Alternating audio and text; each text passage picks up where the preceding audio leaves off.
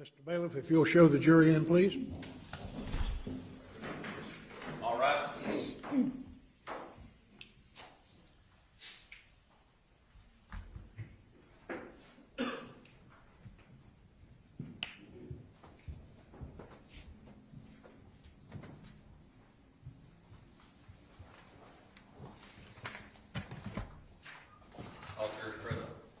There you go. Be seated, please.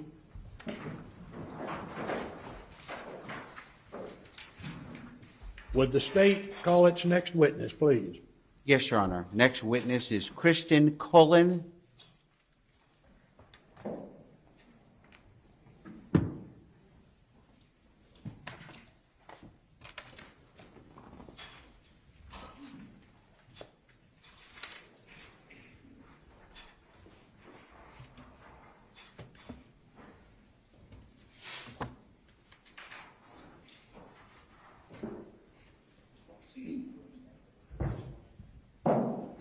Good morning. Would you raise your right hand and be sworn in by the clerk, please? You solemnly swear or affirm the testimony that you will be able to do the truth and the whole truth, so help you God? Yes, I do. Please have a seat and kind of adjust the microphone so you can speak into it. And then I'm going to ask you to state your name and then spell your name for the court reporter. Of course. My name is Kristen Cullen, Kristincullen.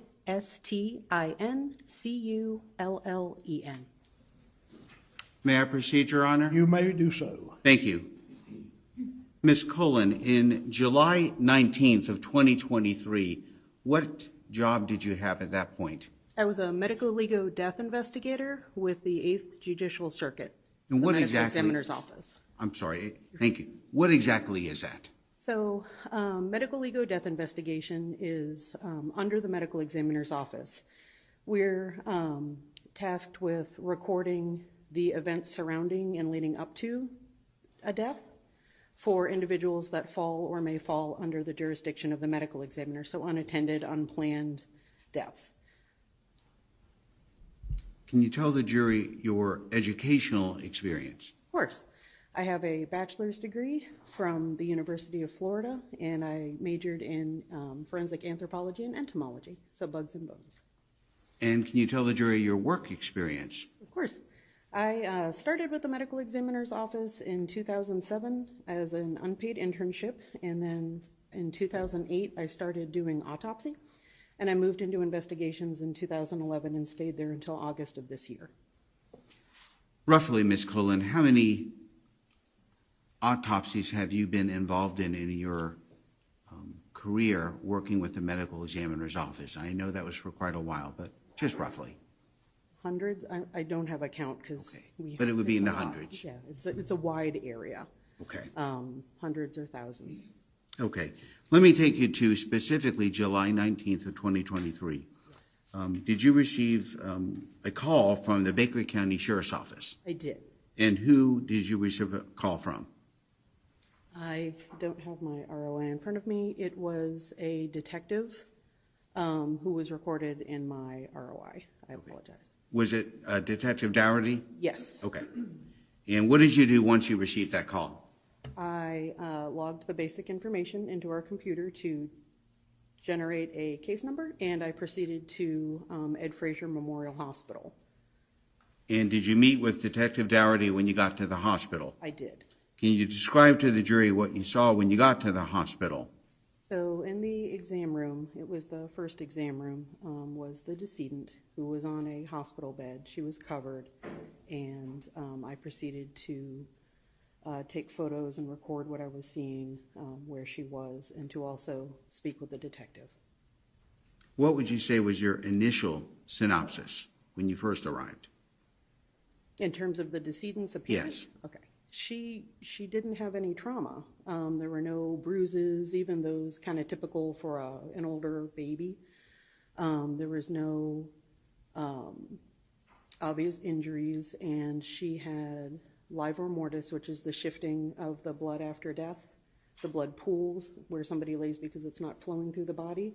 And she did not have rigor mortis, which is the stiffening of the muscle fibers. So that was not present. So that told me this was pretty recent. And she was very warm, very hot to the touch, which is incredibly unusual.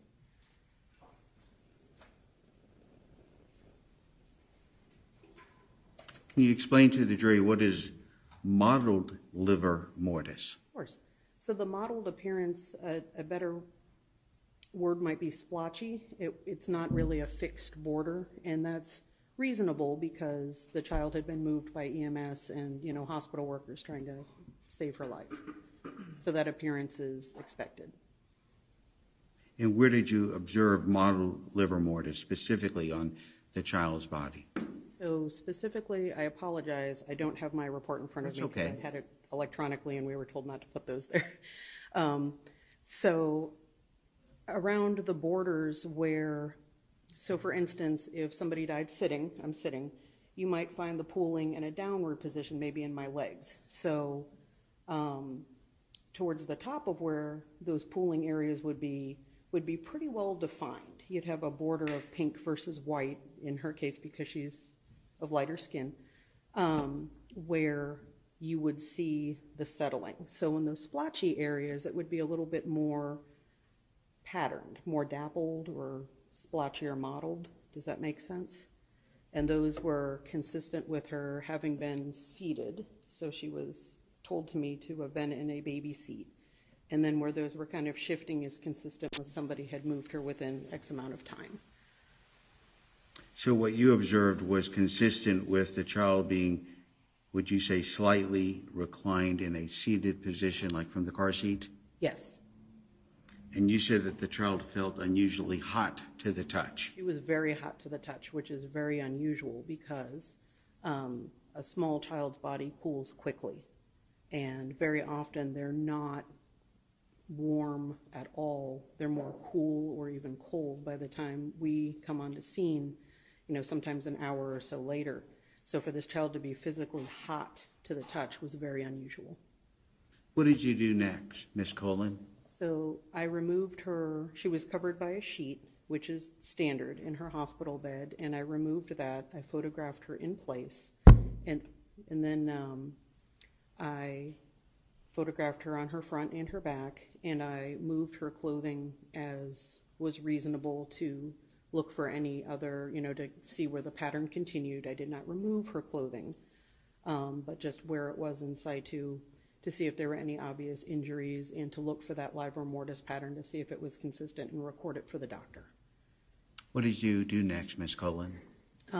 So when I was done recording and speaking with the detective and the hospital staff, I took my findings and left to go back to the medical examiner's office to write everything up. I did not take the decedent's body with me.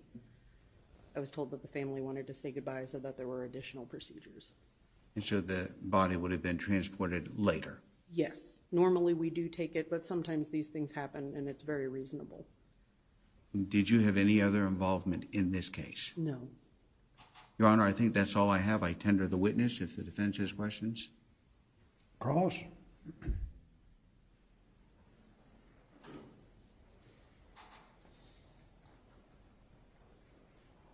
Does have no questions. Okay. Can this witness be excused? Yes, she can be excused. Very well. Thank you, ma'am. Thank you, sir.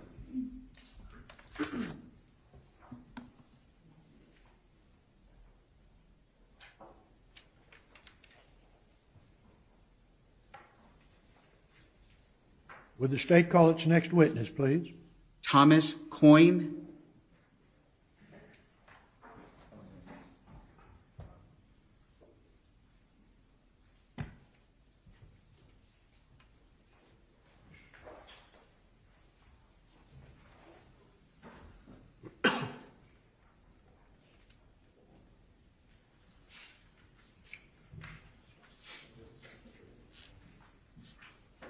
All right, sir, if you will please raise your right hand and be sworn by the clerk.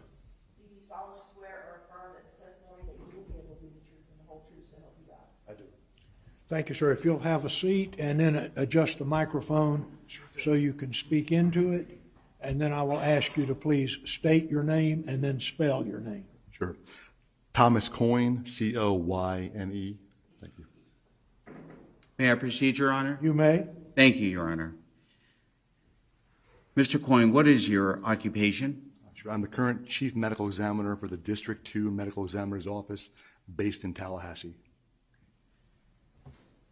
Dr. Coyne, can you tell the jury what is your educational background? Sure. Undergraduate degree from Rutgers University, followed by an MD from Robert Wood Johnson Medical School, which is also Rutgers University.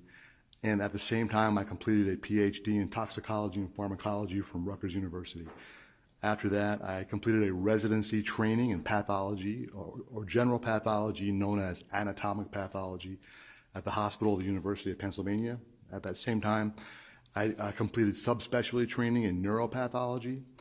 And then I went to Miami, the Miami-Dade Medical Examiner's Office, where I completed a year in forensic pathology training. So currently, right now, I'm board certified in anatomic pathology, neuropathology, and forensic pathology. And can you also tell the jury your work experience? Sure. So after Miami, I worked for approximately 8 years in Fort Myers, Florida, at the District 21 Medical Examiner's Office. I started out as the Associate Medical Examiner and moved up to the Deputy Chief. After that, I came to Gainesville, where I worked as the Chief Medical Examiner for District 8 for approximately 18 months, and then took over as the Chief Medical Examiner in Tallahassee now, almost 3 months now. Doctor, what is pathology? Sure. Pathology is an area of medicine, much like general medicine. We sort of work behind the scenes. A pathologist's job really is to study disease and identify disease in all its forms. And we work in hospital systems and with general practitioners, generally receiving tissues, fluids, or examining the person when they're deceased through autopsy. The goal of which is to identify disease, assist the physician in identifying and following treatment for that disease, or in deceased persons like I work with, trying to identify cause and manner of death. And doctor, what is the difference between pathology and forensic pathology? Sure. Pathology, again, is just the general study of disease, and we use a whole host of tools, from molecular genetics, histology, autopsy practice to identify disease. Forensics goes a little further, such that we understand or learn about the mechanisms of how injury occurs. Not just injury or injury in all forms, but also patterns of decomposition, how decomposition occurs, environmental injury, get a little toxicology and poisonings in there as well. And we use that, again, to really come together and figure out why a person dies and then the manner of why a person dies. So you're board certified in forensic pathology? Yes, I am.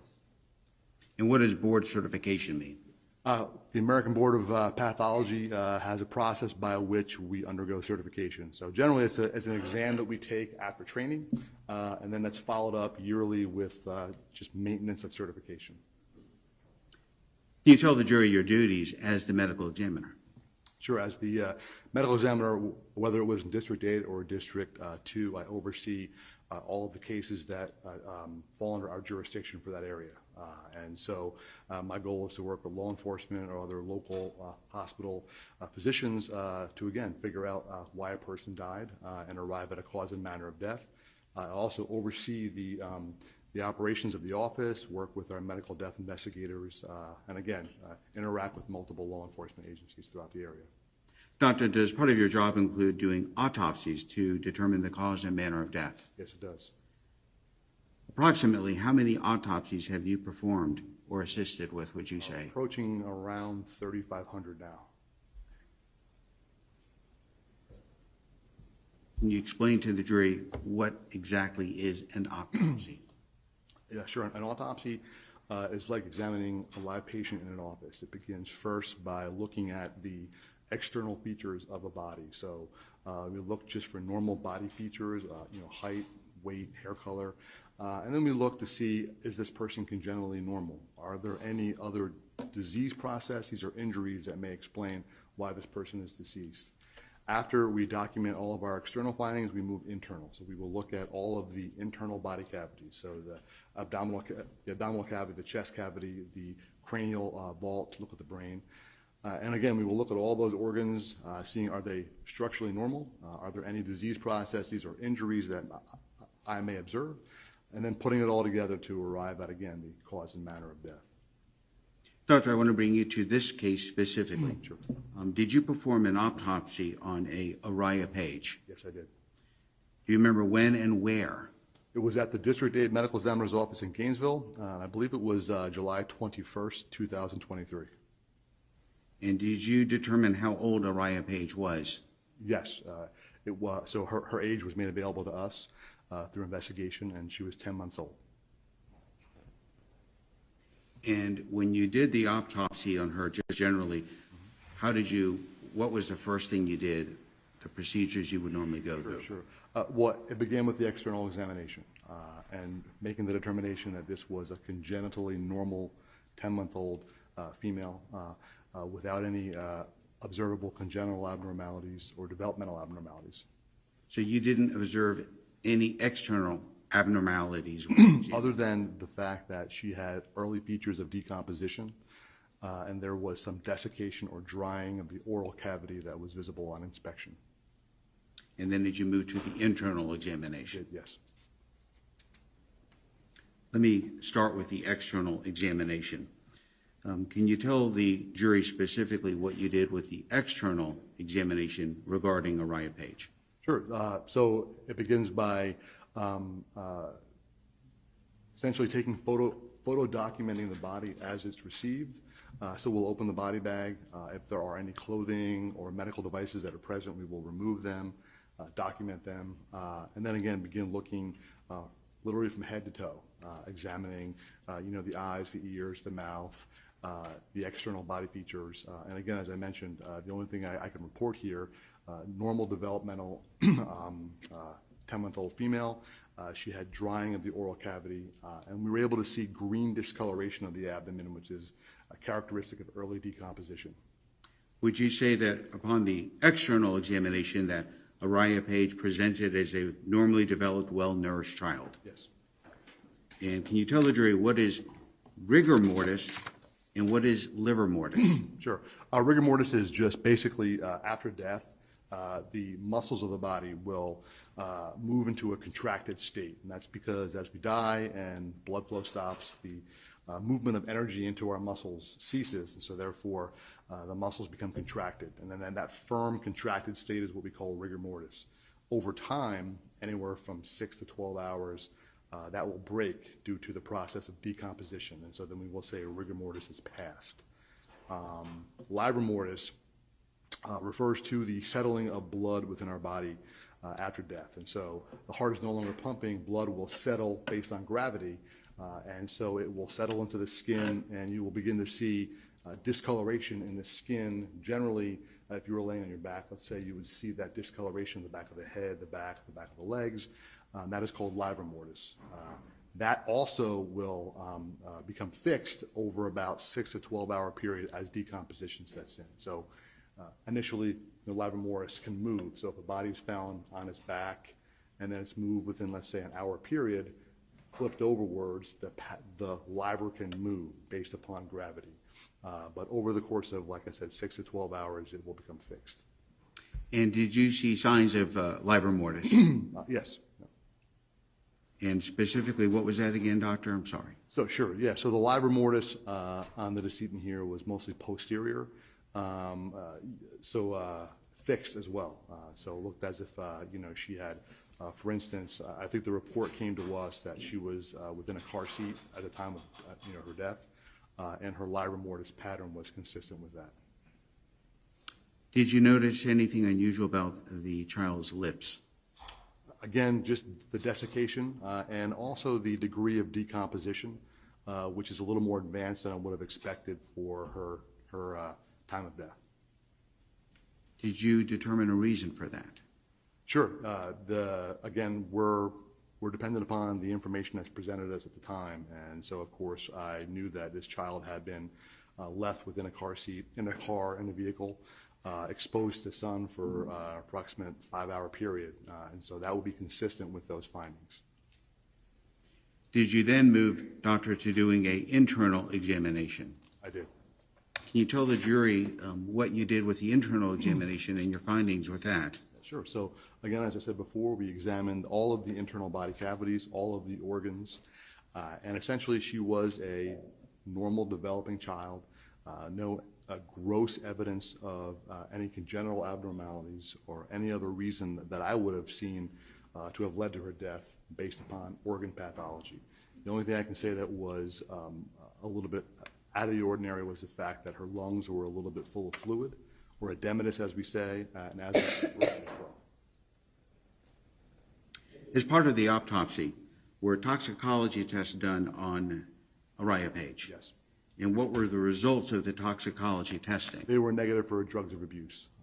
So there was nothing. That's correct. So would it be fair to say from your external examination and your internal examination, Araya Page seemed to be a well-nourished child with no abnormalities at all? That's correct. Based on your experience and training, do you have an opinion as to a reasonable degree of medical certainty as to the cause of death of Araya Page? Yes, complications of hyperthermia. And what is hyperthermia? Hyperthermia refers to all of the pathophysiological processes that occur when our body temperature becomes elevated, or severely elevated in this case. Is that the same as heat stroke? Hyperthermia is the overarching term. Heat stroke is a clinical presentation that occurs during that process, and that's sort of the end stage, if you will. If heat stroke isn't attended to, then the person could die or have severe consequences thereof. And so heat stroke, heat exhaustion, those are all clinical presentations of hyperthermia. But in this case, you determined the cause of death to be hyperthermia. That's correct. In your career as a medical examiner, have you dealt with patients who have succumbed to hyperthermia? Yes, both adult and pediatric. And pediatric. Roughly how many pediatric cases have you dealt with? Over the course of 10 years in Florida, I've had approximately 4 cases I was involved with of children who died due to they're being left within a car on a hot day. I've also had cases of exhaustion, external or environmental hyperthermia in both kids and adults as well. Can you explain to the jury what type of training and education you have in relation to dealing with hyperthermia and what that is? Sure. Well, it starts with your medical training. And so, of course, to triage a patient who is hyperthermic, you have to understand all of the underlying processes or pathophysiological processes, if you will, that occur when a person's body is overheated. That goes from febrile illnesses or having a fever to hyperthermia, meaning it's not driven by the hypothalamus. And so yes, so you start in medical school with that, how to recognize it, what you do to treat those patients, and then from a pathology standpoint, you learn about how to identify those changes in tissues or in a deceased person. So from the beginning of my career on to the end of my training, I've had education, if you will, about hyperthermia. And doctor, can you describe to the jury if an individual has passed away from hyperthermia, what happens to the body? Sure. Well, in that instance, I talked a little bit before about accelerated decomposition, or the fact that in this case I was able to see green discoloration of the abdomen. So when a person dies and they have elevated body temperature, it accelerates the processes of decomposition, especially with hyperthermia, because part of that process, as a person is trying to compensate for the elevated body temperature, the circulation is sort of rerouted, if you will. Blood vessels dilate in the periphery to allow you to get rid of excess heat. Sweating occurs, and that usually comes at the compromise of circulation to our gut. And so even in persons who are living, they tend to have some underlying gut pathology. And that can also allow the bacteria within our gut to get out of our gut and get into our body tissues. And a person who's live could also present to a hospital with sepsis because of that. But for me, looking at a deceased person, when that process begins while the person is live and it continues after death. So therefore, the movement of bacteria out of the gut into your tissues allows for the acceleration of decomposition. That is further accelerated because of the higher body temperatures. And so the bacteria thrive in those environments. And so in this particular case, I was able to see changes to her body that it would have normally not seen had she been maintained at a normal body temperature. What happens to the body temperature in a situation like this? And hypothermia, well, especially in a child, it rapidly changes. And so normally, we exist around 98.6, let's say. Kids have a much larger body surface area relative to their mass. And so they have a lot more surface area that can rapidly heat up, especially if they're placed into a very warm environment. A car like that, even on a mild day, anywhere from like 70 degrees to, let's say, 95 plus, can get very warm on the inside in a rapid amount of time, even if the car had prior air conditioning running prior to being turned off. So within a 20 to 30 minute time frame, temperatures can exceed 115 degrees up to even, studies have shown up to 140 degrees. And so a child in that environment will rapidly begin to have an elevation of heart rate. They will have an elevation of breathing. Their body is trying to get rid of excess heat. And in doing so, it puts an inordinate strain on the heart. It leads to incredible rapid losses of fluid, so they will begin to dehydrate very rapidly. And it leads to derangements in electrolytes.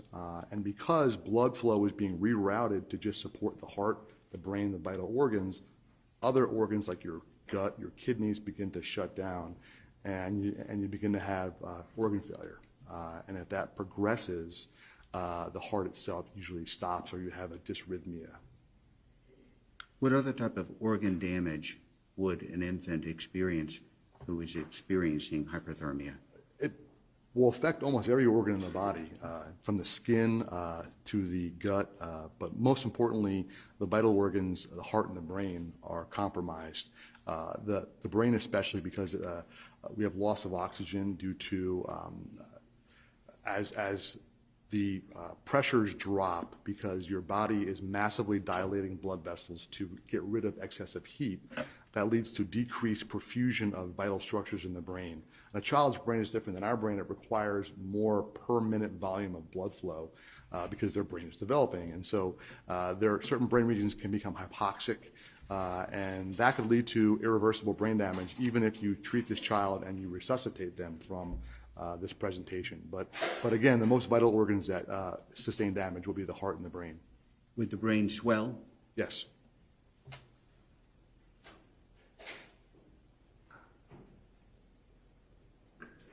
Body temperature would obviously raise. What would be the temperature that it could go up to? Sure. The body will move up to whatever temperature is within the car. I mean, so generally death will occur prior to a person going above 10 degrees. Your organs will shut down. But even after a person is deceased, your body temperature will match that of its environment if it's there long enough. So if the vehicle were 120, the body temperature would go to 120. If it was 130, it would go to 130. That's correct.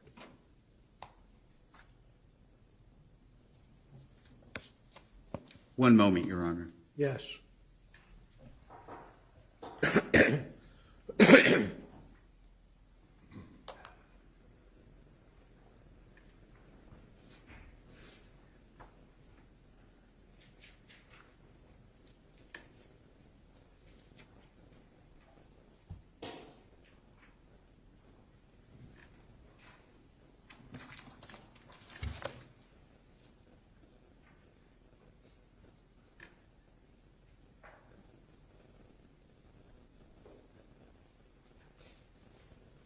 Doctor, I think that's all that I have. I tender the witness, Your Honor. Very well. Cross-examination?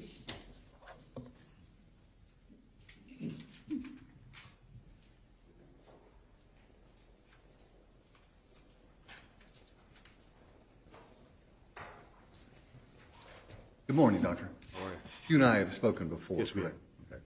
I want to ask you a couple of questions about your career up to this point. Sure. I think you told us that you went to Rutgers University and then to, I guess, a medical school that was there, correct? Yes, Robert Wood Johnson. I missed the date that you graduated. I'm sorry. I graduated 2009. 2006, my PhD. 2009, my MD. And did you become certified as a physician at Rutgers or in Florida? So 2009, I completed my, actually it would have been 2009, I completed the first two steps of the USMLE, which is the United States Medical Licensing Exam. 2010, during my first year of residency, I completed the third and final step of the United States medical licensing exam. After completion of my residency in 2014, I then became certified in anatomic pathology and neuropathology. And then following year, I completed my forensic pathology training, and so I became board certified in forensic pathology, and that should have been 2015. When did you come to Florida? Came to Florida 2013. I think you told us you were the assistant ME in Fort Myers, I believe you said? Yep, started out, I was hired as an associate medical examiner, and then within, I think, 2 years, I became the deputy chief, and I was that up till 2022 when I left. Yep. So you've been doing autopsies or in this field of pathology since about 2013?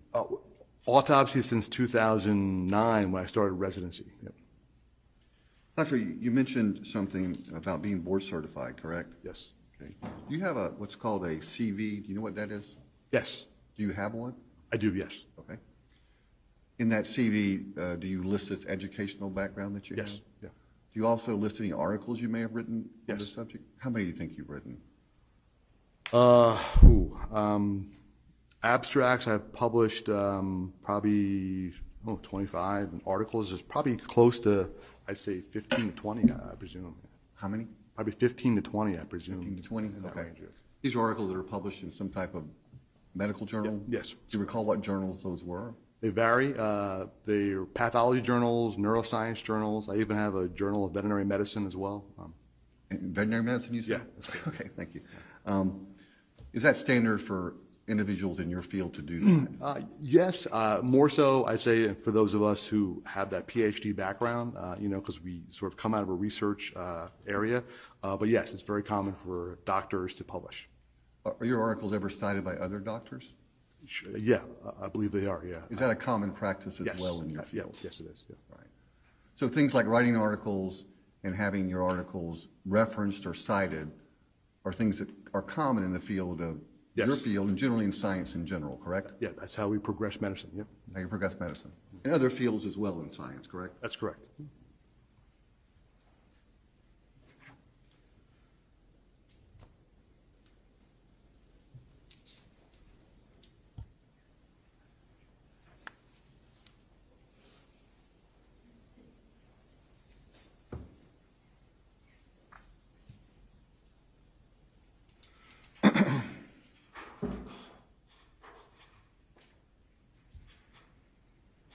Doctor, in this particular case, I don't know if you gave us the date.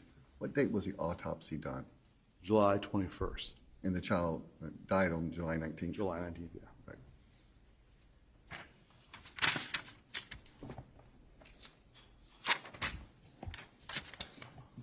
Would you agree with me that when you examined Araya Page, she had no signs of any injuries? Correct. No, what I would call trauma. Is that correct? Correct. And define that for the jury. What's trauma mean? Yeah, sure. Trauma, we tend to break it down into blunt trauma versus sharp trauma. And our blunt trauma encompasses all injuries like abrasions or, say, bruises or contusions where a force was applied to the body or body tissues. That also includes fractures. It includes hemorrhage within body temperatures, like tissues, whether it be a bruise on the arm or even a hemorrhage within an organ.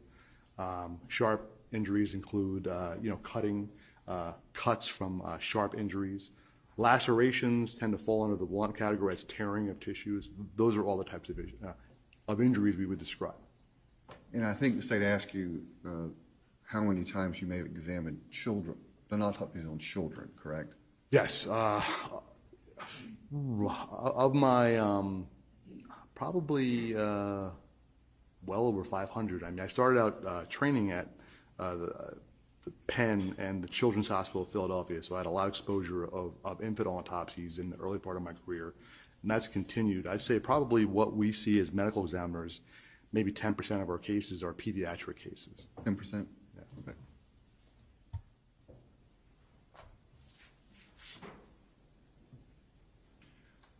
I think I wrote down that you said that you believe you've done 4 autopsies of children that were left in a hot car. That's correct, yeah. Now, When you say that, you mean in the district that you were in at the time, correct? Yes, so that's from my time in Miami through Fort Myers and, of course, Gainesville. And how many medical districts are there in the state of Florida? There are 25. So you've worked in 3 of them, Yes. and you've seen 4 hot Well, cars. I've worked in more than just 3. You know, Okay. we kind of move around a little bit, but yes. Okay. Are you aware that there's more than that in the state of Florida? Yes. Is it a common thing, would you say? For children left in high, not common, but I know it does occur every year. Yeah.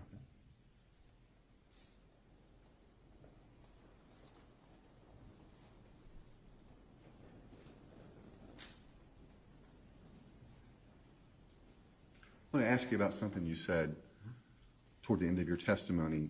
I wrote this down, and if I have it wrong, you correct me, okay? You said, even on a mild day, and I think you gave temperatures between maybe 75 and 90 something. I don't recall exactly what you said.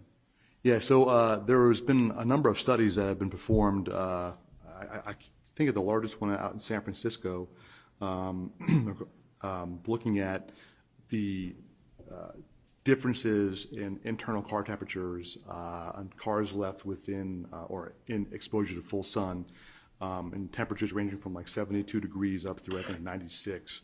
And it didn't really have a difference with regards to how rapid temperature can increase within a car. And even in mild temperatures, you could still achieve very high internal temperatures. Okay.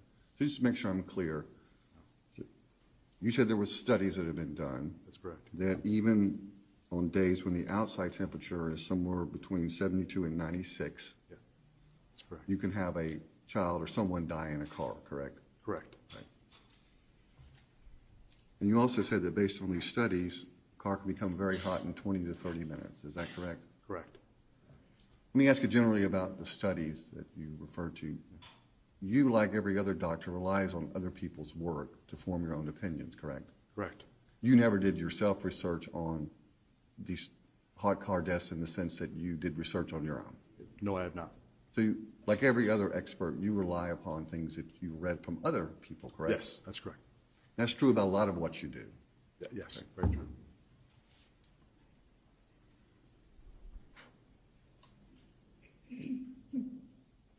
I think you said in that same part about the 20 to 30 minutes, you said the temperature can reach 115 degrees. Is that what the studies show? Right. Well, yeah, it can certainly get above that high. I know some studies have shown temperatures even reaching close to 150 degrees. I don't know the correlation between that and the external temperature, but certainly whether it be mild or temperatures above 90, they can certainly get into the 115 range in a short period of time. In 20 or 30 minutes. Yeah, correct. And I think you told us earlier that death for anyone would occur at about 110 degrees, correct? Correct. And that's at the max, right?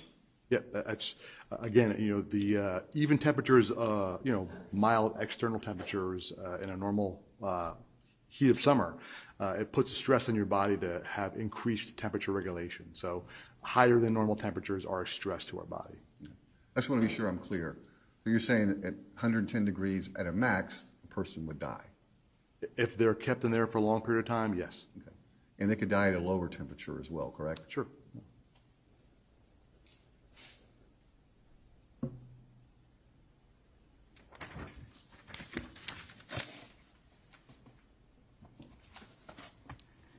And you've indicated, I think, toward the end of your testimony on direct, that even if you took a child's temperature, had been in a car for several hours, and that temperature was higher than 110, that individual would have died long before whatever temperature they measured, correct? That's correct. If there was a temperature in the car of 130 or whatever the number may be, anybody in there would have died at 110 degrees. That's correct. Yeah. And if you testified already, even on a mild day, that would happen in 20 to 30 minutes, correct? That's correct. Can I have just a moment, Judge?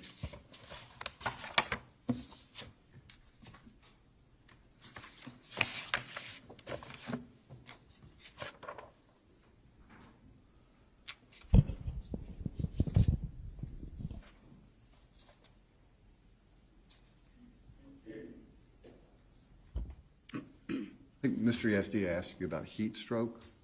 Did you use that phrase? Yeah, I can't- yeah. Okay. And I think it's correct to say that heat stroke would occur at 104 degrees and above, right? That's tends to be where it's defined, yes. I'm sorry? That's where it's defined. They say that, you'll have symptoms, or if you present to a hospital, let's say, they define heat exhaustion and heat stroke. There's minor differences or overlapping symptoms, but the temperature range for heat stroke is 104 and above. Again, you yourself have never done this research. You've relied upon other people who've done this, correct. correct?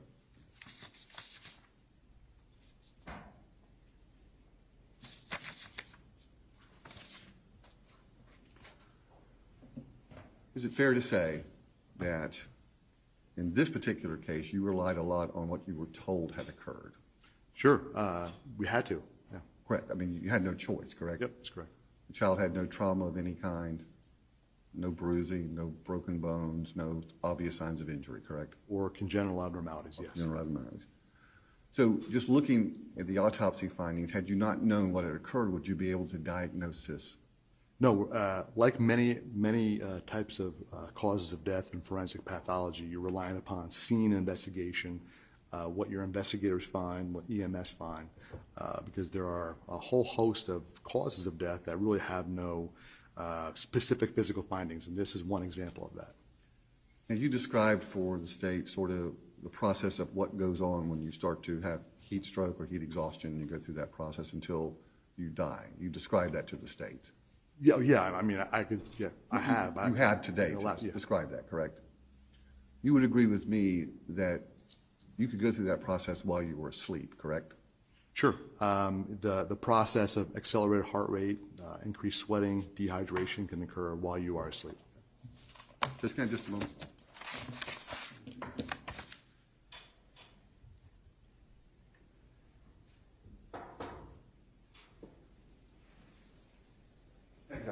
I have another question. Any redirect of the doctor? Yes, Your Honor.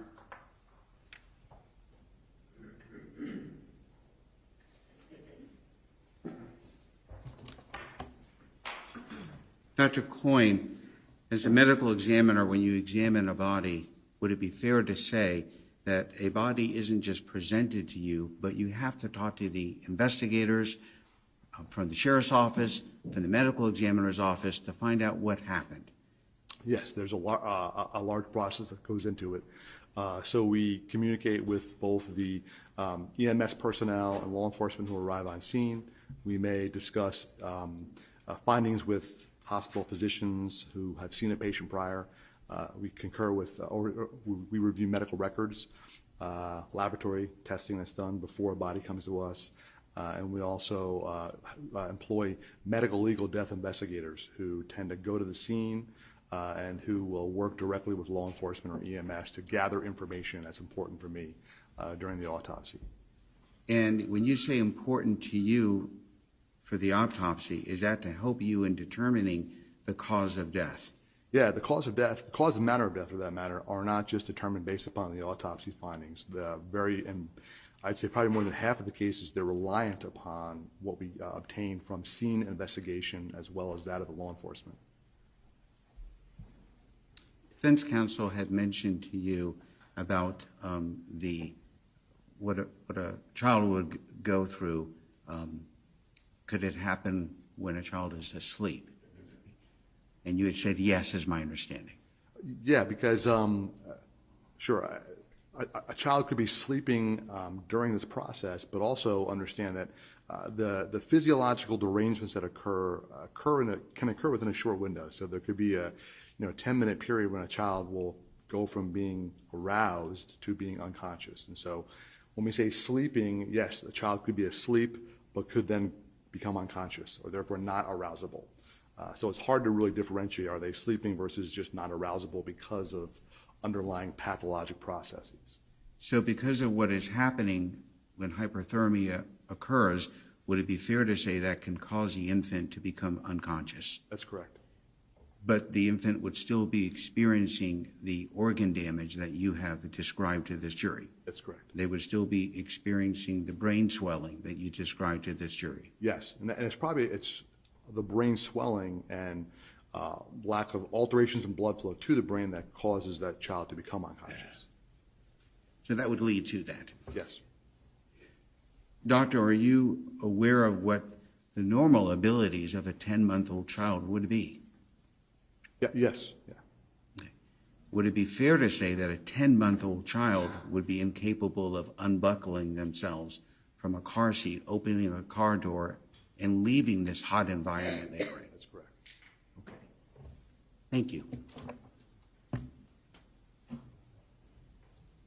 Any other questions of this witness? No, sir, I have no questions. Okay.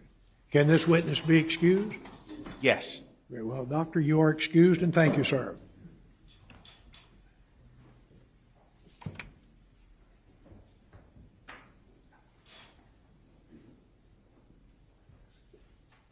Would the state call its next witness, please? Yes, Your Honor. Donald Blanton.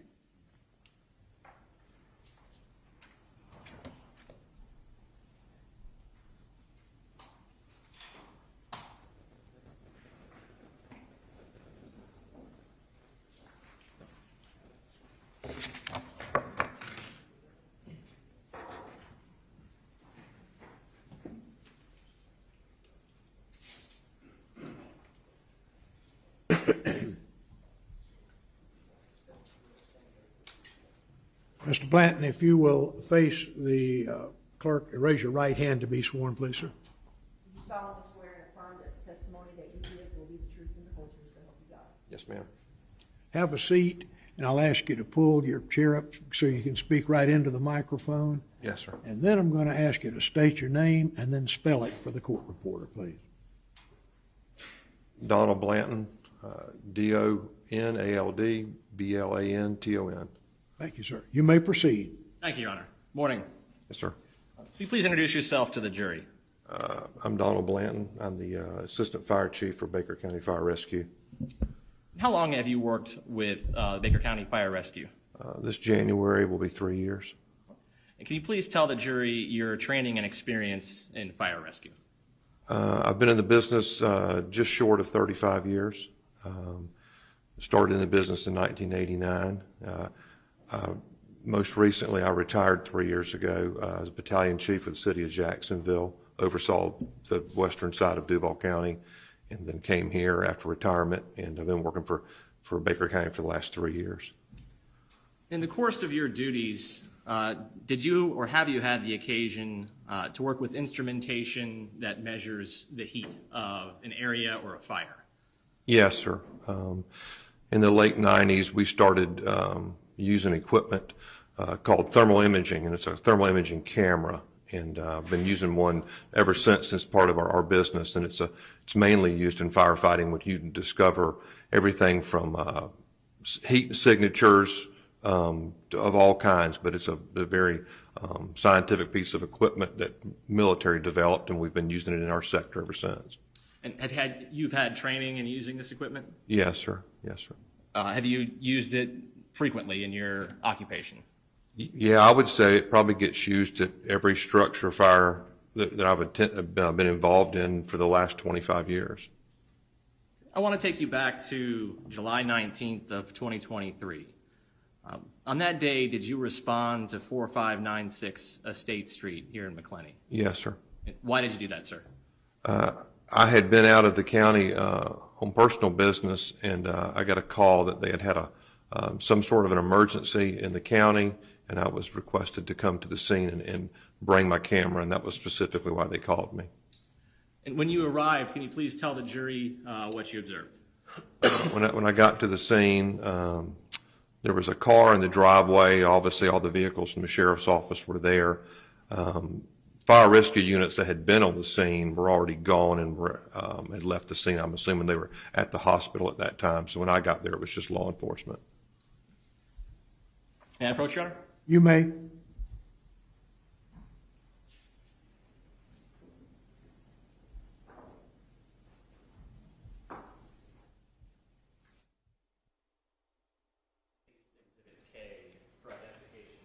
you recognize what that is? Yes, sir. What is it? That's myself holding the thermal imaging camera, looking into the vehicle next to the detective. Yes, sir.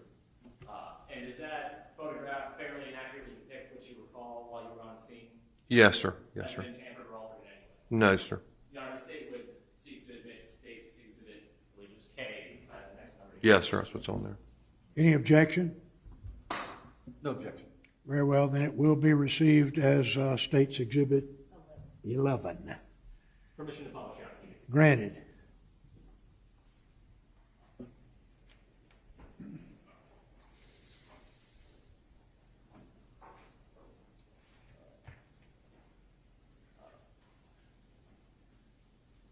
Sir, if you'll turn around for us at the TV screen behind you, can you please describe for the jury what you're doing here in this photograph? The camera that you see that's in my hand, when you have it turned on the screen itself, in the center of the screen is a crosshair very similar to what you might see with like a rifle scope. And on this, so when you look at the screen, everything that you're looking at has a heat signature, and it's extremely sensitive to the point that if I put my hand on this table and took it off and looked at the wood with that camera, it could see my handprint. It's extremely sensitive. And I was looking into the interior of the car to see if I could get a signature off the interior components of the car, and on the side of the screen actually has a temperature scale that tells you what that number is, and that's what I was doing. And can you please tell the jury what readings you got on July 19th?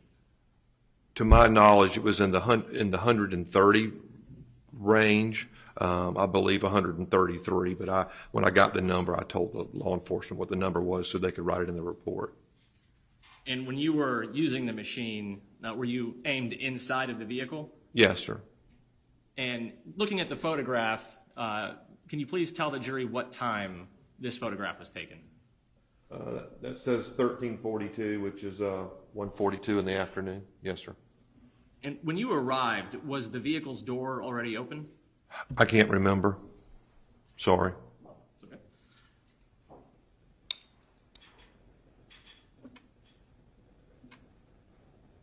One moment, Your Honor.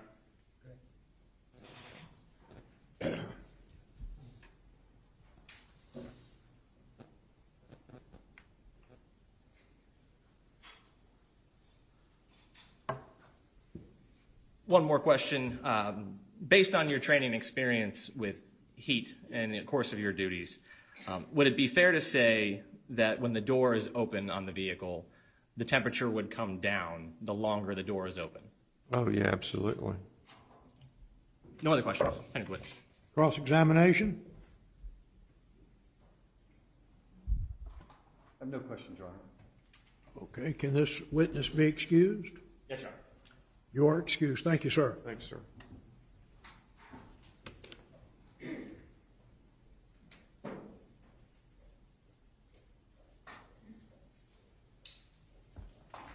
Would the state please call its next witness?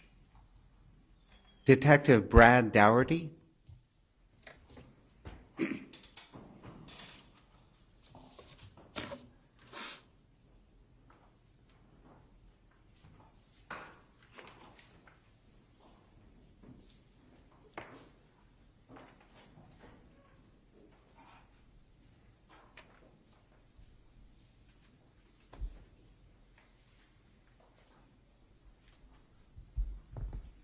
Raise your right hand, please, sir. You solemnly swear and affirm that the testimony that you will give will be the truth and the whole truth, so help you God. Okay, sir, if you'll come up and have a seat, adjust the microphone so that you can speak into it, so that we can all hear you.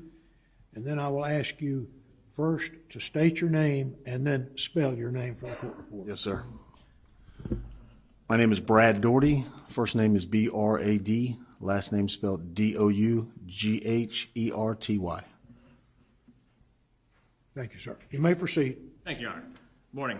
Good morning. Will you please introduce yourself to the jury? As you heard, my name is Brad Dougherty. I'm captain with the Baker County Sheriff's Office. How long have you been with the Baker County Sheriff's Office? Well, I've worked there off and on twice, but totally probably about 17 years. Will you tell the jury your total background in law enforcement? I have approximately 23, 24 years in law enforcement. I've held several different positions from supervisor on patrol to lieutenant over investigations. The major part of my career has been as a detective, major crimes, working homicides here as well as Clay County. I want to take you back to July of 2023. What was your position at that time? I was a detective at the time. And were you supervising? Were you supervising other detectives, or what was your position there? No, I was just a detective working mostly major crimes. On July 19th of 2023, were you called out to a house here in McClenny regarding the death of a child? We were called, not specifically to the house, but we were contacted by the on-duty patrol lieutenant that advised us of the situation, that the infant child was being transported to the hospital and that there was still a scene on a state street.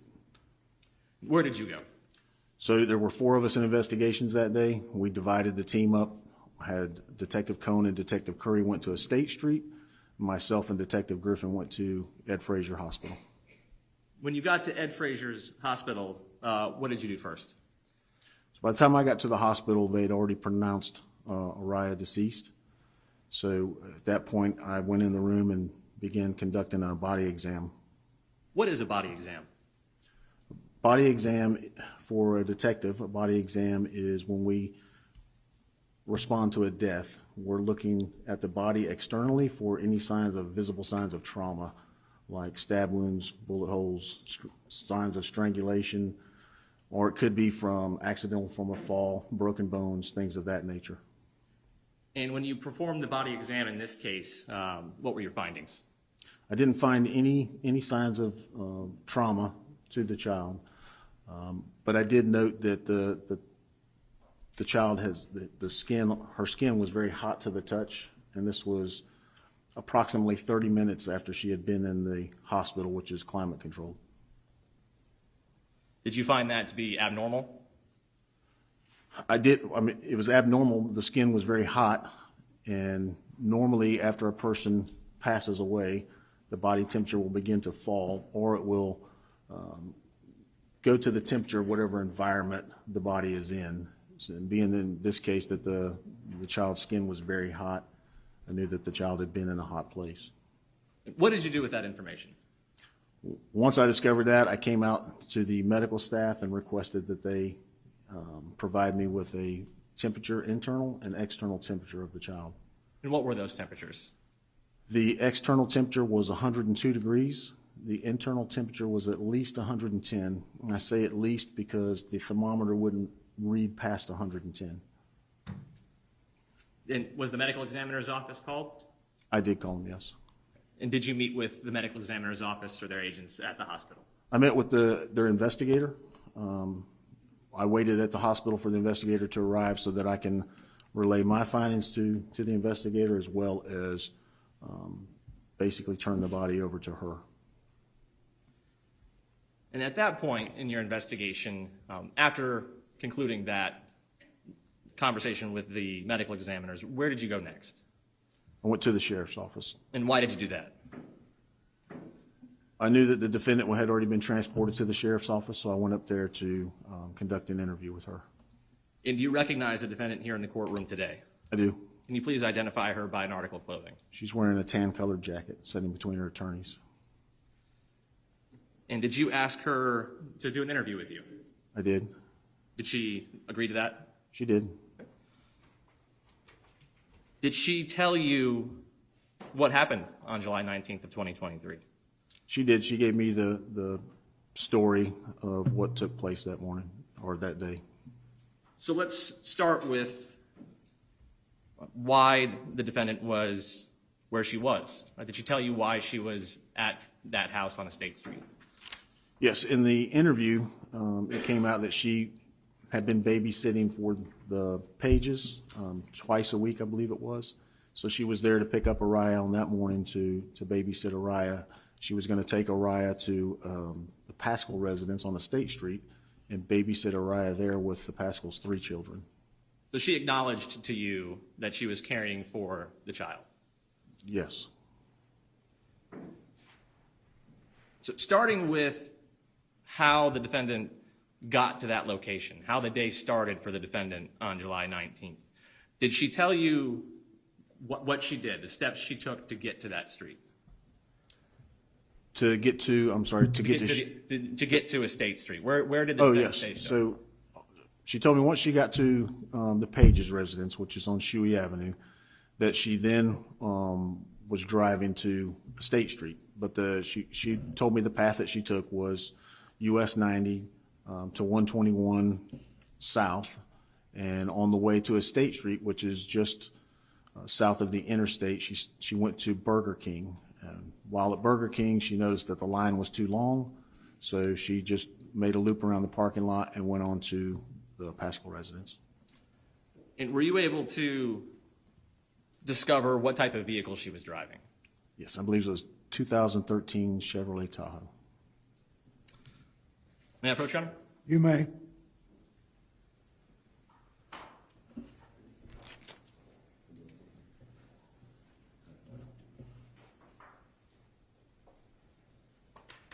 Detective, I'm handing you what's been previously marked as State's Composite Exhibit L1 and 2. Do you recognize those?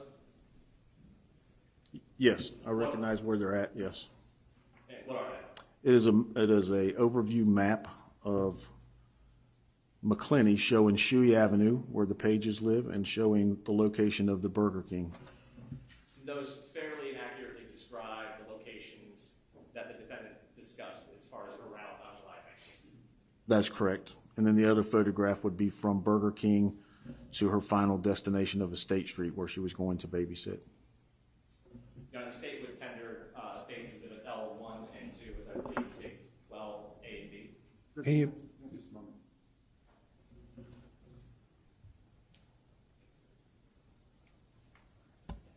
No objection, Your Honor.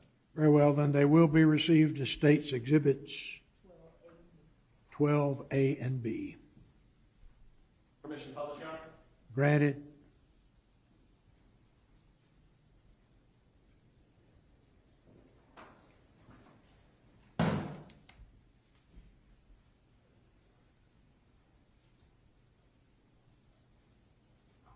Detective, if you could turn around for us here. This would be State's 12A. And can you please describe what is pictured on this map? At the very top where it says 239 Shuey Avenue, this is going to be the location where the defendant picked up Araya, and Burger King at the bottom where she first went to try to go to Burger King when I stated that she said the line was too long. And on the top right, it shows a distance of 1.93 miles. That would be as a crow flies, so to speak. Is that fair? That's correct. So it would be farther than that via vehicle on the road?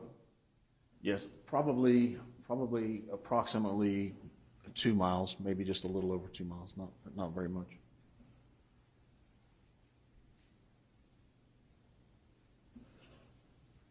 And this would be State's 12B. Again, if you could please describe for the jury what we're seeing in this one. On the far left is the Burger King that she went to, just off 121. On the right is Estate Street, which is the Pascal residence where she went to babysit all the children. And it appears the distance on this map is roughly what? Less than a half a mile.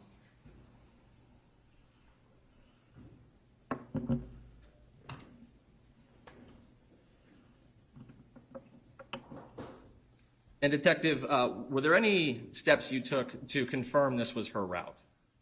Yes, we have LPRs in this county, which is license plate readers, and I was able to run her license plate in the license plate reader database, which showed her vehicle passing through the intersection of 121 and 90, heading south on 121 at 7:59 a.m. What is a license plate reader? It's basically a camera that's set up that captures the vehicle and the license plate of every vehicle that crosses the path of the camera. And do you have access to a database to pull up these I do. Most law enforcement does. It's something that's used to help with crime throughout the entire country. And as part of your investigation in this case, you searched the license plate reading database? Yes, And that's when you found this hit you just described for us? that's correct. May I approach, Your Honor? You may.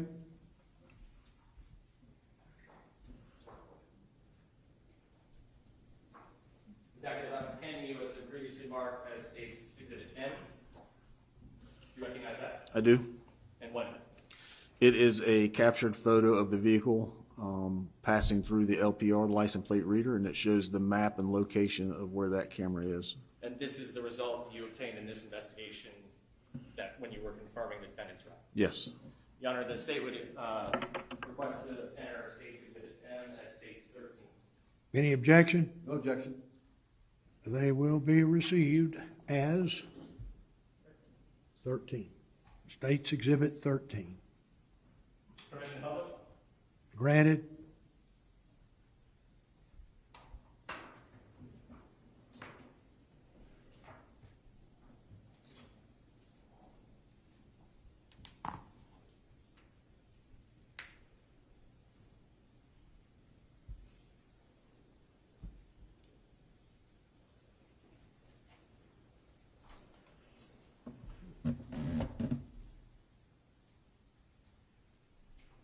And Detective, if you could briefly describe for the jury what information you're able to ascertain from State's 13.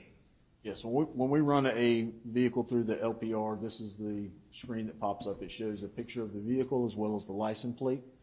In this case, it is the license plate and vehicle registered to the defendant. And in the bottom left, it is a map of where that camera is located within the county.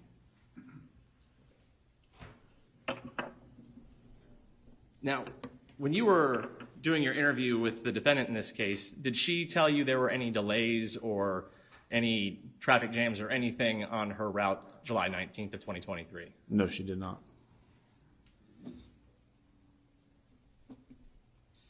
You're familiar with the streets of Baker County, I would assume, given your role? I am, yes. Given your knowledge of Baker County, is it fair to say you're familiar with the traffic around and how long it takes to get from place to place? Fairly well, yes. On an average day, given the route the defendant took, roughly how long would that drive take? Probably with that time of the morning, maybe 15 to 20 minutes. So when the defendant got to the house on Estate Street, what did she say happened? She said that when she got there, that Araya was sleeping because she wasn't making any noises, or she assumed she was sleeping because she wasn't making any noises. So she went on into the house, met with Stacy Pascal, spoke with her briefly, and then sat down on the couch and started her day with the other 3 children.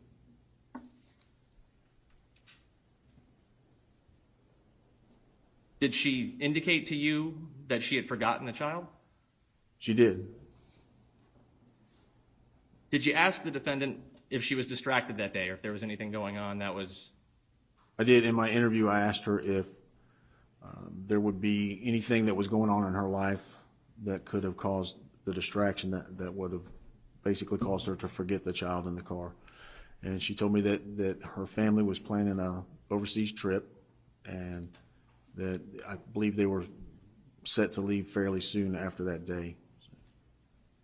Can you please describe for the jury the demeanor of the defendant during your interview with her? She was very upset. She was upset. She was crying. Was she able to communicate with you? She was. And now this interview with the defendant, was it recorded? Yes. May I approach, Your Honor?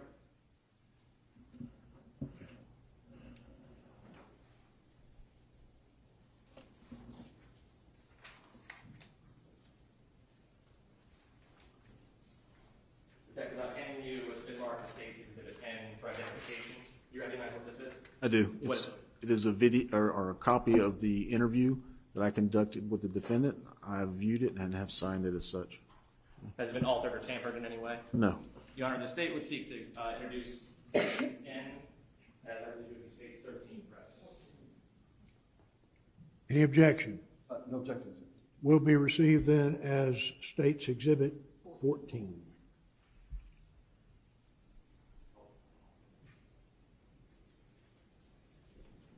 Permission to publish? It's granted.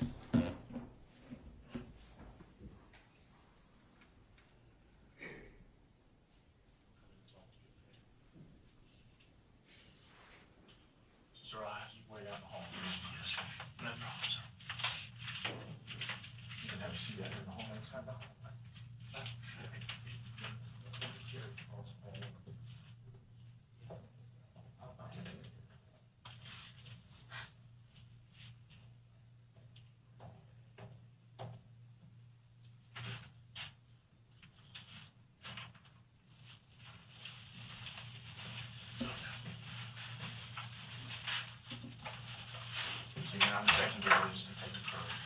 I know this is very difficult, okay? We just gotta get through it and get a statement from you.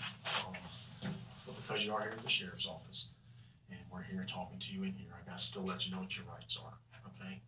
Doesn't mean that you're arrested, just means you gotta know what your rights are because we're talking to you in a place you may not feel free to leave, okay? So if you take the courage, I'll read those to you. All right, Mr. Rhonda, you have the right to remain silent. Anything you say can and will be used against you in the court of law. You have the right to talk to a lawyer and have him or her present with you while you're being questioned. If you cannot afford to hire a lawyer, one will be appointed to represent you before any questioning if you wish. You can decide at any time to exercise these rights and not answer any questions or make any statements. Do you understand these rights as I've explained them to you? Okay, with these rights in mind, are you willing to answer some questions for us? I know this is tough. I know it's very tough. Just kind of walk me through the day of what happened. I picked her up about 8 o'clock. I usually keep her. May we approach briefly? You may.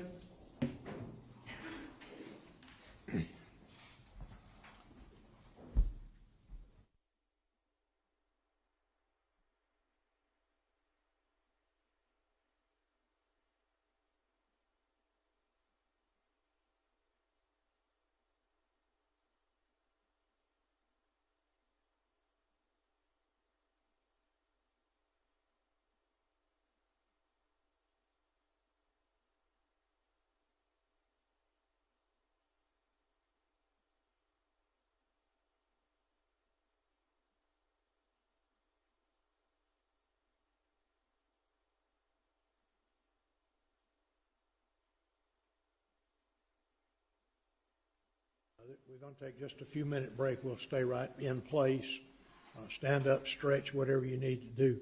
It should only take a few minutes to get the problem resolved, and we'll try again. So we are in informal recess at this point.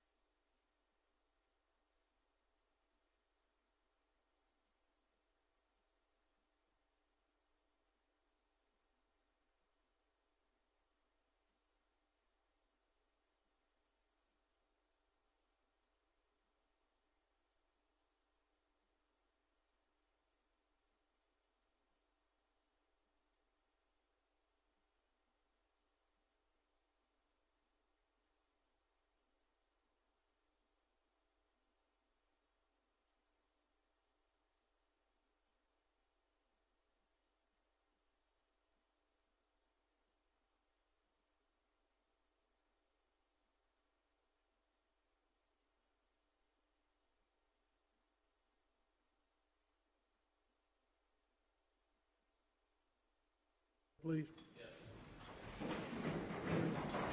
All right.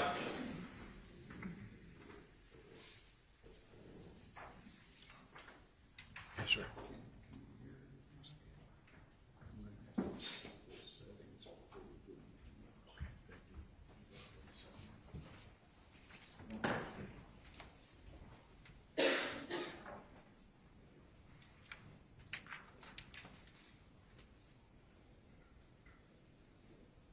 Be seated, please.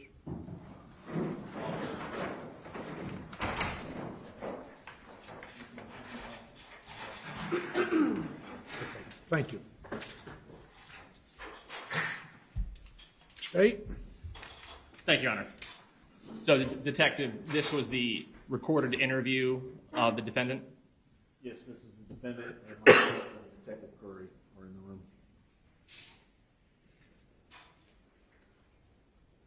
I'll come in and talk to you, okay?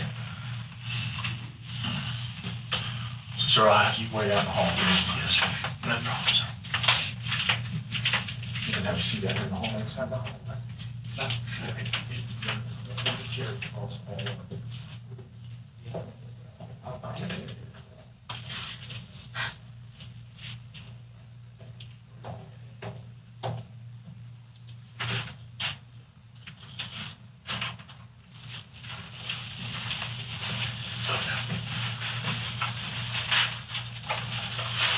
I'm Detective Curry. I know this is very difficult, okay? We just gotta get through it and get a statement from you. But because you are here at the sheriff's office, and we're here talking to you in here, I gotta still let you know what your rights are, okay? Doesn't mean that you're arrested, just means you gotta know what your rights are because we're talking to you in a place you may not feel free to leave, okay? So Detective Curry, I'll read those to you. All right, Mr. Rhonda, you have the right to remain silent. Anything you say can and will be used against you in the court of law. You have the right to talk to a lawyer and have him or her present when you're being questioned. If you cannot afford to hire a lawyer, one will be appointed to represent you before any questioning, if you wish. You can decide at any time to exercise these rights and not answer any questions or make any statements. Do you understand these rights as I have explained them to you? Sure. Okay, with these rights in mind, are you willing to answer some questions for us? I know this is tough. I know it's very tough. Just kind of walk me through the day of what happened. I picked her up about 8 o'clock. I usually keep her 2 days a week. So I work Monday at my other job, but some things that fell through, her husband only won't work night shift, so I went just Wednesday and Thursday at this place where I was at today. The house where you was at today? Mm-hmm. So they have twins and a girl that I keep. Anyway, so on the same days, I pick up Araya from her house, but today was an earlier day because the other lady needed me at 8:15, so I picked her up at 8 o'clock, which is usually 8:30. Anyway, so I picked her up, and I pulled through Burger King to get something to eat, but the line was too long, so I left and went to the job I was at. On the State Street, correct? Mm-hmm. Right.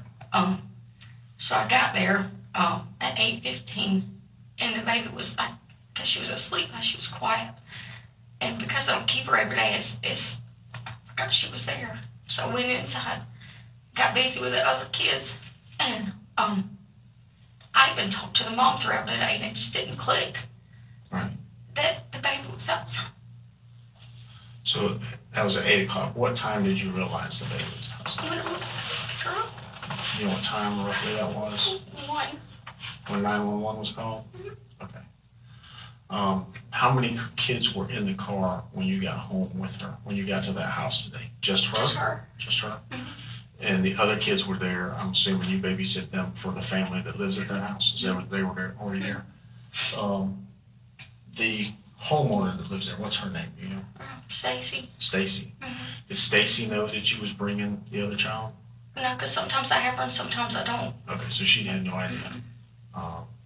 And where did you park at the driveway? In the rocks. In the rocks? Pulled off into the rocks. Okay. And the only reason I'm asking, I didn't know if maybe they would have seen anything when they left, when they left there. The stuff that's in the car, the baby stuff, is that for that child? Yes, sir. how long have you babysitted this child? How many? Since probably,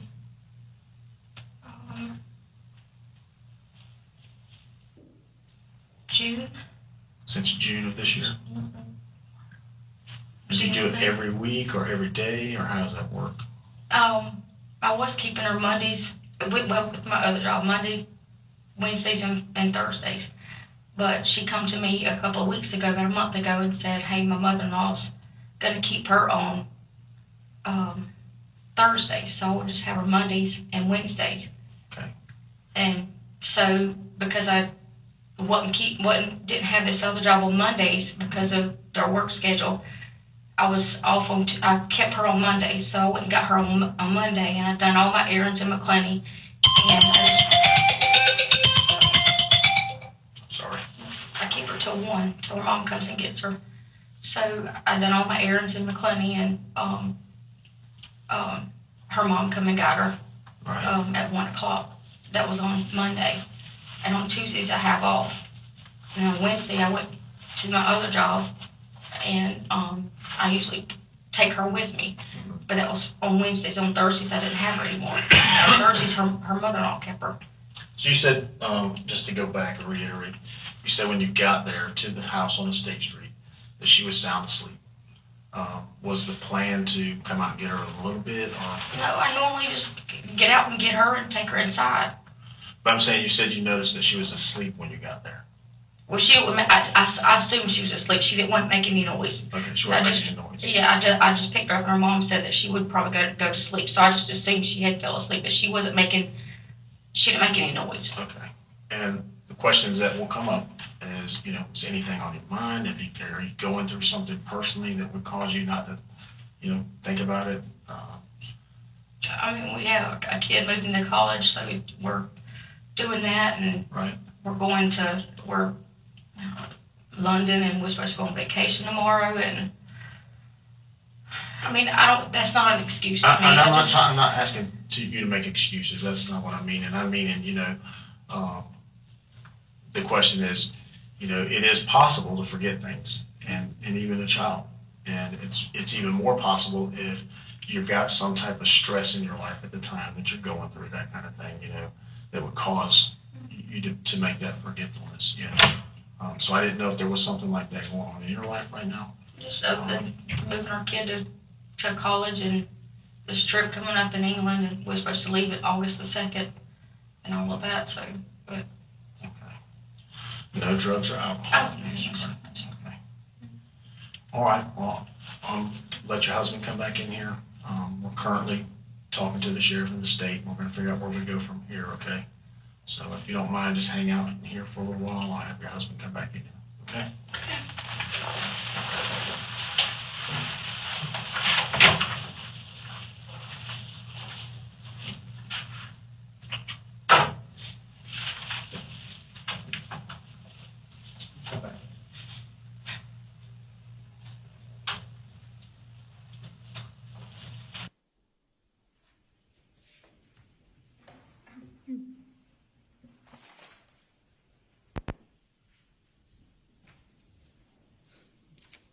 So, Detective, during that interview, the defendant remembered picking up Araya that morning.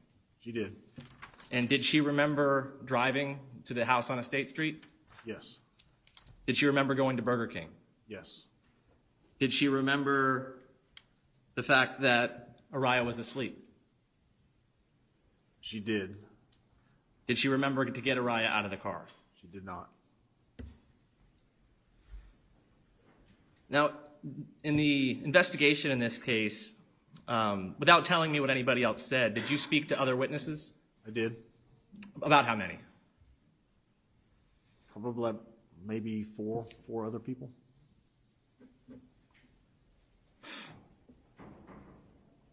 I want to talk about the timeline. We've talked about it a little bit, but the things that happened on July 19th. What time did you understand Araya Page was picked up by the defendant?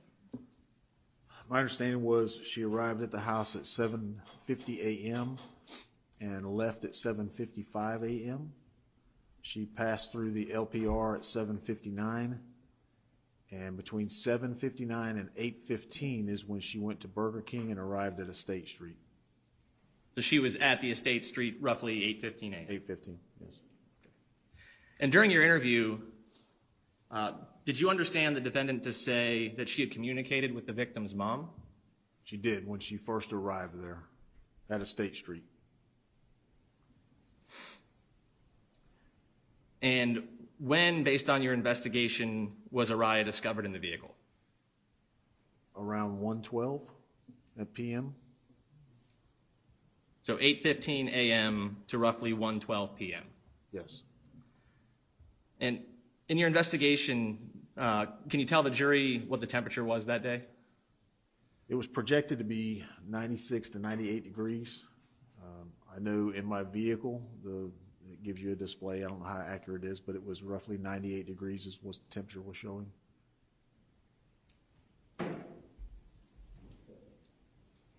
One moment, Your Honor.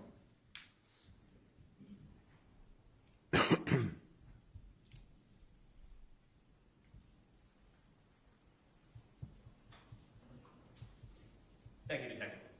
Attend to the witness. Cross-examination.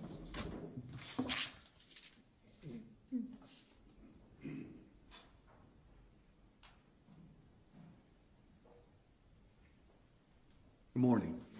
It's Captain now, correct? Correct. Okay. Captain Doherty, you indicated that you've been in law enforcement for about 24 years, give or take. 23 to 24, correct? Some here and some in Clay County. Right. You said during your direct examination that you sent Detective Curry to the Estate Street address, correct? That is correct. And you and Detective Griffin, I think you said, went to the hospital. That is correct. And in the interview, that is Detective Curry's sitting there with you, correct? Yes. Okay.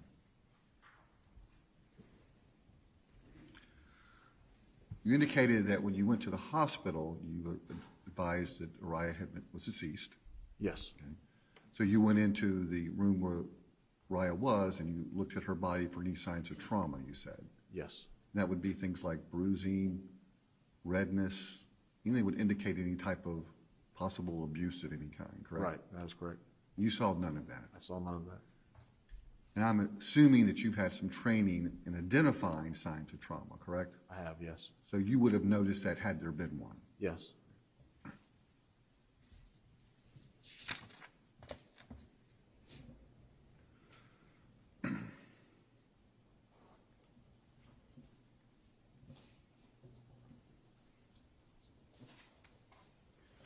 State Attorney, let me back up a little bit. Prior to going into the room to speak with Rhonda Jewell on the interview, had you spoken to her at all? I had not. Okay. And the interview room that we see is inside the Baker County Sheriff's Office Detective Division, correct? Yes, the detective division. Okay. And do you have several rooms like this where you interview individuals? We have two. We have one in patrol and one in investigations. And these are all equipped with a camera that we see, correct? Yes. And that's to record the interview Correct. so that someone later on can hear exactly what somebody said. That is right. Okay. So when you were asked questions earlier by Mr. King about what Ms. Jewell told you, okay, both before and after we watched the video today, you would agree with me that what she told you would be what this jury saw on that video, correct? That is correct. So if your recall of that during your testimony was different, you would rely upon that video, correct? Correct.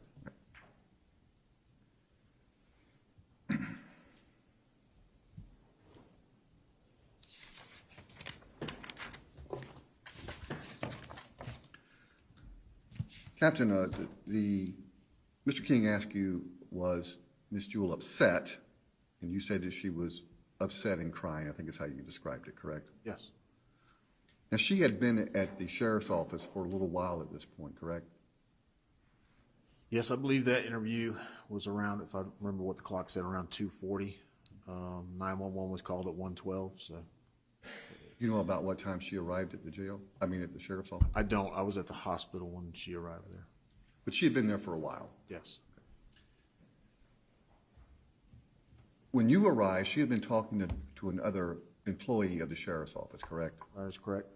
Would you agree with me that when you first saw her, she was more upset than she appeared on this video? Yes, she was crying. She was very upset. Probably crying more than what she did in the interview. You would agree with me that what we see, she's calmed down some at that point, correct? Yes.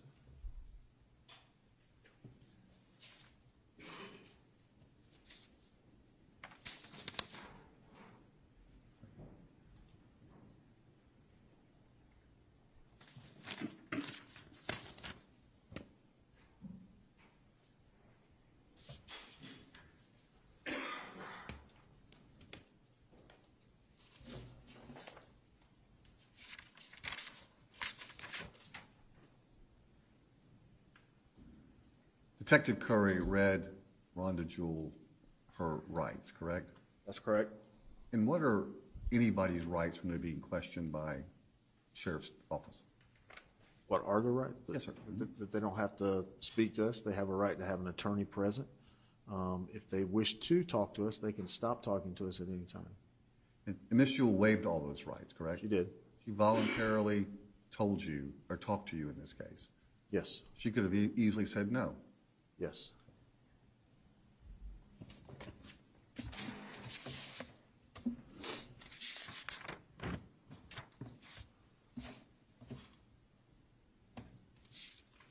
In the video, we see Mrs. Jewell sitting there with what appears to be a white shirt and some type of light blue shorts, maybe. Yes. Are you aware whether or not she had changed her shorts before you interviewed her? I'm aware that she was wearing pants that I was told that she had urinated in, and she had to change. Was she changed by this time, or do you recall? I don't recall.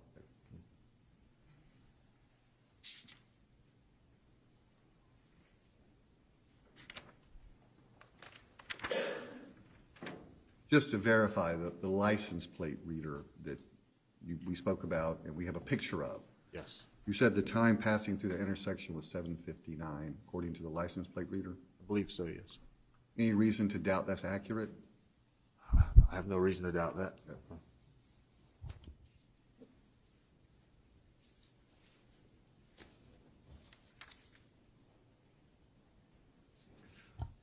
I think Mr. King asked you a general question about how long it would take to drive from the Shuey Avenue home of Brooke and Justice Page to Stacy Pascal's home on Estate Street, correct? Correct. And you gave an estimate of that, right? I did. But that could vary, correct? It could vary, yes. Okay. You weren't aware of what the traffic conditions that particular day were? I was not, however, I was at the sheriff's office. Had there been something major going on, I would have been aware of it. But again, a slight traffic delay you wouldn't know about at the sheriff's office, correct? I would not. And again, you may catch all the red lights one day and all the green lights the next, right? That's very true. Okay.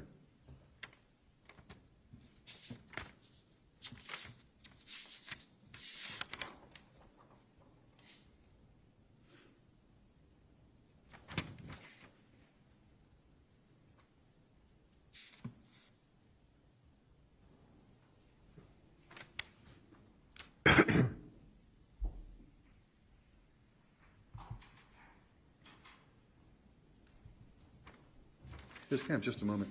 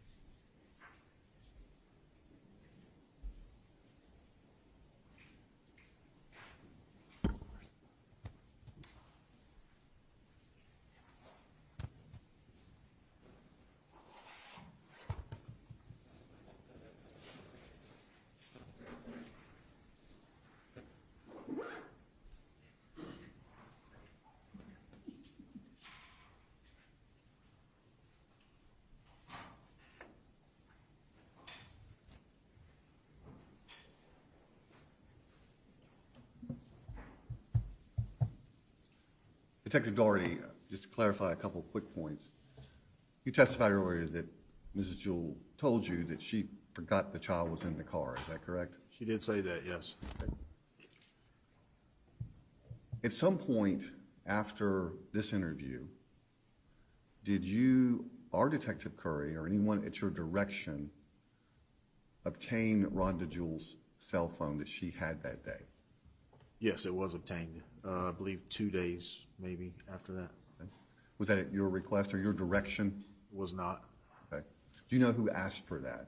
I believe Lieutenant Mancini asked for that. Now, who is Lieutenant Mancini? He is lieutenant over investigations. So he's head of investigations? Is. Right. He hasn't testified here, but he advised somebody to get the phone, correct? Yes. Would it be fair to say that that phone was brought to you voluntarily? Correct, it was. Correct. There was no search warrant to get the phone, correct? Not to get it, no. Right. And the passcode for that phone was given to you voluntarily as well, correct? To my understanding, yes. And although you may not have done this, other detectives looked through that phone, correct? Yes. No.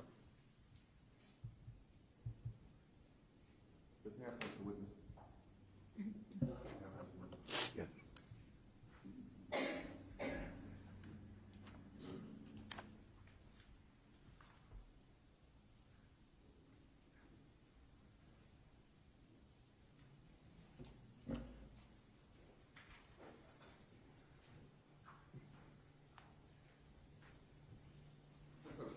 You may.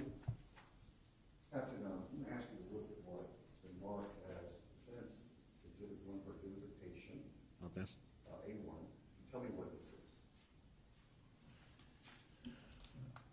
It is a cell phone blue in color with a, says flowered case. Is that the cell phone of Rhonda Jewell? I'm unaware. I never had contact with the cell phone.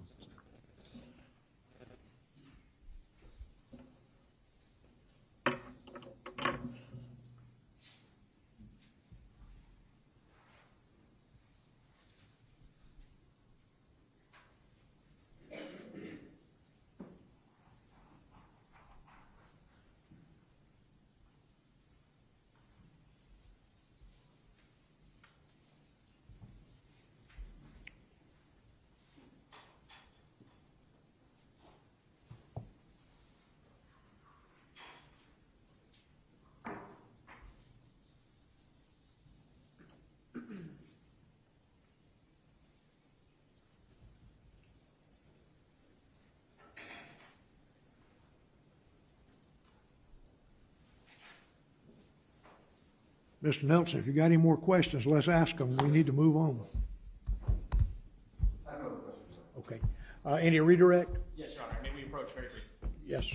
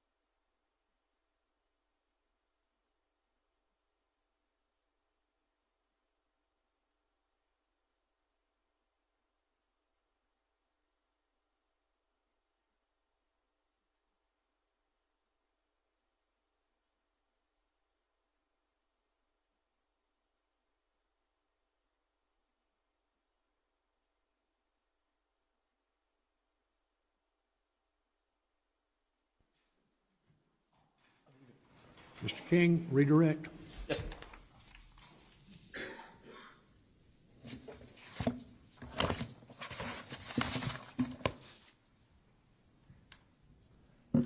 Detective Dougherty, the cell phone defense counsel asked you about, you said it had been 2 days after that? I believe that was the time frame, yes. Do you have any knowledge of where that cell phone was for those 2 days? I believe it went home with her husband. So based on your investigation and communications with the defendant in this case, were you able to establish who was responsible for Araya Page between 8 a.m. and 1 p.m. on July 19th of 2023? Yes, the defendant was. No other questions. Any other questions? No, sir. Can this witness be excused, subject to recall? Yes, sir. You are excused. Thank you, sir.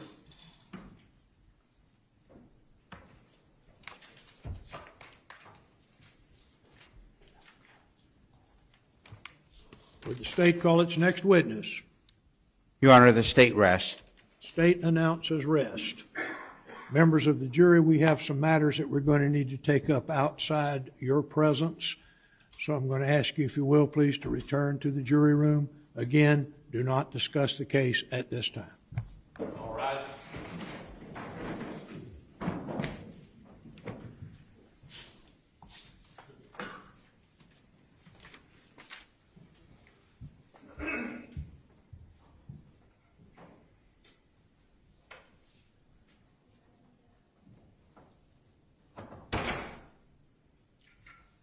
Does the defense have a motion?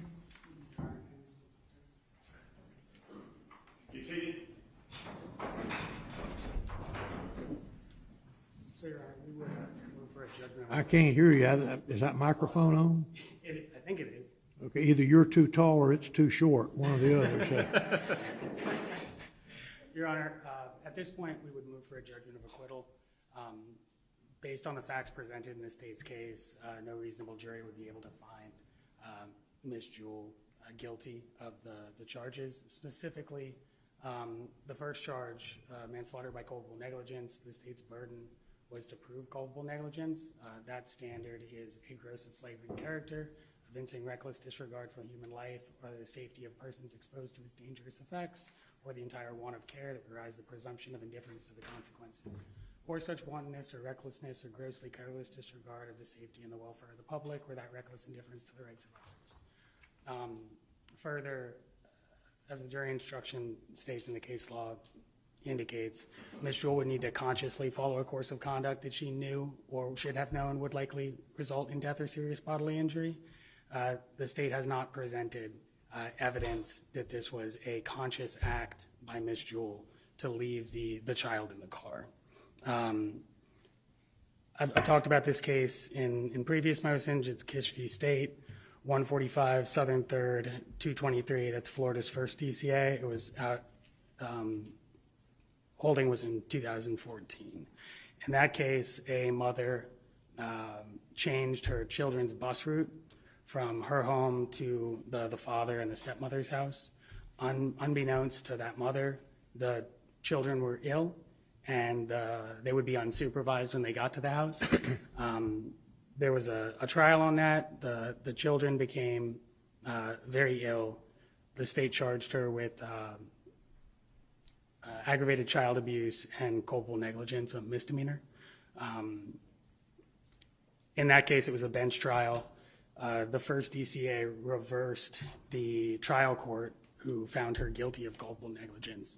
Their reason for doing that was because she had no knowledge that the children were ill. She had no knowledge that they would be unsupervised, and without that knowledge, it can't show a reckless disregard for the safety of the children. In this case, the state presented significant evidence that this was not a conscious choice. The testimony of Ms. Purchell, that Jewell told her that she forgot the children, forgot that the child was even with her. That video that was just played indicates the same, that she lost awareness of the child, not that she made the conscious choice to leave the child in the car and go into the house. Just one moment.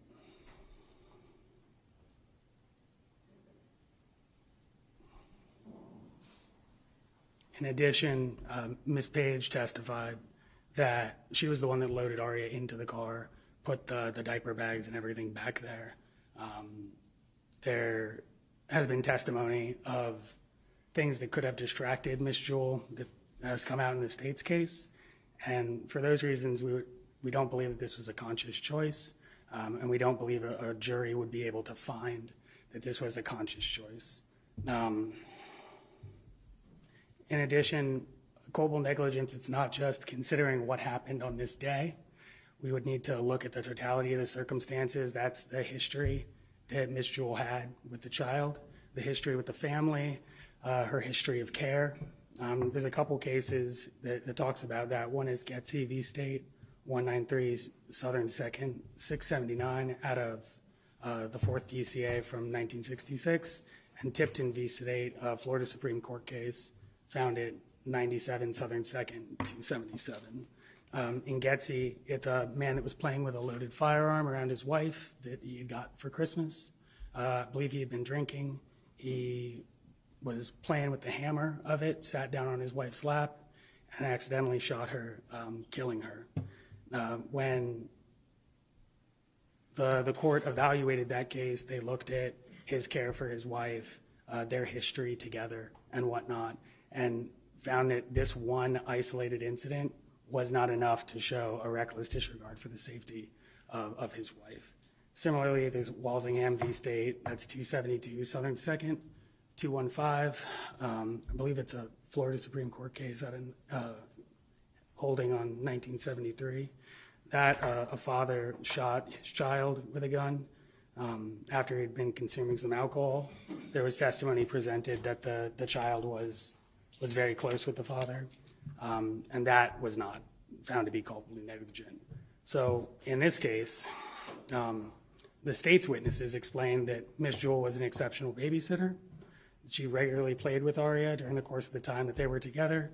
The parents never had any issues with Ms. Jewell until this incident happened. In fact, they sought her out to ensure that she could be the babysitter. She has significant ties to that family. They were extremely close. She went to family gatherings and whatnot before she was a babysitter. And both parents agreed that Ms. Jewell, prior to that day, took exceptional care of Aria. In addition, looking at the evidence that was presented of her demeanor when law enforcement arrived, she was extremely distraught, was crying uncontrollably. Ms. Page testified when Mrs. Jewell realized that Aria was still in the car, rushed towards the car, threw her out of the way to try to get into the vehicle.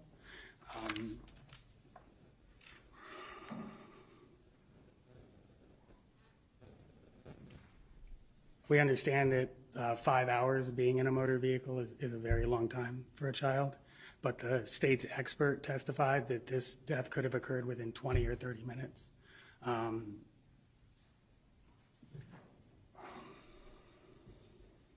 So all of these factors the court needs to take into consideration when determining whether this is culpably negligent or not. And the jury would need to take that into consideration too. And given all of the factors at play here that indicate Ms. Jewell regularly provided the care that this child needed, given her demeanor and the history, I don't believe a reasonable jury would be able to find that her conduct on that day rises to the level of culpable negligence. The state's theory here seems to suggest a results-driven analysis that is not, does not comport with the law. It is a very sad event that happened, but people can die and it not be culpable negligence. So for that reason, we believe the count 1 has not been proven, and the court should enter a judgment of acquittal on that count. As for the count 2 felony murder,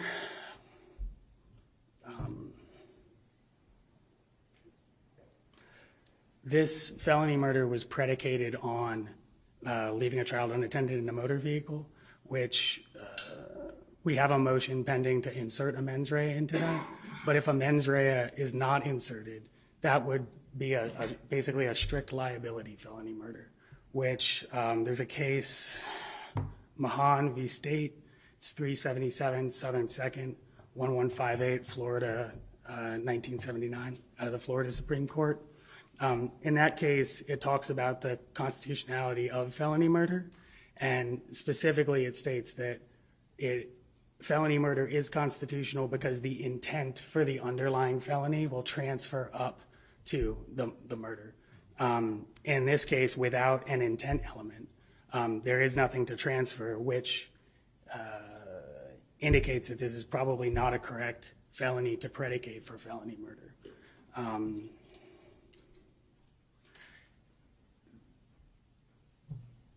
One moment. Here, the state hasn't provided any evidence that Ms. Jewell even intended to leave the child in the car. I don't believe that there's any intent to transfer, and I think that is problematic for the felony murder charge. In addition, this would effectively bootstrap felony murder to a strict liability crime, which is not, does not comport with the jurisprudence. As far as predicating it on leaving a child unattended in a motor vehicle, there's a couple cases that evaluate felony murder in Florida compared to the New York statute. One of them is State v. Studevant, 94 Southern 3rd 434 out of the Florida Supreme Court from 2012. In that case, it discusses aggravated child abuse, but it indicates that because it is one of the enumerated felonies for the, I think it's subsection 3, that this is largely allowed. But when evaluating the New York statute, it talks about when there is an unenumerated crime charged as the predicate, and the death is directly tied to the crime and not like a collateral consequence of it. In instances such as that, felony murder may be inappropriate based on Studevant and Robles v. State, 188 Southern 2nd 789 Florida Supreme Court 1966. I have not found a case that specifically addresses this situation with a unenumerated felony that is strict liability and its ability to predicate felony murder. But based on the holdings in these two cases, I don't believe that that is appropriate, nor do I believe that it can be a predicate because there is not a mens rea associated with that crime. So for that reason, we would also move for a judgment of acquittal on the felony murder. If I can just have one moment.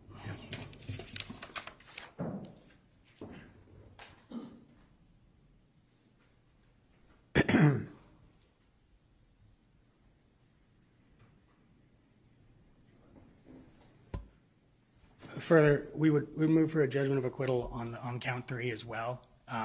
We have filed a motion in this case explaining our belief that it requires her to knowingly leave a child in a car based on the plain language of the statute and the jurisprudence. So for that reason, there has been no evidence presented that indicated that this was a conscious effort on Ms. Jewell's part to leave the child in the vehicle. And without that, count 3 has not been proven. So we would ask the court to move, grant an acquittal on counts 1, 2, and 3. Okay. Anything else? That's all I got. State? Thank you, Your Honor. Taking the facts in the most favorable light to the state has shown a prima facie case as to counts 1, 2, and 3. Starting first with count 1, Taylor v. State, 363 Southern 3rd, 126. It's the first DCA 2023 is the controlling case, and it discusses the jury instructions. Namely, it states, culpable negligence is consciously doing an act or following a course of conduct that the defendant must have known or reasonably should have known was likely to cause death or great bodily harm. Your Honor, the state has put forward the facts sufficient to have this case go to the jury. The defense seems to argue that phantom elements adding a level of intent as to both counts 1 and 3. I would cite Leet v. State, 595 Southern 2nd 959, 1991 from the 2nd DCA. And this was a case involving culpable negligence. And in that case, they said that culpable negligence is not a common law theory of criminal intent. It is an objective standard. Thus, in that case, it was not essential for the defendant to have actual personal knowledge of his omission that would lead to death or great bodily harm. So it's an objective standard. There is no conscious knowing required in this standard. And they finished the paragraph in that particular section by saying that it may sometimes seem harsh and may very well punish a defendant for a crime lacking mens rea. Nevertheless, it was the legislator's prerogative to select this objective standard for the use in child abuse cases. So as to count 1, in dealing with culpable negligence, the state has put forward sufficient facts that this needs to go to the jury to determine whether or not this was culpable negligence. It is an objective person standard, and the facts that have been put forth are sufficient to show that prima facie case. As to counts 2 and 3, this is not New York. This is Florida. And as to the grounds upon which it seems defense, again, is seeking to insert an additional element that the legislature has not required in order for it to be a felony under count 3. The way that this is charged is any other felony that is not enumerated, and that's in paragraph 4 of 782.04. Your Honor, there was no limitation by the legislature that would prohibit certain types of felonies. If that was the intent, they would have written it that way. So based on all the information, there is sufficient facts for counts 1, 2, and 3, namely that the facts that have been presented as to what happened on July 19th of 2023. The defendant remembered going to the house. She remembered everything that happened. This wasn't some medical episode, some amnesia, or some stroke, or something that would have precluded her from engaging in the duty she accepted. The jury has heard that she accepted payment to be the caretaker of this child, and now it's time for the jury to be able to determine whether or not this rises to the level of culpable negligence based on what they have heard. And then as to count 3, sufficient evidence and facts have been put forth that the child was left in the vehicle. The defendant admitted she left the defendant in the or the victim in the vehicle, and that it was for over 15 minutes, and then the resulting harm thereof. So based on the legal standards before Your Honor and this court, the state has put forward a sufficient case, and we would ask the court to deny the defense's judgment of acquittal request. Okay, defense rebuttal. Your Honor, I would just point out the Leeds v. State case that the state cited. There we go. I don't believe that is correct. First of all, it's out of the second DCA. I don't believe it's binding on this court. And the Leeds case would directly contradict the first DCA's holding from the Kish case in 2014, mostly because if this objective standard in consciousness was not applicable, then the opposite conclusion would be reached in Kish, which it is not. So for that reason, we would stand by our previous arguments. Thank you.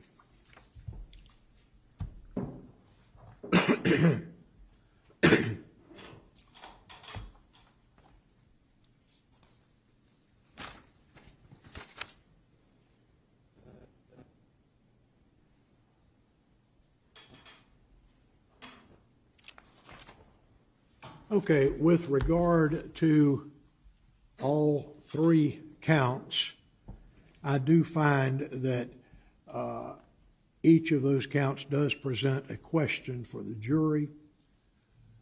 So at this time, the motion for judgment of acquittal at the close of the state's evidence is denied. Is the defense ready to go forward at this point? Yes, sir. We have some witnesses that we called. I think the court had ruled back in September they may not be allowed, but we need to proffer that. Okay, why don't we, how long is this proffer going to take? I think there's 5 of them total, Judge. So What are they supposed to testify? What was their testimony? they're going to testify they've known this rule for some period of time. Character evidence. She's watched their children. Character evidence. Well, of course, the conduct as well, Judge, as far as we're concerned, but yes. Well, okay, bring them on. Let's do it.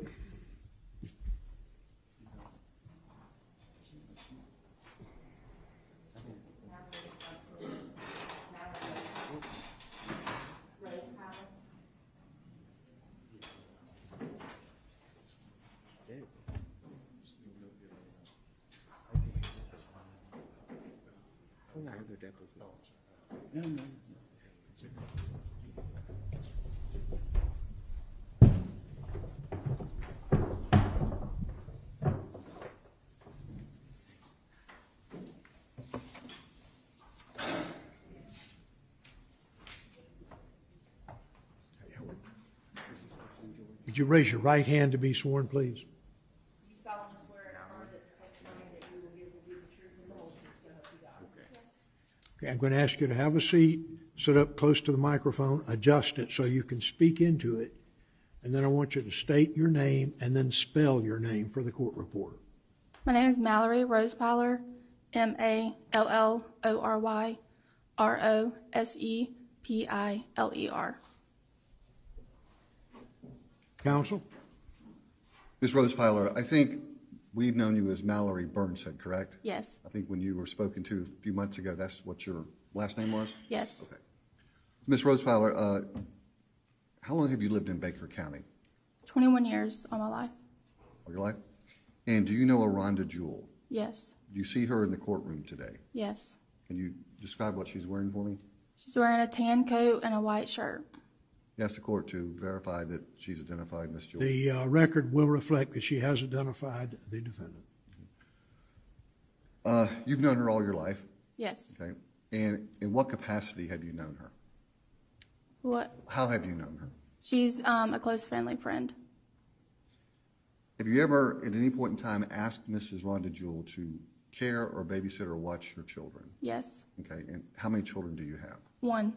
Okay, how old is your child? She's 4. Is that a boy or a girl? Girl. When did you ask Mrs. Rhonda Jewell to watch or sit for your child? When my daughter was 1. And in what year would that have been? 2021. And how long did Rhonda Jewell watch your child? A couple of months. Was that on a daily basis or It was 3 days a week, I want to say. It wasn't every day. 3 days? Yes.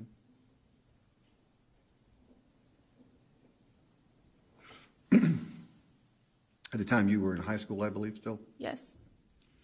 And how long during the day did Miss Rhonda Jewell watch your daughter? She watched her from about 8 to 8:30 to 1 to 1:30 in the afternoon. And was that at her home or your home? It was at Mike and Kaylee Rogers' home.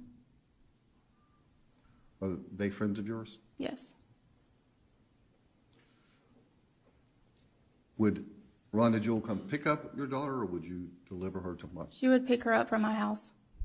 And then would she return the child to you, or would you pick the child up? It just depended on the day. One day she would bring her back to my house, or me and my mom would pick her up from Rhonda.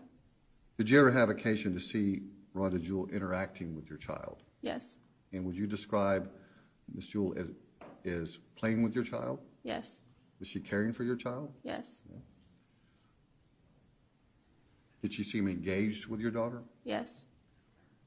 Did she ever spend an unusual amount of time on her cell phone? No. Was she spending her time with your daughter? Yes. Okay.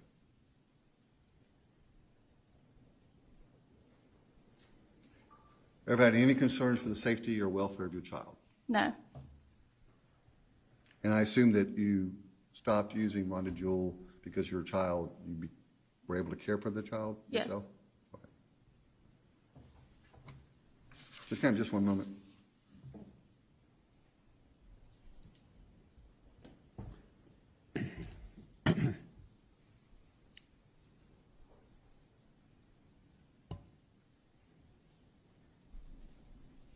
I have no other questions. Any cross-examination? Very brief, Your Honor.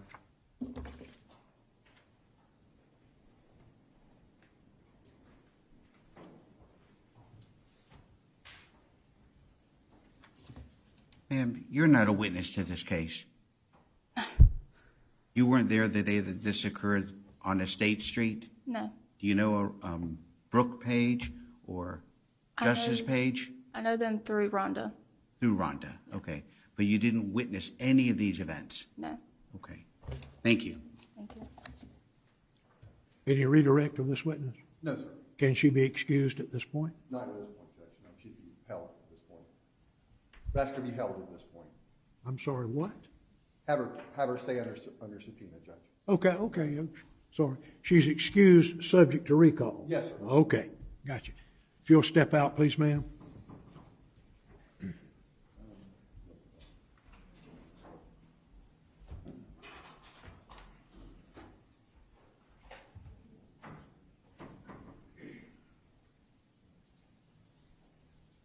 Would you call your next witness, please? Yes, sir.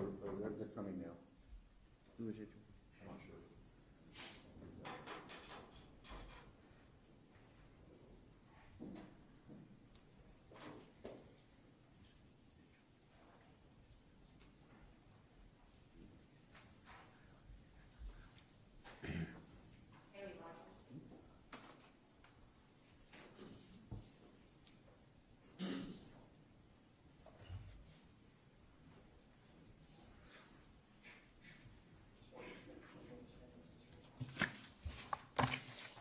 Ma'am, would you raise your right hand to be sworn, and the clerk is going to swear you in? Do you solemnly swear and affirm that the testimony that you will give will be the truth and the whole truth, so help you God?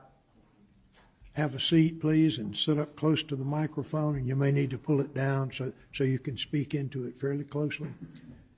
I'm going to ask you at this time if you'll state your name and then spell your name for us. Yes, sir. Kaylee Rogers, K-A-L-E-Y-R-O-G-E-R-S.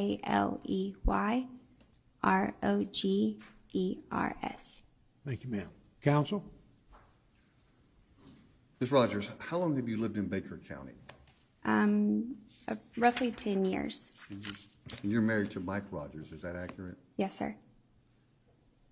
Do you know Rhonda Jewell? Yes, sir. And how do you know her? Rhonda Jewell was the caregiver of my 2 daughters. Is that how you first met her? Yes, sir. And approximately when was that? 2016. How was she introduced to you? My husband went into her sister's salon one day. We were looking for someone to watch our daughter when I went back to work, and he went in just to speak and say hello, and he mentioned it while he was in there, and she said she was interested, and so we set up a time, and a couple days later she came over to our house, and I was able to meet her, and she was able to meet the baby, but that's how I met her. Did your husband know Mrs. Jewell before that? He did. How did he know her, if you know? He worked with her years ago at Winn-Dixie, I believe, and then knew of her throughout the community.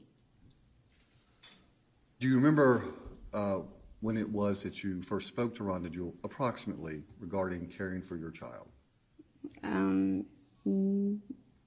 November of 2016. Had you just had your child? I was at the end of my maternity leave, so she was about 3 months old. Was this your first child? Yes, sir. And you needed someone to watch your daughter because you were going back to work? Yes, sir. So did you meet with Rhonda Jewell a few times before she started caring for your daughter? She came to the house one day and spent an hour and a half with us, spent time with the baby.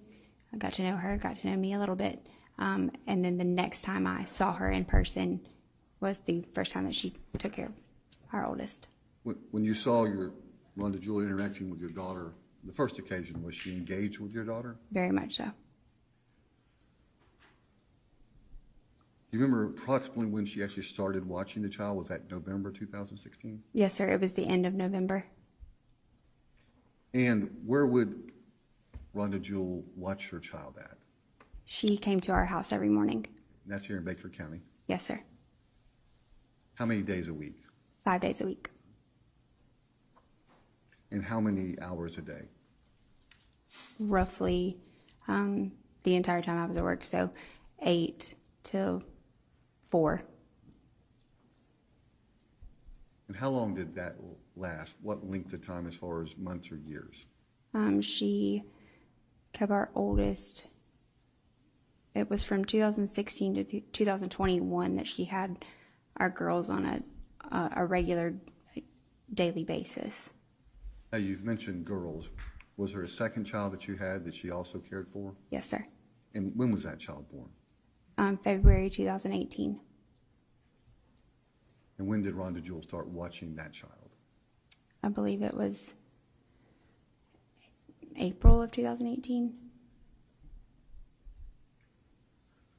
And I think you indicated up until 2021, was that the oldest child or the youngest child?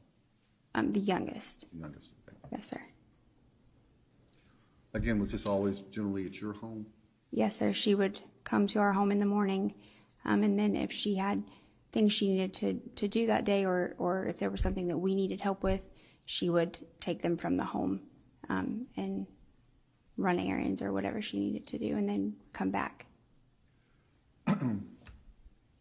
Did you have occasions during this period of time from November 2016 to 2021 to observe Rhonda Jewell interacting with your one or both your daughters? Yes, sir. And how would you describe that interaction? Very natural, very motherly. Was she engaged with them? Yes, sir. Did she ever spend any time on her cell phone? Every now and then I would see her on her phone, but it was a phone call, or she was showing me something or showing the girls something. Or did you ever have any concerns about your children in the care of Rhonda Jewell? Never. Is it also correct to say that you invited Miss Jewell on some vacations to help watch the children? Yes, sir. Okay. How often was that? Every summer. I believe it started in 2019. And then every summer after.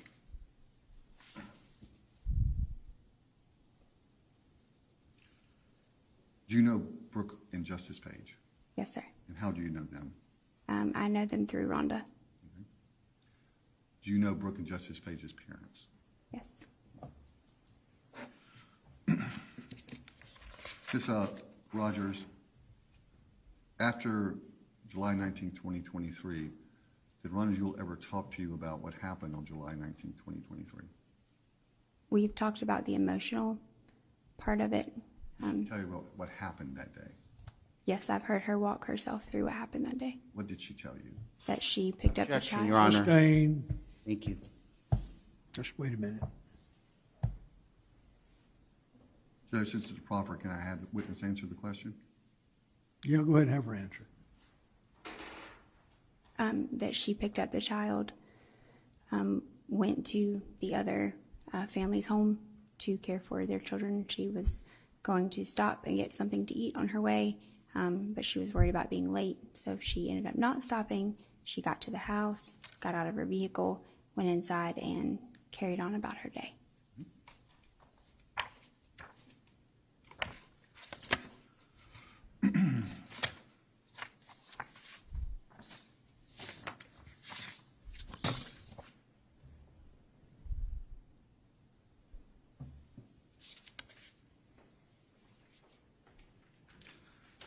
Did she indicate to you, in talking to you, when she knew that she had left or forgotten Araya in the vehicle?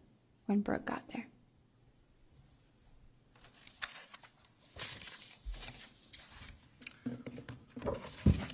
Just can I miss a moment, Your Honor? Yes.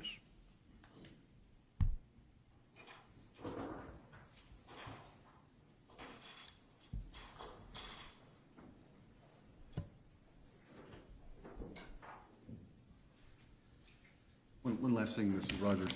Was there any period of time where Rhonda Jewell had your children for an extended period of time? Yes, sir. And when was that? May of 2022. And how long did she care for your children continuously during that period of time? 3 weeks. Were they always with her? Yes, sir. Okay.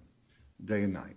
Yes, sir. My husband had a cardiac arrest and was in the hospital for 3 weeks. Any concerns about the care your daughters received at that point in time? Absolutely not. I know that they were well taken care of, and yes, I'm very thankful for her. I have no other questions, Judge. Cross-examination. Yes, Your Honor.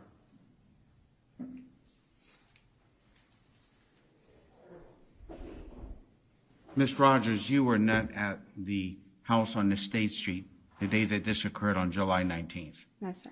So you did not see on that day when the defendant was supposed to be caring for Araya Page. No, sir.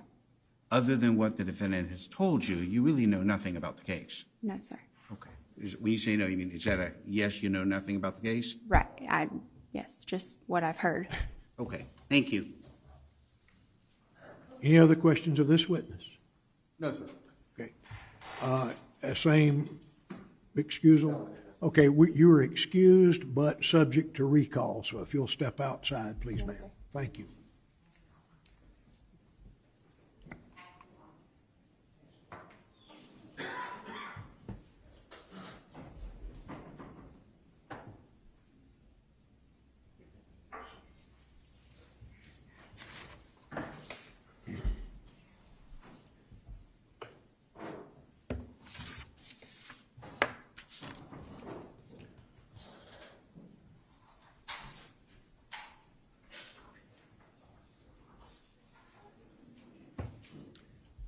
If you'll raise your right hand and be sworn by the clerk, please. Solemnly swear and affirm that the testimony you will give will be the truth and the whole truth, so help you God. Yes. Have a seat, please, ma'am. I'll ask you to sit up close to that microphone and adjust it down if you need to so that you can speak right into it. I'll ask you, first of all, if you will state your name and then spell your name.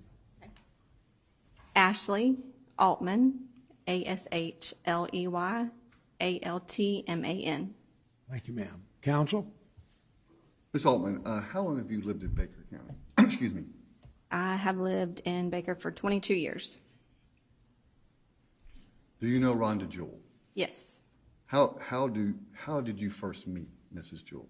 I met her through my coworker. She is her sister. And her coworker, your coworker owned a salon, correct? Yes. And that was Rhonda Jewell's sister? Yes. How long ago was that? That was 17 and a half years ago.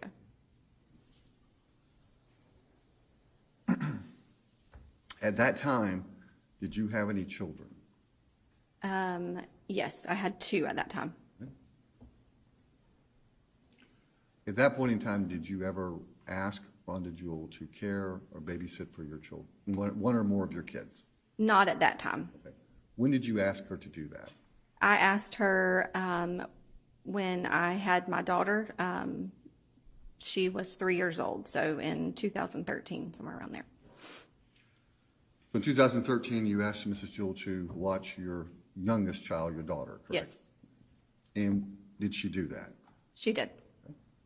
And generally, how often did she watch your child and where? She normally had her 2 days a week because I only worked 2 days at the time. A lot of times she would keep her at the shop where I was.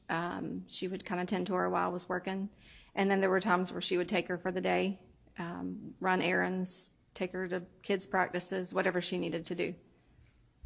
So in these 2 days a week, how many hours would Rhonda Jewell care for your daughter? It was a full day, 9 to 5-ish, maybe sometimes later, sometimes it was around 8 hours or so. Majority of the time, was she watching your daughter in the salon where you worked? Most of the time she would be in the salon. There would be times where she would kind of go in and out, but most of the time she would be around. So you had a chance to observe Rhonda Jewell caring for your daughter, correct? Yes, sir. And how would you describe that care? Very attentive. She would always be one-on-one with her.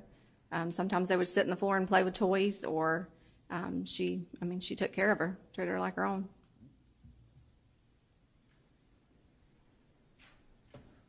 Were there times that Ms. Jewell took your daughter out of the salon or kept her somewhere else? She would normally not keep her anywhere else, but she would take her out and they would run errands or do whatever. Did you ever have any concerns about the care your daughter was receiving from Rhonda Jewell? No, sir. You ever have any incidents where you were concerned that your child had been injured or harmed in any way? No, sir.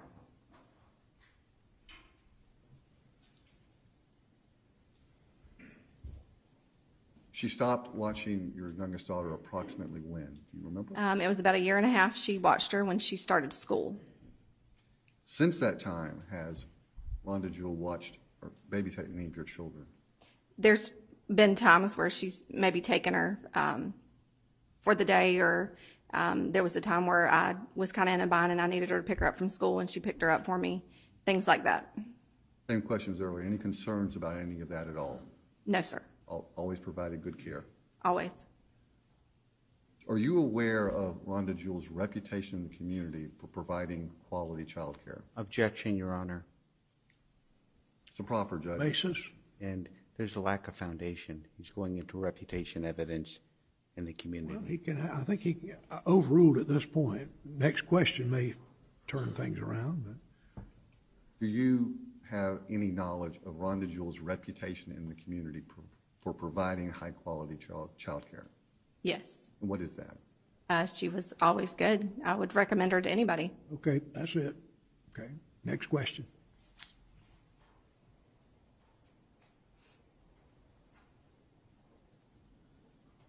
Judge, just a moment. Yes.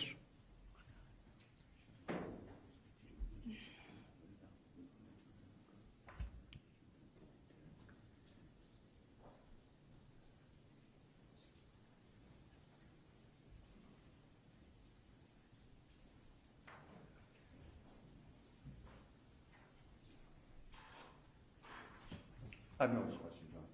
Cross-examination? Yes, Your Honor.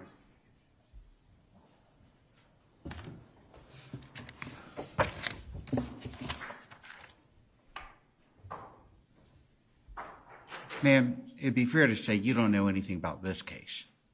I have never talked to her about this case, no, sir. And you don't know Brooke Page or Justice Page? No, sir. Okay. So you weren't there the day that this incident occurred? You weren't a witness to what occurred at that house? Nothing? Nothing. Thank you. Any other questions of this witness? No, sir.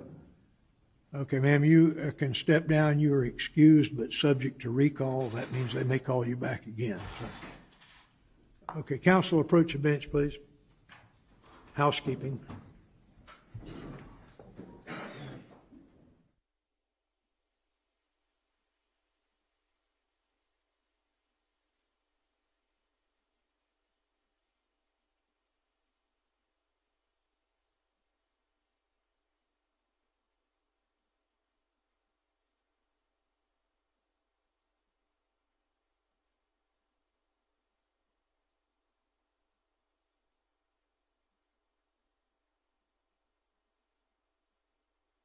We're going to take our noon recess at this time.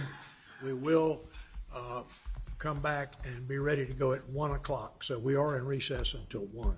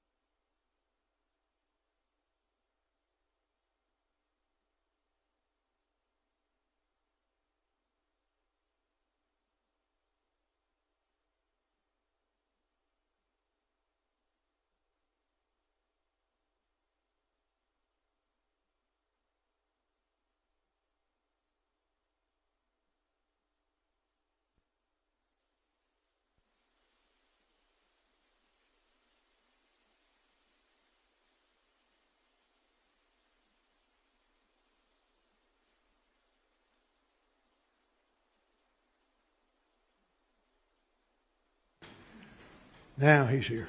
Judge, we're going to renew our request at this time for the court to allow the testimony of Dr. Brian Cahill and Dr. David Diamond. With regard to Dr. Diamond, the ruling stands. With regard to Dr. Cahill, I will permit his testimony. Thank you. My next witness is Ms. Angela Connor.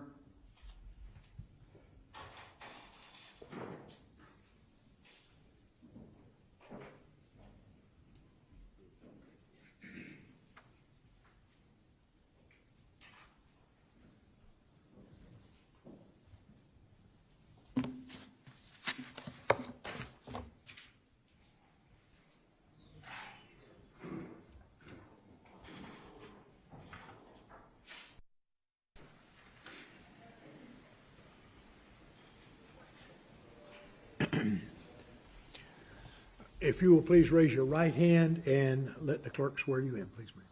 You solemnly swear and affirm the testimony that you will give will be the truth and the whole truth, so help you God. Yes. Have a seat and sit up close to that microphone. Pull it down so you can speak right into it. Then I'm going to ask you to state your name and then spell your name for us. Yes, sir. Okay. Go ahead. Angela Connor, ANGELA CONNER. Thank you, ma'am. Counsel? Thank you, Your Honor. Mrs. Connor, do you currently live in Baker County? No, sir. Where do you live currently? South Carolina. Have you ever lived in Baker County? Yes, sir. What years? 2019 to 2022. During that period of time, did you come to know a Rhonda Jewell? Yes, sir. You see Miss Jewell in the courtroom? Yes. Ms. Connor, when you met Rhonda Jewell, did there come a time where you asked her to babysit or care for any of your children? Yes, sir. How many children did you have back in 2019, 2022? 6. I'm sorry? 6. 6?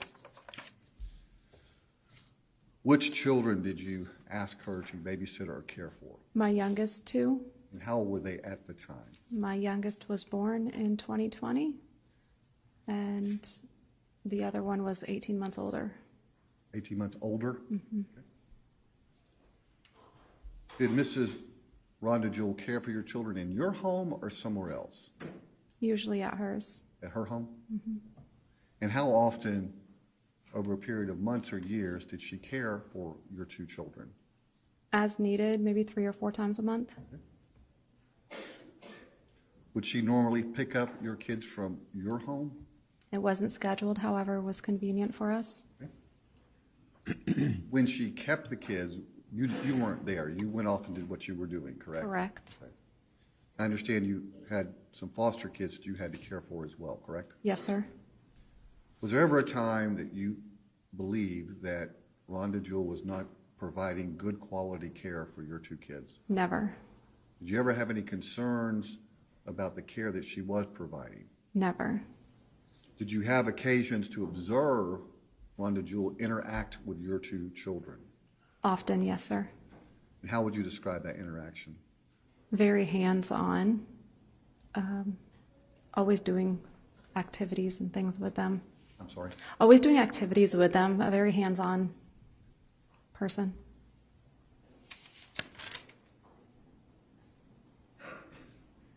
Your 2 children, one was a boy and one was a girl. Yes, sir. Did your kids call Rhonda Jewell by a nickname? A rah-rah.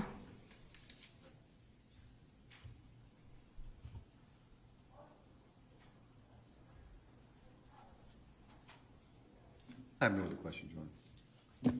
Any cross-examination of this witness? Very brief, Your Honor.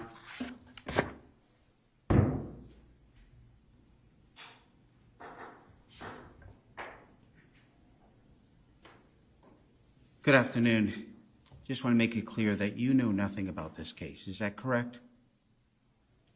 Meaning you were not there the day that this occurred? Correct. You were not at the house on Estate Street or anything of that nature? Correct. Okay, thank you.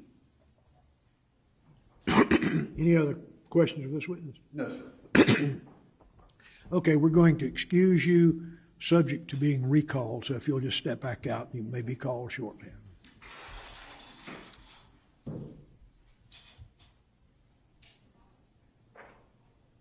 Call your next witness, please. Mike Rogers.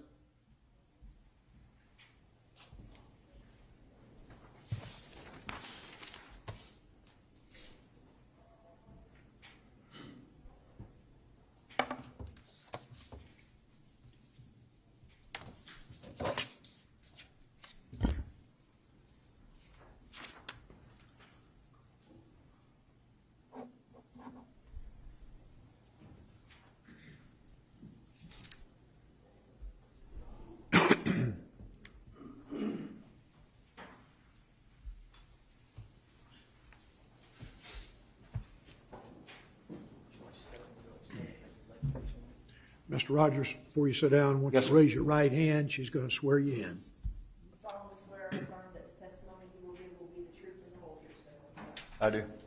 Have a seat and kind of adjust the microphone so you can talk right into it. There you go. And I'll ask you at this time to state your name and then spell your name for us. Go ahead. Michael Rogers, Michael Rogers. Thank you, sir. Counsel? Mr. Rogers, how long have you lived in Baker County? Roughly since 2001. 2001? Yes, sir. Do you know Rhonda Jewell? Yes, sir. How did you first meet Rhonda Jewell? Actually, I worked in Winn-Dixie in the early 90s. I worked with her when I was at Winn-Dixie. Is that here over in Jacksonville? No, right here in McClenny. Right here in McClenny, okay. After you stopped working with Miss Jewell, did you re-encounter her at some point after that? Throughout the years, yes, sir. Did there ever come a time when you asked Rhonda Jewell to care or sit for any of your children? Yes, sir, I did. And how many children do you currently have? 2. And can you tell me their ages? At this time, 6 and 8. Those boy and a girl, or? 2 girls. 2 girls. Mr. Rogers, do you remember when you asked Rhonda Jewell to care or sit for your children? Yes, sir. It was probably in late October of 2016 when my oldest daughter was born. When was she born? She was born in September. Was there a reason you were seeking out some child care services? Yes, sir. At the time, me and my wife didn't. We had a family member that was going to keep our kids, and it kind of fell through. So I was kind of grabbing at strings to try to find someone to watch my kids, so my wife could go back to work and myself can go back to work. And how did you ask Mrs. Jewell to do this? Where did you find her at? I was actually in the right next door to where her. I was next door to where her sister has a beauty salon, and I had walked inside the beauty salon and was asking. Did Miss Jewell volunteer to do that? Yes, sir. Did you immediately hire her at that point? No, not at that point. I asked her to come meet my wife because my wife did not know her at the time. Did that occur? Yes, sir. So after she met with your wife, was she asked or hired to babysit Yes, or sir, care she was. for your daughter that was born in 2016? Yes, sir. Starting after that, how often did she babysit or care for your child? She cared for the kids as long as cared for the one child at the time before we had the second child during school hours of between 7:30 and 3:30 every day, whenever school was open. When your second child came along 2 years or so later, do you remember, did you ask her to start watching that child as well? Yes, sir, I did, which was, she was born in February 18 and of 2018, and then she started watching her in late April of 2018.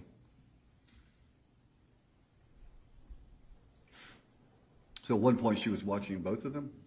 Sir? One point she was watching both of them? Yes, sir. Okay. Where did she normally watch your children at? At my house.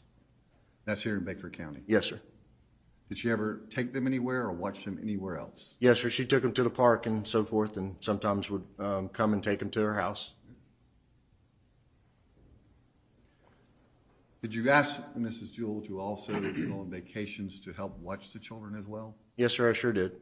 When did that start? Started after the second child because of having 2 children was a little bit more of a handful, so I asked her to come on vacation with us and help us watch the children. When did she stop watching your 2 kids, approximately? Approximately about a year ago. Before this incident we're here about? Yes, sir. Okay. Was there ever a time, Mr. Rogers, when Mrs. Jewell had your children for an extended period of time? Yes, sir. As many know, in 2022, I had a cardiac arrest and was in the hospital for 3 weeks. I had emergency surgery, had a PICC valve put in, and was out for, I was unconscious for 2 weeks, and then also after the 3rd week, I came home. So she kept my children 24 hours. For 24 hours a day for approximately 3 weeks? Yes, for 21 days, actually. How many? 21 days. 21 days. At any point in time, during all the times that Rhonda Jewell cared for your children, did you ever have any concerns for their safety? No, sir. Were they well cared for? Yes, sir. Did she appear engaged and attached to your children? Very attached to my kids.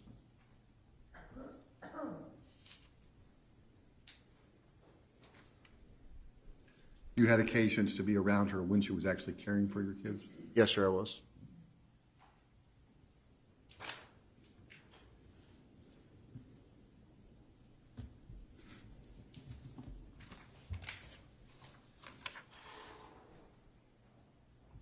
Just a moment.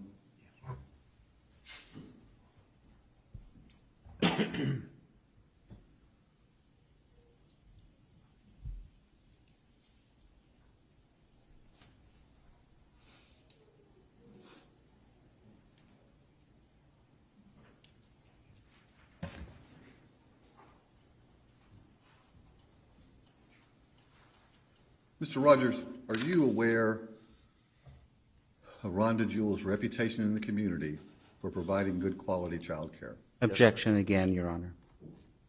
Judges? You can ask that one question, and then we'll see if he does the next one. Yes, sir.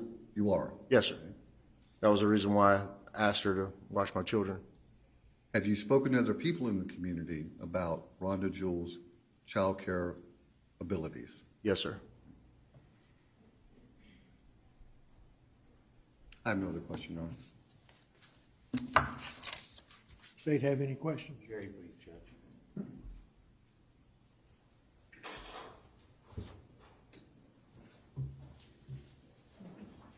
Just to make it clear, on the day that this occurred of July 19th, you were not anywhere near State Street. You were not a witness to what occurred on that day. No, sir, I was at work. Okay, thank you. Thank you. Any other questions of this witness?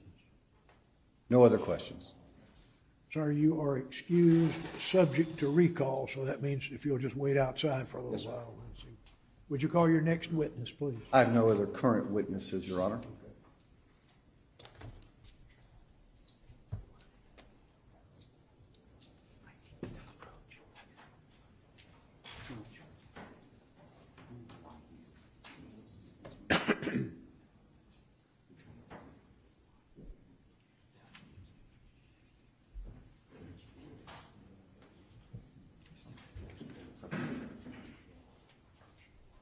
Your Honor, if we can approach briefly. Yes.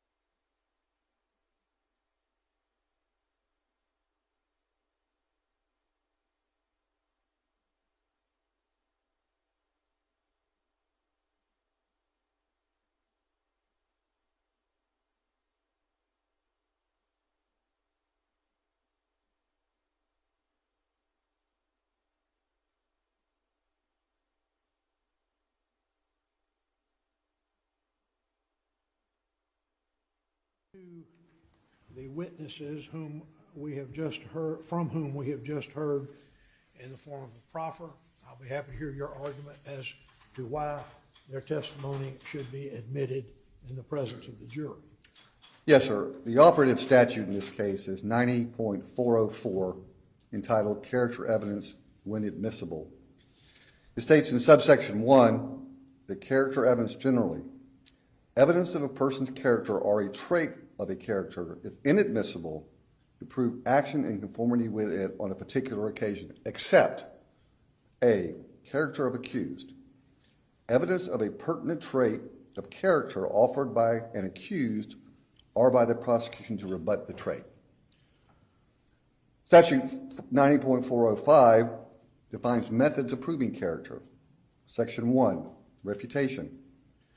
When evidence of the character of a person or a trait of that person's character is admissible, proof may be made by testimony about that person's reputation. 2, specific instances of conduct. When character or a trait of character of a person is an essential element of the charge, claim, or defense, proof may be made of specific instances of that person's conduct. The state has alleged in count 1 of this case aggravated manslaughter. And in that definition of culpable negligence, it talks, among other things, I'm not going to read the whole thing, I know the court's aware of it, things like callous disregard, reckless disregard of human life, safety of other persons exposed to its harm, wantonness or recklessness, a grossly flagrant, careless disregard for the safety and welfare of the public, etc. The state, I believe, is alleging in this case that Rhonda Jewell drove to this home and either intentionally left the child in the car or just was negligent in doing so. Obviously, the standard is not negligence, it's culpable negligence. And the way that's defined implies character. Furthermore, in this instruction, it says,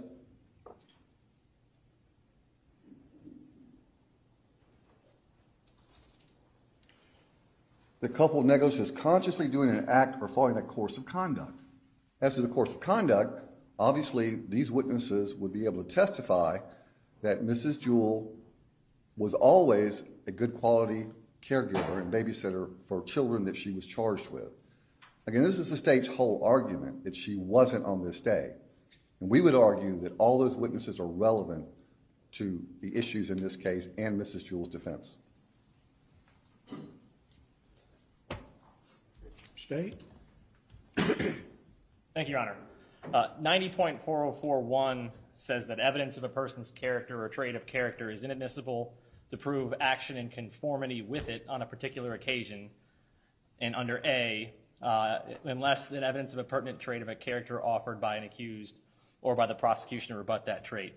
In this case, Your Honor, the defense is offering this good character evidence not to prove that she acted in conformity with that good character, but rather to bolster her as a person.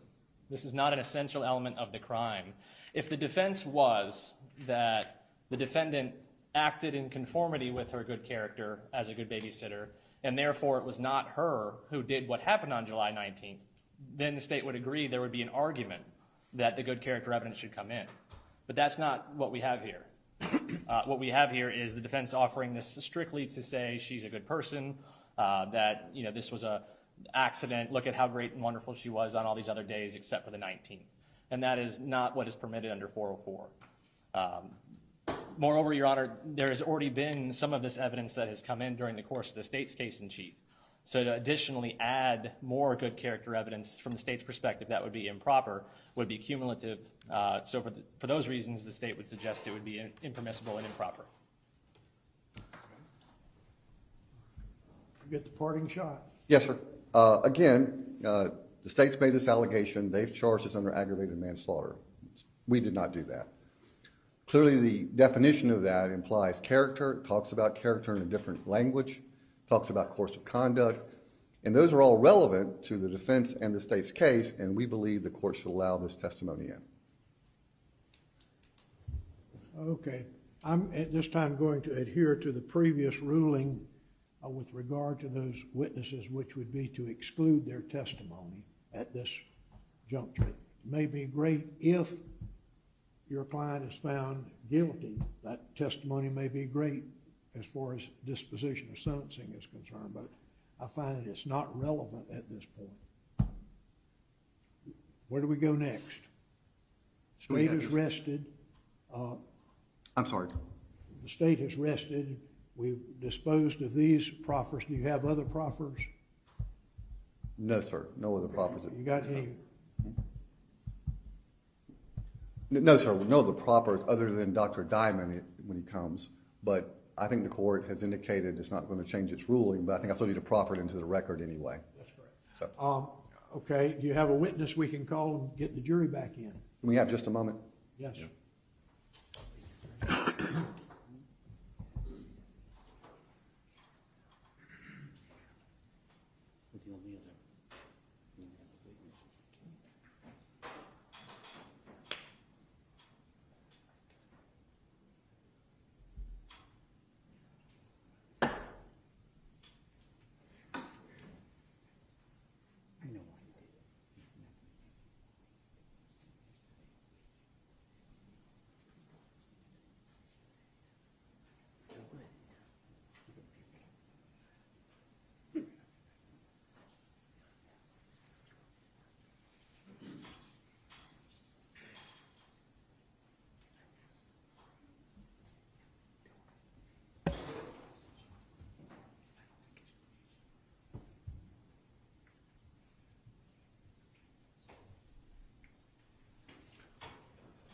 Now we're going to call Mrs. Rhonda Jewell to the witness stand.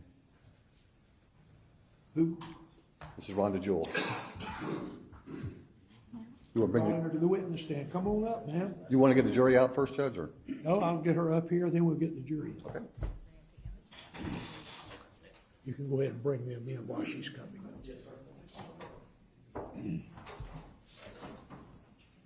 All right.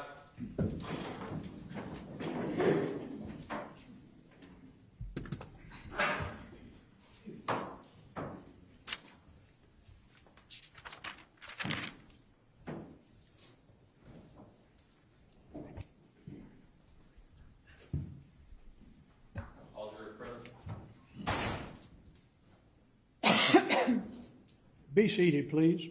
Ms. Jewell, if you'll step up here, please, ma'am. I'll ask you to face the clerk and raise your right hand to be sworn.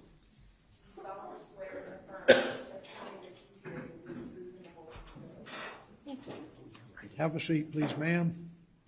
And sit up close to that microphone, and you may need to adjust it upward or downward so you can speak right into it. And as we have with the other witnesses, I'll ask you to state your name and then spell it for the court reporter, please. Rhonda Jewell, RHONDA JEWELL. Thank you, Ms. Jewell. And obviously, you've just introduced yourself to the jury. Ms. Jewell, how old are you? I am currently 46. And are you married? Yes, ma'am. And who is your husband? Robert Jewell. How long have you been married? December will be 27 years. And do you have any children? Yes, ma'am. How many children do you have? 3. How old are your children currently? The oldest is 25. The second is 22. And the last one is 19. And you have 2 boys and a girl, is that correct? Yes, ma'am. How old is your daughter? 19. Back in May of 2023, last year, how old would your daughter have been? 18. And had she just graduated from high school around that time? Yes, ma'am. Okay. Obviously, you have raised your 3 children. Have you ever acted as a nanny to other people's children? Yes, ma'am. And about how many children, if you know, have you nannied? I started nannying at the age of 17, until I had my own children. So then I took care of my own children, and as they got older, I kept nieces and nephews, and then full-time, nannying for people that needed me. Okay. Do you know about when you started babysitting or nannying again? I was 17 years old. I'm sorry, after you took the break with your own kids, when did you start again? About 2017. And can you name some of the people whose children you babysat? I kept Mike and Kaylee Rogers, 2 kids. Ashley Altman's 1 child. Mallory Burnson Rosenpile, her 1 child. Emily Tedesco, 1 child. Angela Connor, 2 children. Is it fair to say that you have consistently nannied at least several days a week for the large majority of time since 2016, 2017? Yes, ma'am. As you're taking care of these children, do you treat the children as you would treat your own children? Absolutely, yes, ma'am. And how do you feel about these kids? Like they're my own. Do you know Brooke Page? Yes, ma'am. How do you know Brooke? She's a family friend. I've known her since she was in high school. She went to school with my nephew, graduated with my nephew. We went on vacations together. We went to dinners together 2-3 times a week. We done family functions together, each other's house, with their family as well. Did you consider Brooke's mother, Monique Carter, to be your best friend? Yes, ma'am. Yes, ma'am. With regard to your relationship to Monique, were you also close to her daughters, Brooke and Nevaeh? Yes, ma'am. Was it uncommon for you to talk to them, Brooke and Nevaeh, even when Monique wasn't around? Yes, ma'am. You would talk to them? Mm-hmm. And how did you communicate with them? Text, Snapchat, Instagram. And what sort of things would you guys talk or text about? Do you want to go eat dinner? You want to come over tonight? Just, you want to go to the, we went camping together a lot, so we would communicate about just family functions together. Did you feel involved or engaged in their lives and what was going on in them as well? Yes, ma'am. Objection, Your Honor, relevance. Overruled.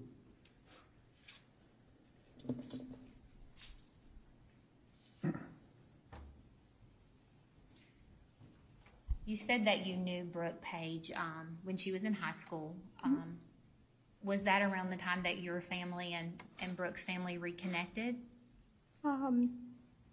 I think she graduated after, no, she graduated before.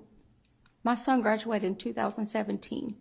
So from 2017, her brother and my son graduated together. They played football, baseball together as children. So since that time frame is when the two families came together and you had this close relationship that you described? Yes, ma'am. Okay. Do you know Araya Page? Yes, ma'am. And how did you know Araya? Araya was Brooke and Justice's daughter. Can you describe for the jury what kind of relationship you had with Araya, Rhonda? I loved her like she was my own. I was there for baby showers, weddings, of Brooke and Justice. I gravitated to her just like I would any baby.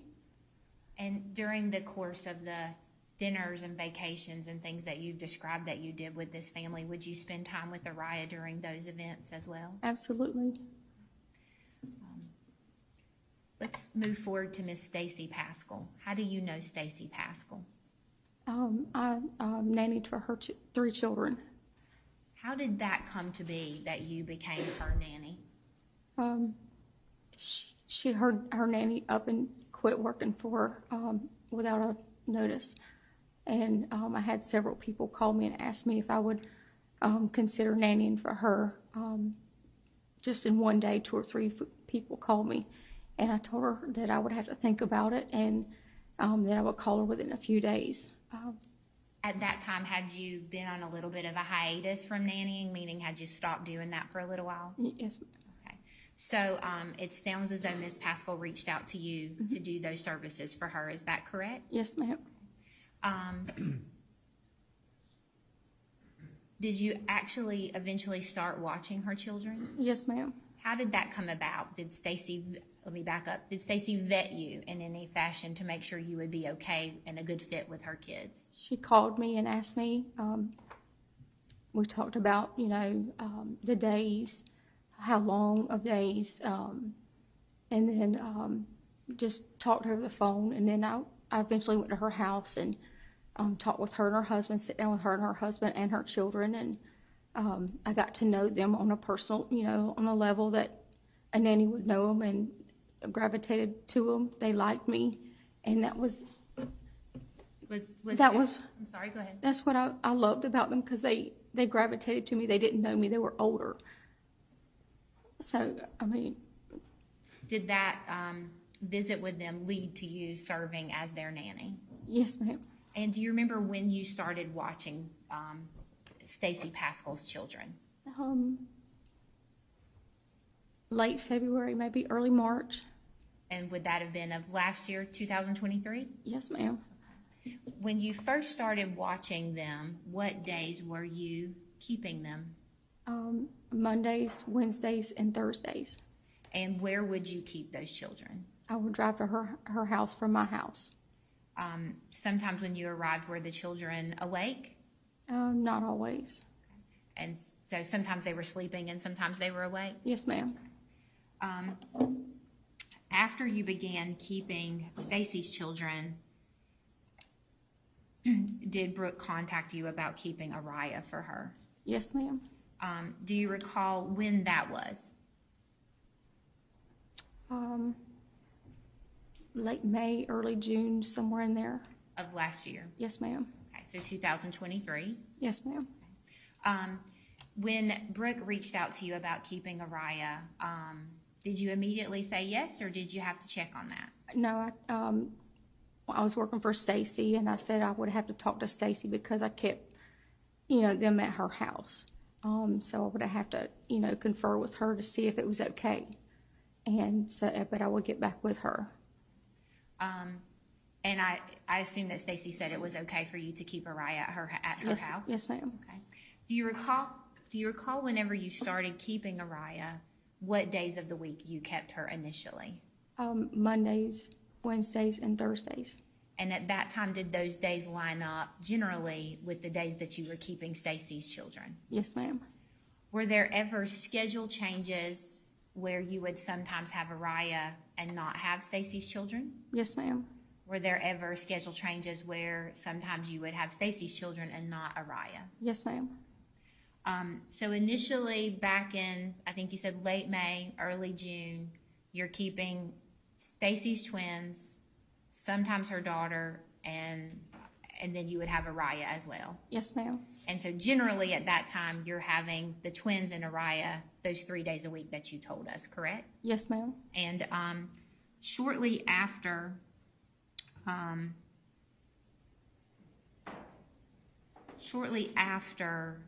starting to keep Araya those 3 days a week, did that schedule change? Yes, ma'am. Brooke asked me if her mother-in-law, Miss Page, went on some kind of leave from work, workman's comp, and wanted to know if Miss Page could keep her on Thursdays. Would I mind?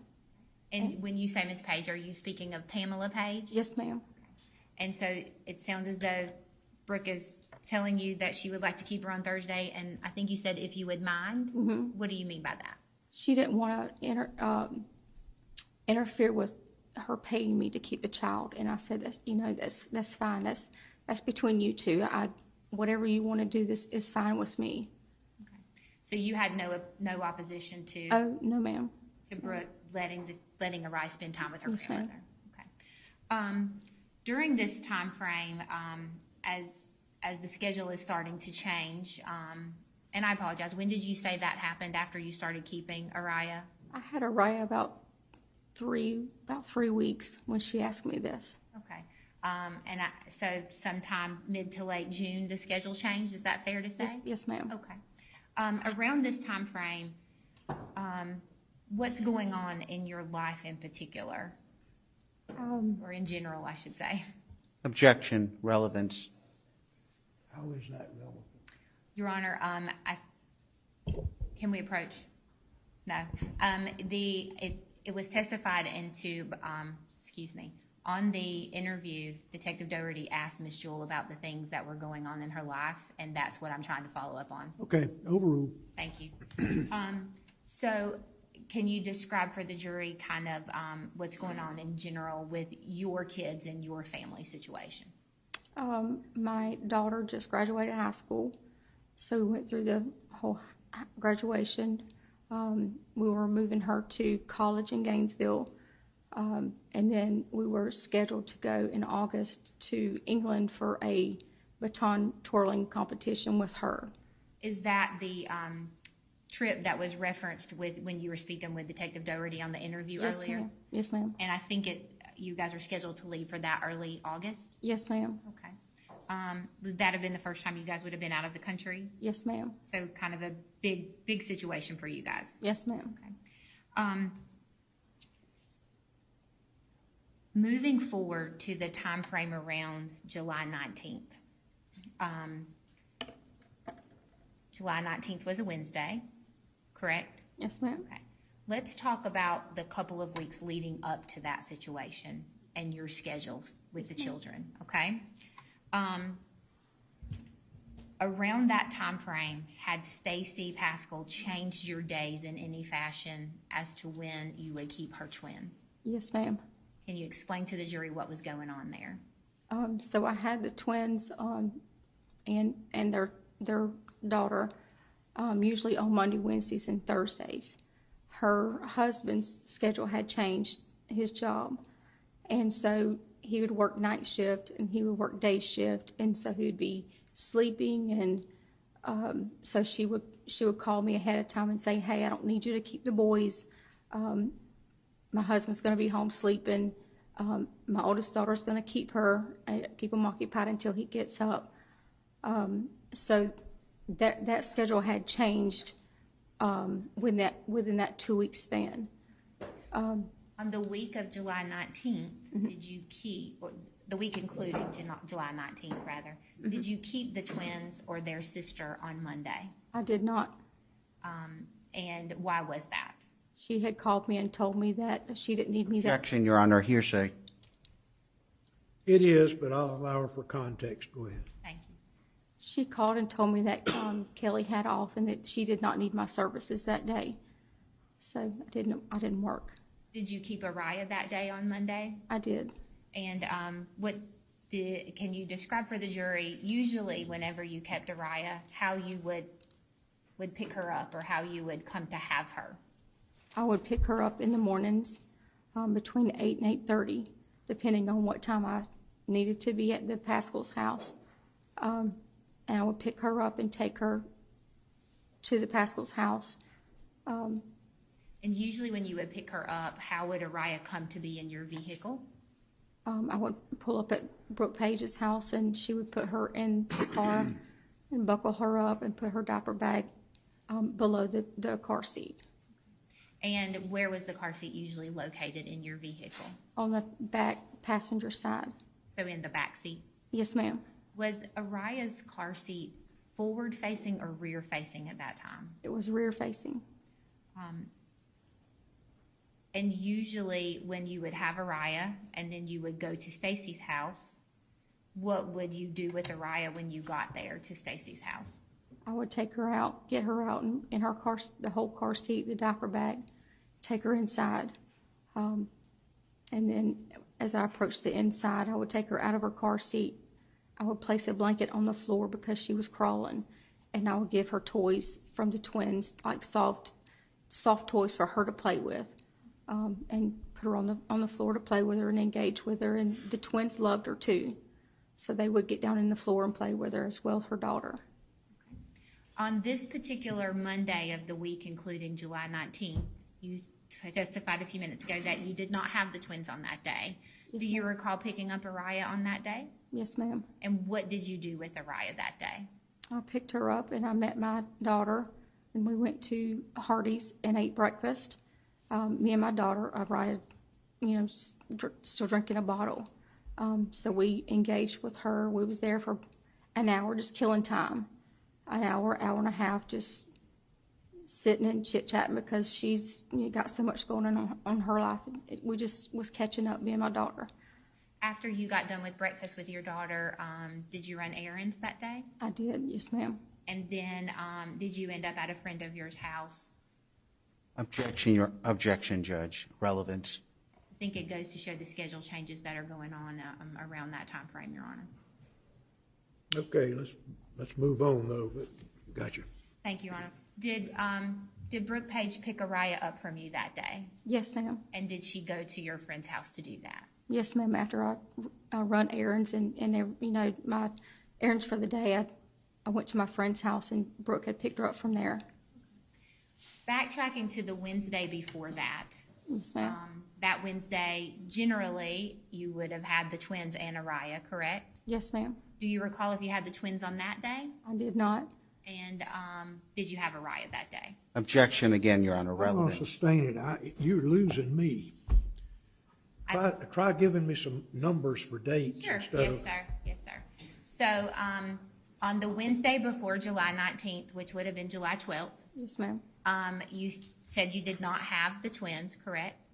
Objection again, Your Honor, relevant, sir. I'm going to sustain that. We're getting a little far afield. Yes, sir.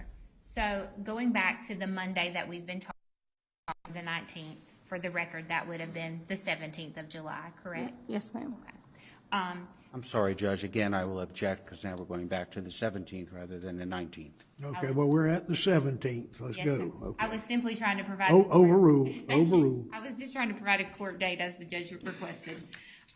So let's move forward to the 19th. Yes, ma'am. Okay. So on that particular day, were you scheduled to keep both Araya and the twins? Yes, ma'am. Okay. Had you been asked to arrive at the Pascal home earlier than usual? Yes, ma'am. And did you ever discuss with Brooke Page that arrival change? Yes, ma'am. Was she aware that you were coming to pick Araya up early that day? Yes, ma'am. Okay. In the past, had you sometimes talked with Brooke about the fact that the time changes of when you had to be there at Stacy's home were irritating to you? Yes, ma'am. Objection, Your Honor, leading in relevance. It is leading. I'll sustain it on that basis. Had you had conversations with Brooke in the past that were venting in nature regarding things of the way Stacy did? Same objection, Judge. Your Honor, I think it goes directly to the... Overruled. Thank you. Had you had those conversations in the past? Yes, ma'am. Was this something that you would talk to Brooke about in a friendly capacity? Yes, ma'am. Okay. So on this particular morning, did you go to Araya's house, to Brooke and Justice's house, to pick up Araya? Yes, ma'am. Can you describe for us what happened when you got there? I had text Brooke or more, talked in my phone to Brooke that I would be there in a few minutes. And so Brooke always brings the baby out, opens the door and puts her buckles her up and puts her diaper bag in the floor up underneath her car seat. And is that what Brooke did on that particular day? Yes, ma'am. Okay. Did you talk to Brooke at that time frame? I was in the driver's seat and she opened up the door and we was just chit-chatting that way. Was that a brief conversation with her? Yes, ma'am. When you left Brooks, where were you going? To Stacy Pascal's house. As you're driving, what are you thinking about, if you remember? Getting to Stacy's house and being there on time because she had asked me to be there so she could leave by 8:15 before the boys got up. Was she trying to avoid having to deal with her sons that morning? Yes, ma'am. Objection, Judge, speculative. Sustained. If the boys were awake when Stacy left, would it usually take her longer to get out the door? Yes, ma'am. Okay. So as you're driving, you told us a little bit about what you were thinking. Did you think about making any stops? Yes, ma'am. I was going to pull through Burger King and get breakfast for the twins and their oldest sister. At that point, would you have been looking for breakfast for Araya from the Burger King? No, ma'am, because she was still drinking a bottle. Okay. Was she also eating baby food of some sort at that time? Yes, ma'am. Okay. But nothing table food? No, ma'am. So did you actually stop at the Burger King?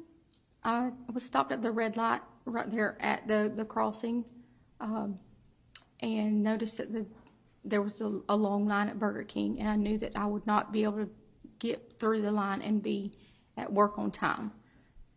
So what did you do? So I just bypassed Burger King and went to Stacy's house. Okay. And where is Stacy's house located? I call it McClenny 2. I don't know the address. So basically, you enter into McClenny to near where, just past the Burger King, correct? Yes, ma'am. Okay. What happened when you got to Stacy's? I got there and I grabbed my water bottle, my cup, and I had my lunch in the little tray right there where the cup holder is, and I grabbed it. My phone was right there as well, and I grabbed it, got out of the car to get to the inside before 8:15 so she could leave. She didn't want to leave while the kids were, she didn't want them up. She wanted them asleep so she could get out and she wouldn't be late. And that's what I was thinking is get there on time before they got up. When you got out of the car, Rhonda, did you get Araya out of the car? No, ma'am, I forgot I had her. When you went inside, did you talk to Stacy? For a brief minute. Do you remember what you guys talked about? Just one of the boys had fell the night before, and she was worried that it had bruised, and she wanted me to take a picture and send it to her. And we had talked about my doctor's appointment the next day, and was it. As you're talking about the doctor's appointment the next day, are you talking with Stacy about the fact that you can't work the next day? Yes, ma'am. Leaving, Your Honor, objection. Sustained. Had you had a conversation with Stacy about your unavailability on Thursday? Yes, ma'am. And why were you not going to be available? Because I have. Objection, Your Honor, relevance. How is that relevant? Your Honor, it goes to the schedule changes and the things that Ms. Jewell is dealing with in the moment of what's going on. Okay, I'll overrule the objection. I'm sorry, what was the question? Had you, I think the last question was, why was your schedule changing? On Thursday, I was supposed to work for Stacy, but I had told her that I needed to go to the chiropractor, which I normally went to in McClenny. They didn't have any availability, so I called the one in Jacksonville and Oakleaf, and their first availability was at 10. So I told her I could come afterwards if she needed me to, and she said no, that it was okay. Her mother was coming to take care of the kids. Were you physically in pain at that point? I hurt, yes, ma'am, but I mean, it wasn't nothing that. Did that pain interfere with your ability to take care of the children? Oh, no, ma'am. I just needed to be, I call it manipulated. My hip and shoulder was bothering me. And just to be clear, you didn't usually keep Araya on Thursday? No, ma'am. Okay. After you were scheduled to be off of work on Thursday, had you worked, did you have any other plans? We were supposed to leave on vacation that Thursday afternoon. So backing up to this July 19th date, you have gone to Stacy's house. You've walked inside and had this conversation with her. How long would you say you talked to Stacy before she left? Give or take 2, 3, 4 minutes. And did Stacy actually leave to go to work? Yes, ma'am. And what did you do then? I had texted Brooke and told Brooke that Stacy had just left to go to work. And the text message, I believe, said... Just left. Shocker. Just left, shocker. What did you mean by that? Because Stacy would ask me to come to work, sometimes be there at 8:15. She wouldn't leave till 8:30. She would say she was on her way home, or I'll be home at 4:30. She would be there till 5. So that was a little, that's what that was about. And you and Brooke had discussed those particular issues in the past? Yes, ma'am. So you texted Brooke that Stacy had left, and at that point, were the boys up, the twins? They weren't up. They were up, I would say, within 2 to 3 minutes of me being there. Okay, So within 2 to 3 minutes of you getting there and getting settled, the boys got up? Yes, ma'am. What did you guys do then? One of them got up and noticed that I was there, and of course, rah-rah, and he said, will you rub my back? So I sat on the couch and I rubbed his back, and a few minutes later, the other one got up, and I would sit on the couch and I would rub their backs, and just engaging with them, and they were very loving children, so they wanted to engage. Shortly after that, would you have prepared them breakfast that day? Yes, ma'am. And did you actually give them breakfast that day? Yes, ma'am. As the day goes along, what are you guys doing? They have a little magnetic kind of toy that you can put together, it's like a puzzle type thing, but it's magnetic. We'd sit on the floor and play with it, do a puzzle on the table, go to the toy room and play. Were there ever times that you were on your phone with the children? Yes, ma'am. We would watch TikTok together, just funny kids TikToks, stuff like that. Fast forward to around 1 o'clock, 1:15. Do you recall Brooke arriving at the house? Yes, ma'am. Okay. Can you tell us what you were doing before you became aware that Miss Brooke Page was at the house? Immediately before. I was preparing lunch for the kids. Where would you have been doing that? In the kitchen. And as you were preparing lunch for the children, where are they? They're in the kitchen with me as well. And what are you guys doing as you're cooking lunch? We were singing, and then one wanted a hot dog, and one wanted French fries, and one wanted, strawberries, and one wanted grapes, and one wanted a juice. And so they were very hands-on, but different and rambunctious. So I was preparing all of their meals. So I had French fries on the stove frying, and I had a hot dog in the microwave, and, trying to get all of that juice made for them. And was all of that going on whenever you received the phone call from Brooke? Yes, ma'am. Prior to receiving the phone call from Brooke Page, had you heard anyone knocking on the door? No, ma'am, I didn't. Did you hear the doorbell at all? Ma'am? Did you hear the doorbell at all? No, ma'am. Okay. Whenever Brooke Page called you, can you describe for us what happened? She said, hey, and I said, hey, and she said, she said, I'm here, and I said, here? I said, where are you at? And she said, I'm at the door, and I said, oh, and did you go to the door at that time? I did, but I didn't know why she was there, so I was like, what are you doing? And she said, I'm here, and so I asked her where she was at. She said, I'm at the door. Did you go to the front door? I did. What happened when you opened the front door? She opened up the door, and I seen her, and I was still in shock while she was there. And so she had money in her hand and her keys. And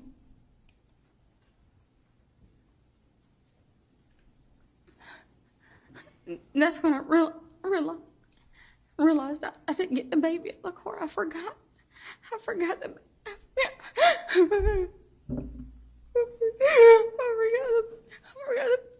baby in the car.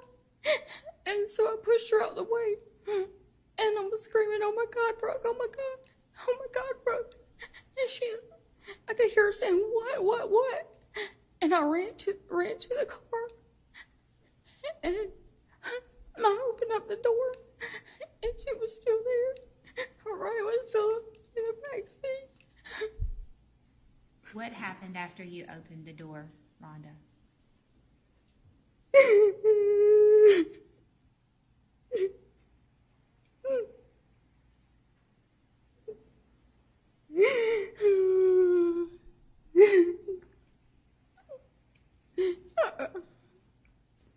I opened up the back door, and she was left. I accidentally left her in the car. I was like, oh my God, Brooke. Oh my God, Brooke.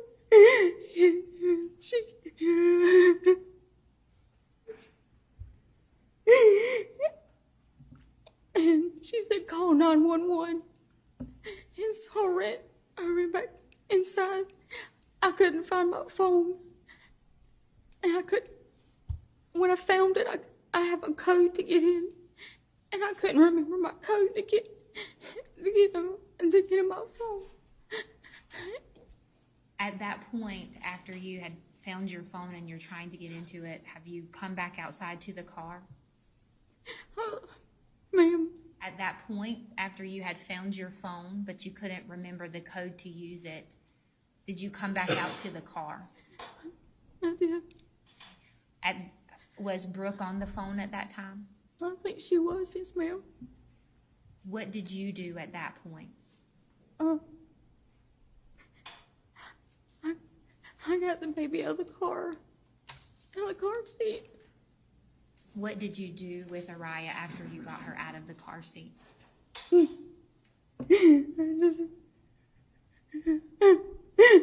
held her, and I prayed God was taking me as a stand.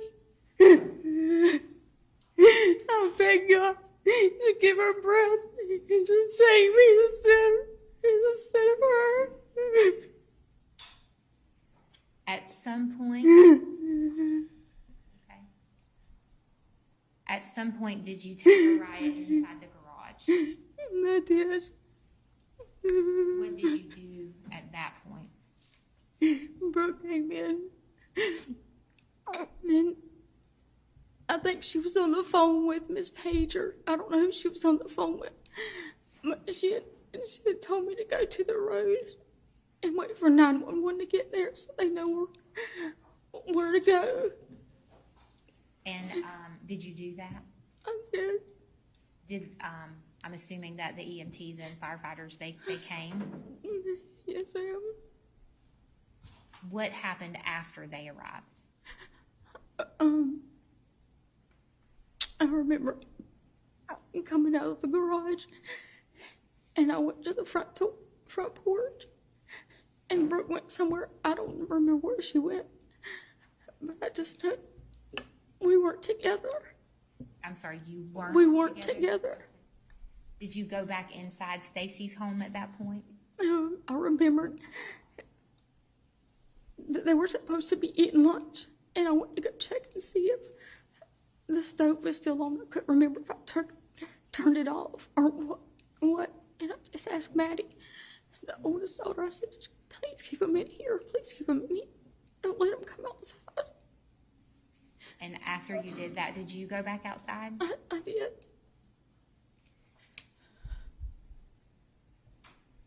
Did you have to call Stacy Pascal? I did.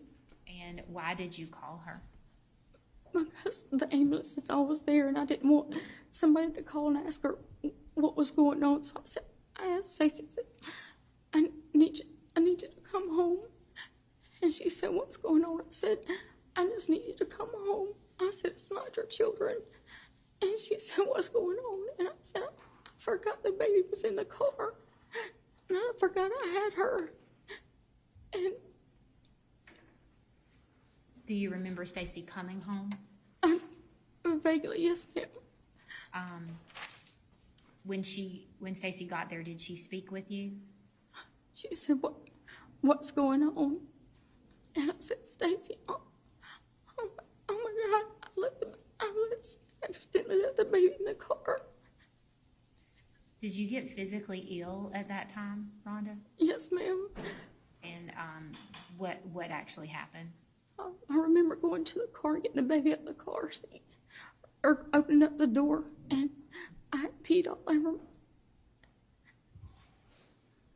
over myself going to the car, and then I threw up. Did you throw up after Stacy got there and you were having the conversation with her? Yes, ma'am. At that point when Stacy came, do you know where Brooke was, where Brooke Page was? No, ma'am. Did you ever have an opportunity to speak with Brooke after the EMTs arrived? I did not.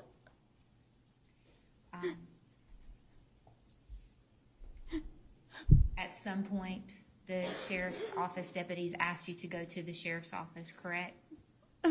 Yes, ma'am. And they actually took you there, I guess is the better way to put that. Is that right? Yes, ma'am. You've seen your statement that was played today. Was that the entire statement that you gave them? Yes, ma'am. Going back to this day on September 19th of last year,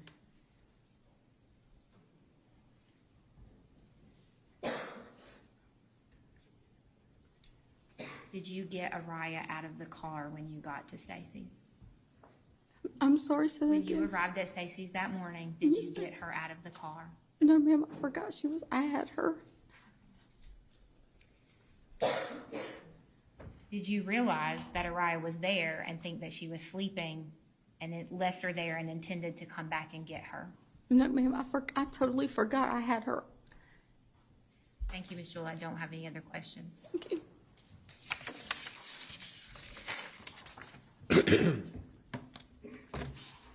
Cross-examination? Yes, Your Honor. Thank you.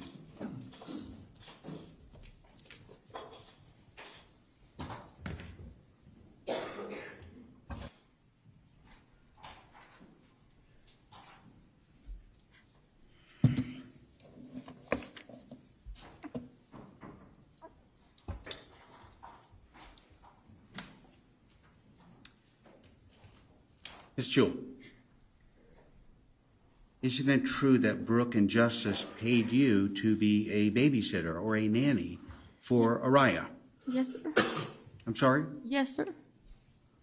That was your decision to be a babysitter for Araya. That was your choice. Yes, sir. You had an agreement with them to watch Araya, Yes. correct? Yes, sir. You had an agreement to care for Araya. Is that correct? Yes, sir. You had an agreement to make sure, when Araya was with you, to make sure that she was safe. Is Yes. that correct? Yes, sir. You were her caregiver on the days that you watched her, correct? Yes, sir. Isn't it also true that Brooke and Justice paid you money because you were the babysitter on the days that you would watch her? Yes, sir. Isn't it true that on the days that you had Araya, that you were watching and caring for Araya, that you were supposed to feed her? Yes, sir. You were supposed to make her baby bottle. Yes, sir. You were supposed to mix her baby food together to feed her the formula. Yes, sir. Change her diaper when necessary. Yes, sir. If she needed baby lotion or baby wipe, you were responsible for that. Yes, sir. That was your decision that you told Brooke and Justice that you would do. Yes, sir. If she needed a blanket, you give her a blanket. Yes, sir. A change of clothes, you would take care of her and change her clothes, correct? Yes, sir. If she needed a pacifier, you give her a pacifier. Yes, sir. Absolutely. These are things that you agreed to do when you would be caring for Araya. Yes, sir. Let me take you to July 19th of 2023. On that day, you went to Brooke and Justice's house, correct? Yes, sir. You got up that morning from your house and you drove to Brooke and Justice's house, correct? Yes, sir. That was your job. Yes, sir. And you didn't forget to do that, correct? Right. As I mentioned earlier, you were being paid to do this because it was your job. Yes, sir. So you drive your vehicle to Brooke and Justice's house. You did not forget how to get to her house, correct? Right. You then pull into the driveway, correct? Correct. When you went to Brooke and Justice's house, isn't it true that you had your cell phone with you? Yes, sir. It was the cup holder. When you got to Brooke and Justice's house, didn't Brooke have Araya in the baby car seat? Yes, sir. And isn't it true that Brooke put Araya inside of your vehicle? Yes, sir. You were there, you were present, and you saw her put the baby in your vehicle. Yes, sir. You didn't forget that. You remember that. Yes, sir. You saw Brooke put the baby bag with all of the items inside of it inside of your vehicle. Yes, sir. You didn't forget that, correct? Correct.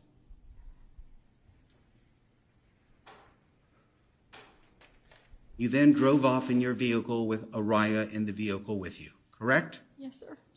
There was no one else in the vehicle but you and Araya. Yes, sir.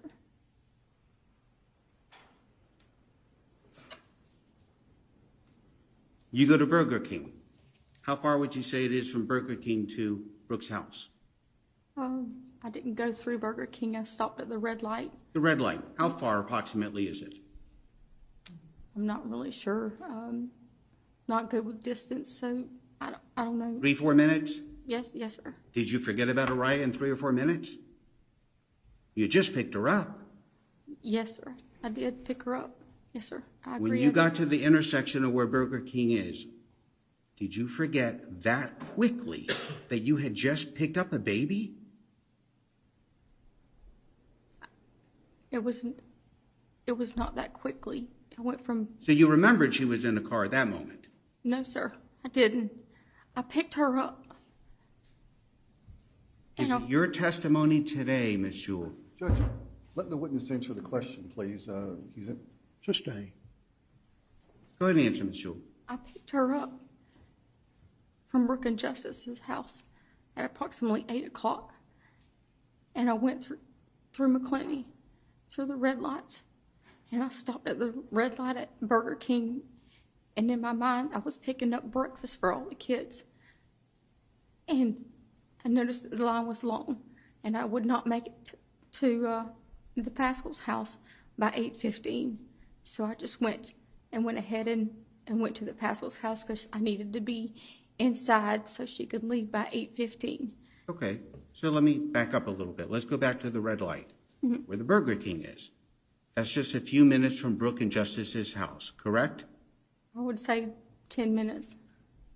My question to you is this. When you got to that red light, where the Burger King is, at that moment, did you forget Araya was in the car? I did. You did? So you had gotten up that morning with the job of driving to Brooke's house to get Araya, and your testimony today is after picking up the baby, in approximately 10 minutes, you forgot you had picked up the baby. I forgot I had her, yes, sir. And that was your job, to get her. Correct? Correct, yes, sir. And as you testified today, you've been doing this for years. Correct? Yes, sir.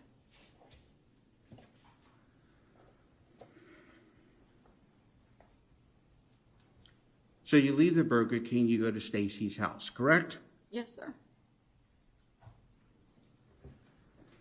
You're testifying today that you forgot Araya was in the car by the time you got to the intersection of where Burger King is and also at Stacy's house, correct? Yes, sir. So it would be fair to say that at that moment you have failed in your duties as a caregiver, correct? I did not hear her. She didn't make a sound, so I didn't know I forgot she was in the car. I didn't hear her. Ms. Jewell, that isn't my question. Okay, My I'm question sorry. is, would you agree, isn't it true? You're saying you forgot she was in a car. You failed as a nanny, as a babysitter, as a caregiver. You're saying you forgot about the baby.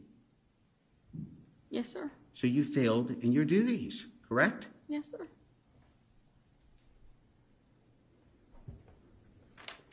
You get to Stacy's house and you get out of the car, correct?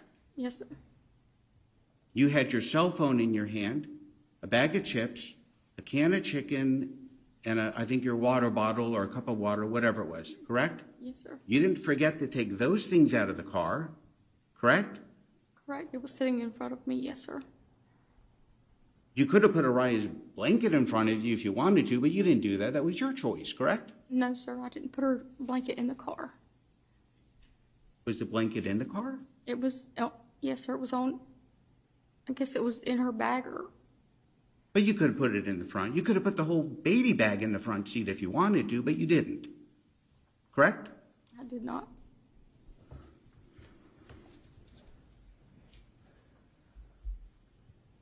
So your testimony today is you got up in the morning, you drove to Brooke's house and Justice's house, picked up the baby, and in approximately 15 minutes, you just forgot the baby was in the car, even though that was your job, correct?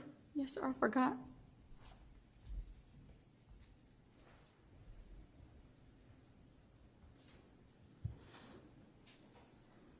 When you went into Stacy's house, you have to agree, isn't it true, you never got Araya out of the car? No, sir, I did not. You didn't get the baby bag out of the car either? No, sir. You get to Stacy's house, and at 8:17, you've seen the text. You send a text to. At 8:17, the text from you to Brooke is just left. Shocker, with a emoji, a happy face emoji. You remember that? Yes, sir. So you sent Brooke a text at 8:17. Miss Jewell, you're saying that you forgot Araya's in the car. But at 8:17, you're texting her mom. There's no reason for you to even be texting Brooke unless you have her child. You're texting her at 8:17 in the morning, letting her know Stacy's left. This was normal for us to text every day. You're texting Araya's mom at 8:17. Yes, sir. You'd have to agree there's no reason to text her. The only reason is, Objection, Your Honor, asked and answered. Overruled, cross-exam. the only reason to text her is to let her know Stacy has left the house and you have Araya. Isn't that correct? Yes, sir, but it stems from a conversation we had the day before about how Miss Pascal would come and, you know, she would come and then she would leave when I got there. She would leave late. She would come late. She would leave late. That's what that was about. Miss Jewell, you are having contact with Araya's mom at 8:17. Araya's still in the car. And you're saying today that never rang a bell? No, sir, That, it did oh, not. the baby's in the car. No, sir, it did Even though not. you're communicating with the baby's mom. No, sir, because that was normal for us to talk every day. So let's go to 8:32. 8:32, you have another text communication with Brooke, Araya's mom. Once again, you're having communication with Araya's mom. And you're saying today that still at that moment, even though you're talking to the baby's mom, it never dawned on you, oh geez, the baby is still in the car. No, sir, I did not. I forgot that I had her. I forgot she was with me. Let's go to 11:25. Yes, sir. At 11:25, you have a communication with Nevaeh Carter. This is Araya's aunt, Yes. the 18-year-old girl that took the stand yesterday. And you respond in some Snapchat, responding to some picture she posted where you say, I think it was, hey cuties, Rhonda loves you. Yes, sir. Once again, you're having communication with Araya, the baby, with her aunt, Nevaeh. Yes. And you're testifying today that now for the third time, you're having communication with someone related to Araya, and it never dawned on you that Araya is in the car. No, sir, it never did.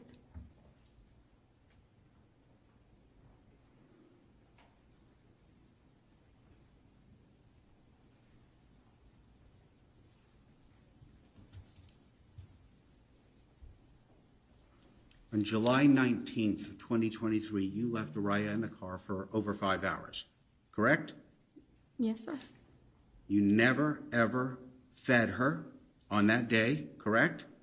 Yes, sir. You never made a bottle for her, correct? Never changed her diaper, correct? Never changed her clothes, correct? Yes, sir. Isn't it true that you never used baby wipes or baby lotion or anything like that for her at all? Would that be accurate? Yes, sir. You never did anything that would be necessary for a babysitter or a caregiver to make sure that a 10-month-old baby would be safe. Isn't that accurate? Yes, sir. So you failed in your duty of care towards Araya, this 10-month-old child, correct? Yes, sir. You admit that. Because I forgot I had her. Yes, sir. But you failed in your duty. Yes, sir. You had mentioned, I think a little while earlier, that Araya at that age could crawl a little bit. I think you'd have to admit Araya was incapable of unbuckling herself from the car seat or opening a car door at that age. Would that be accurate? Yes, sir.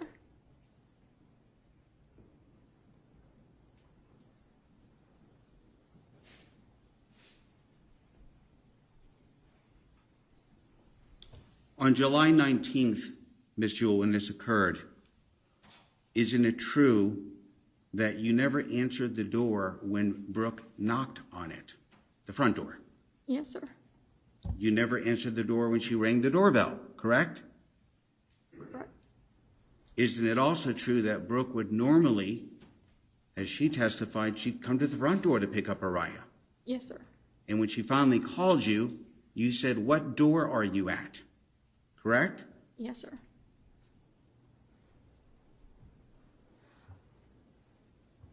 On that day, Miss Jewell, were you drinking? No, sir. Were you on any kind of drugs or narcotics? No, sir.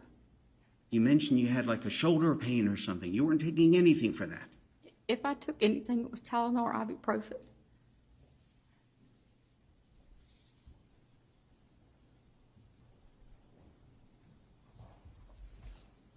You mentioned to Investigator Dougherty when you were being interviewed about your child going to college, about going to England. You were focused on that day. I had a lot of things going on. But your responsibility was to care for Araya. You didn't do that. Isn't it true? Yes, sir. And that was your decision to watch her. You agreed to do that. Yes, sir.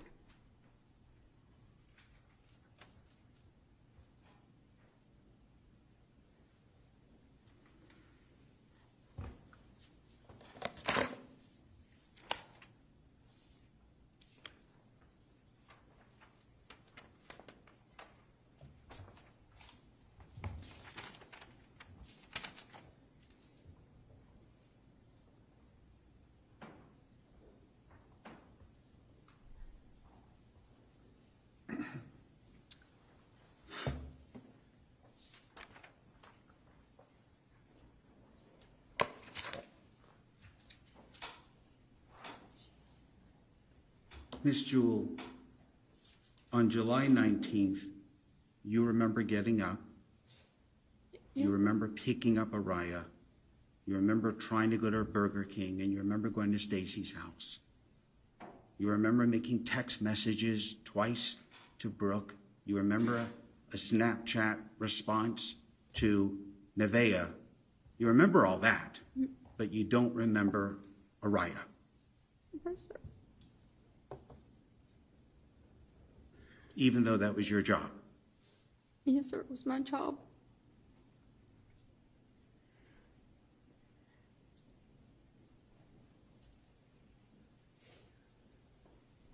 Would you agree that on July 19th, for those 5 hours, it was your responsibility to care for Araya? Is that a yes? Yes, sir. And you would agree that under your watch, Araya died? Is that true? Yes, sir. Yes, sir.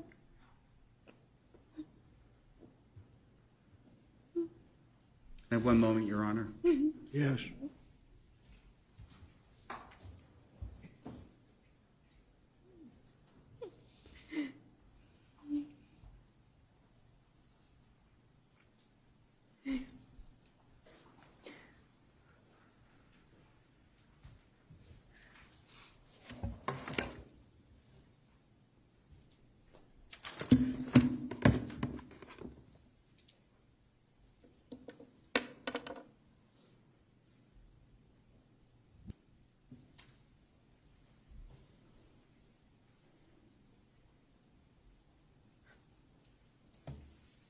Ms. Jewell, when you would care for Araya, you'd have to change her diaper. Yes, sir. But on that day, you didn't. No, sir. Judge, these have been asked 3 or 4 times already of the witness. Sustained. Isn't it true on that day of July 19th, you helped take the dog out or take the dog back in because the dog was outside and it was hot outside? No, sir. I wasn't in charge of the dog. That was Maddie's dog. You remember Maddie bringing the dog in? No, sir, I do not. That was a communication with her and her mom.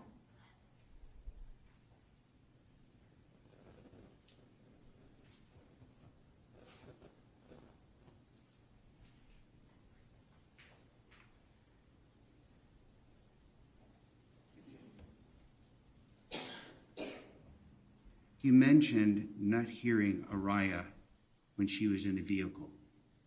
Yes, sir. But it is your fault that Araya is dead because you left her in the car. I forgot she was in the car. Yes, sir. That's all I have, Your Honor. Redirect.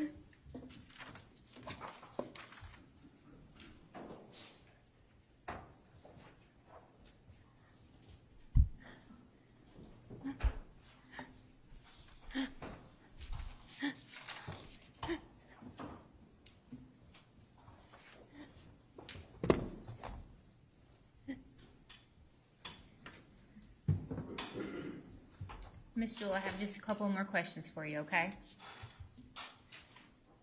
The state pointed out that it was your job to take care of Araya. Was it also your job to take care of Stacy Pascal's twins and her daughter on that day as well? Yes, ma'am. And did you perform that job? Yes, ma'am. I think the state tried to pinpoint or get you to pinpoint at what point in the car you forgot Araya. Do you know between Brooke and Justice's house and Stacy's house at what point you forgot she was there? No, ma'am. Did Araya make any noise or anything to remind you that she was there? No, ma'am.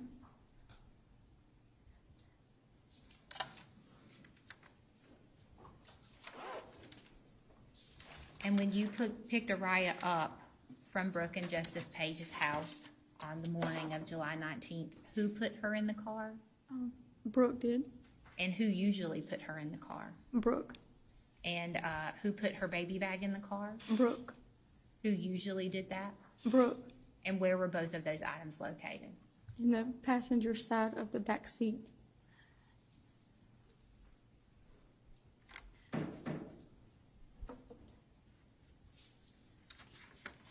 Ms. Jewell, did you intentionally leave Araya Page in your car? No, ma'am.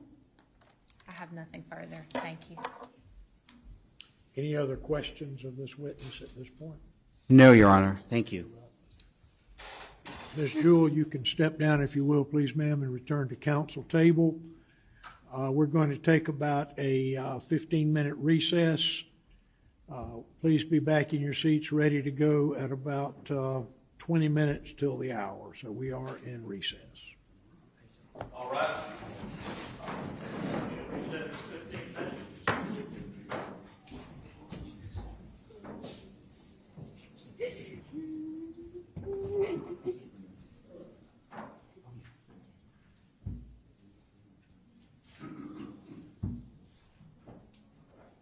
Your Honor, the blue man's still on.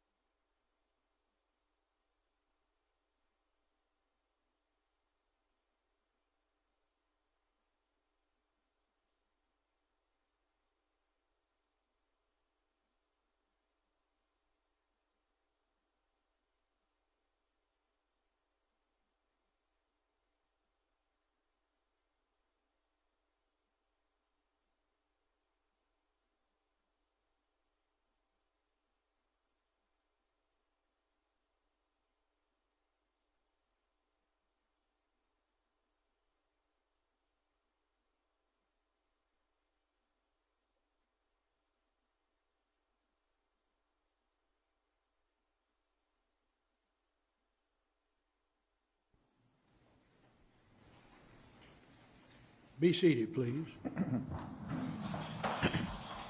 Members of the jury, it's a strange world because we're going to try to wrap this case up tomorrow. We've got a lot to do tomorrow. But rather than have you come in earlier tomorrow, you're coming in later tomorrow. Okay? Trust me, we're going to get through this. What you'll need to do is to return to this courtroom for 9:30 in the morning rather than 8:30. It's 1 hour difference because we have some matters that need to be taken care of outside your presence. So we'll be able to do that. So when you get here, we should be able to hit the ground running at that point. Again, the instructions, the short version, don't talk about the case with anyone or allow anyone to talk to you about the case in your presence. Don't talk to the attorneys, the defendant, or the witnesses that you see about anything. Don't investigate or conduct any research pertaining to the case, the defendant, the witnesses, or the attorneys. Don't read or listen to or watch any media account pertaining to this case, and don't visit any place described in the evidence. And when you return in the morning, make sure your cell phone is off. And with that, are there any additional instructions desired by any counsel? No, Your Honor. No, Your Honor. Very well. With those instructions in mind, we are in recess for the jury until 9:30 tomorrow morning. Thank you, folks. We are in recess. All right.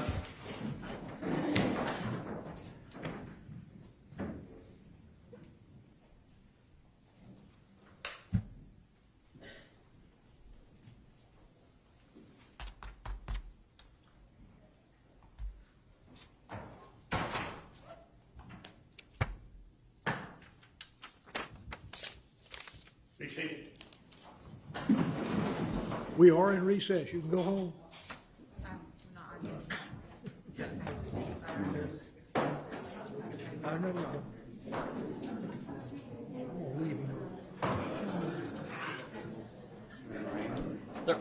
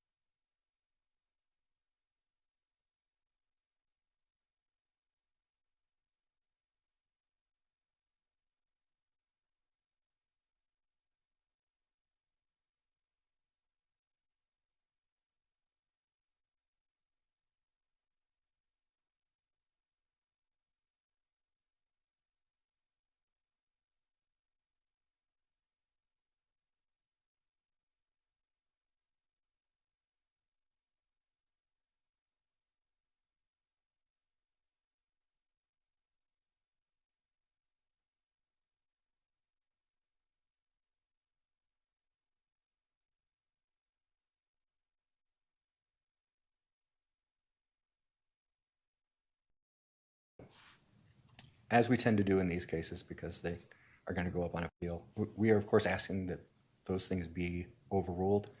Certainly recognize Your Honor doesn't have the ability to do that, but we respectfully make the argument that those cases were wrong. We also make the argument that there is another way to get there. So the Fifth Amendment obviously is the grand jury amendment, and I think a bill was looking at the Sixth Amendment or notice requirements, what needed to be included there. We furnish an additional argument that the Eighth Amendment in death cases requires additional process. And we see that largely in what occurs at the sentencing hearing, but we also see it in things like requiring counsel before it was required for anything else was required in death cases. We also see it in requiring the state of Alabama to permit a lesser included instruction so that a jury can choose something besides something that would lead to death. Let me ask you a question about that. So on the one hand, as I understand your argument, it is that the grand jury should be required to not only find an aggravating, statutory aggravating factor, but also that the grand jury then weigh it against mitigating evidence. Is that your position? No. Let me be clear. As we would talk about in the trifurcation motion, I'm only talking about the statutory aggravators, not the non-statutory aggravators or the mitigators. It would simply be... Your brief says otherwise, so that's why I question that, because as we've learned, that takes a long time for those things to be developed. That's not necessarily evidence in the pocket of the state. What is now gone from a case timeline of several months to now multiple years would seem to me to even drag it out longer. And I certainly understand that concern. I don't think that that's our position. I certainly do believe that the law would require the state to put on mitigating evidence if it had it, because that's something that they're required to do by law. They're required to put on evidence, if known to them, would possibly point in the direction that the person is innocent, et cetera.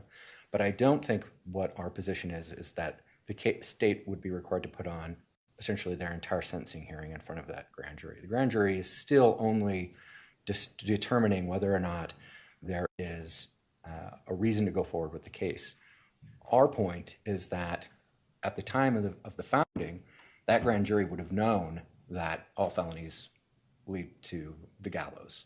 So at that time, the grand juries were making decisions about whether or not people were going to face the death penalty.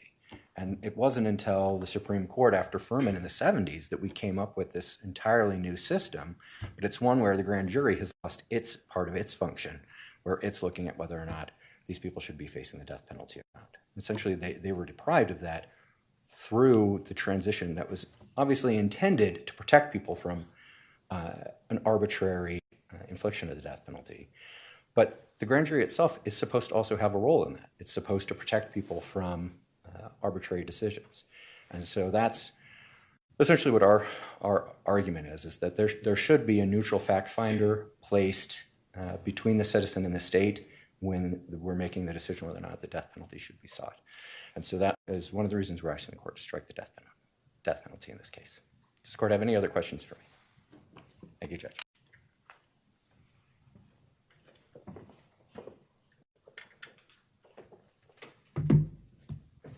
Your Honor, sounds like on Abdullah, this is just a issue of issue preservation, so I don't have much to comment on that.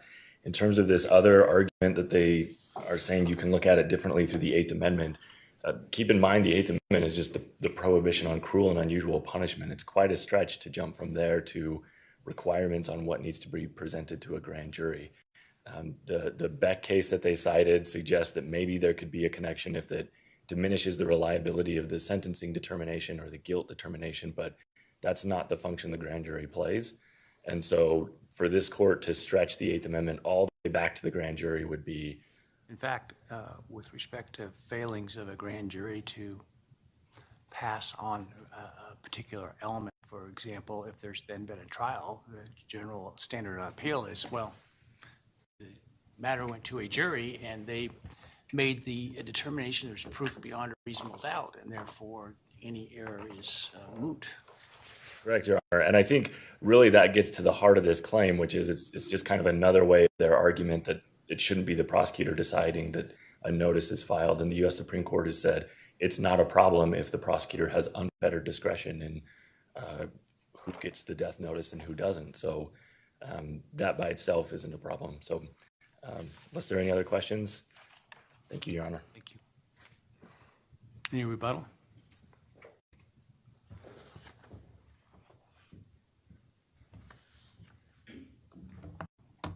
Well, I think it would be best to push back at least a little on the idea that the Eighth Amendment can't go back that far. I mean, recall that it was the Eighth Amendment that required that there be counsel for people that were facing the death penalty. Now, I certainly understand the idea that the Eighth Amendment's concern is that we have a reliable procedure. I certainly understand that. But the grand jury, it does fulfill some of that function as well. And besides, at least if we're speaking in terms of what was understood to have the grand jury and what it did at the time that the nation was founded, it would have been stepping in a case involving a possible death penalty and being able to put a stop to it then and there.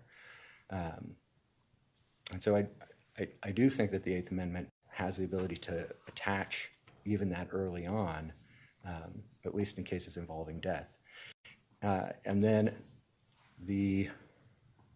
I recognize that there are these cases from the Supreme Court indicating that prosecutors do not have to have anybody determine whether or not they can file the death penalty and that they can drop it out of a sense of mercy.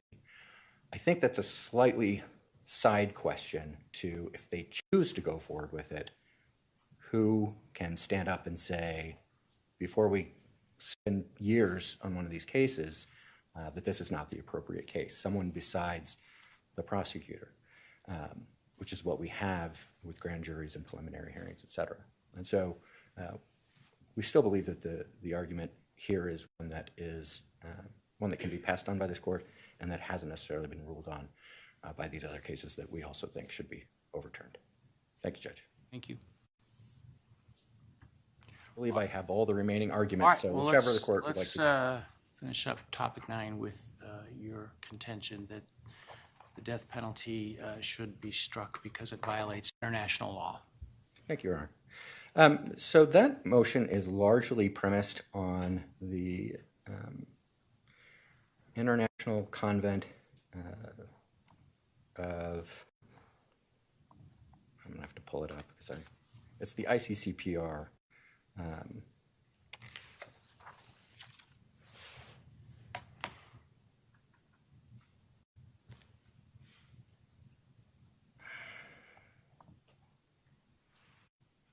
International Covenant on Civil and Political Rights.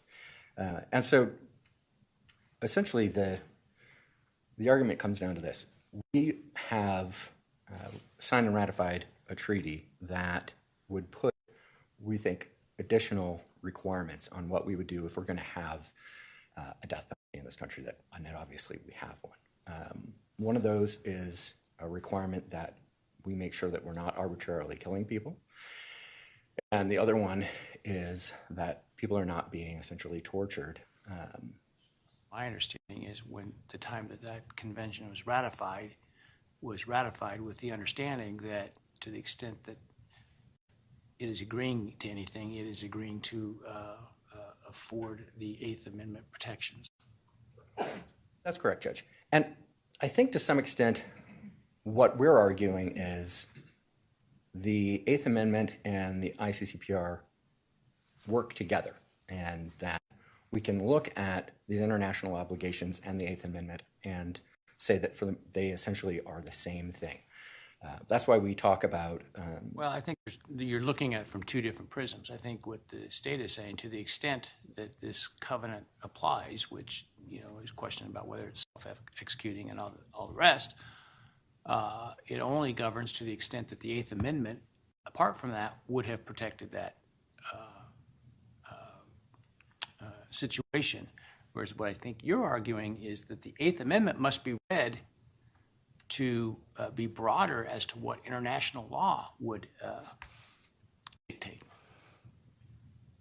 I think if what we're saying is that the state would argue that we read the Eighth Amendment and that's what the international law must be, we're saying you have to read the international law to decide what the Eighth Amendment. So you're having the international law dictate what the United States Constitution means. Correct. And we are doing that on the basis of what the United States has said itself about the fact that they believe that they live up to these things, and the fact that we have, we discussed the Charming Betsy canon, which is obviously a very old canon and typically is just about whether or not our statutes are in line with our treaties. But I think particularly in this case, where the United States has essentially said, you know, we signed on to this treaty because we live up by these same standards that everyone else does, we can look at what the international community thinks about those standards that we said we also abide by when we're determining whether or not we're living up to the standards in the Constitution. But what they said specifically is that we think that we are living up to those, even though we have and will enforce a death penalty.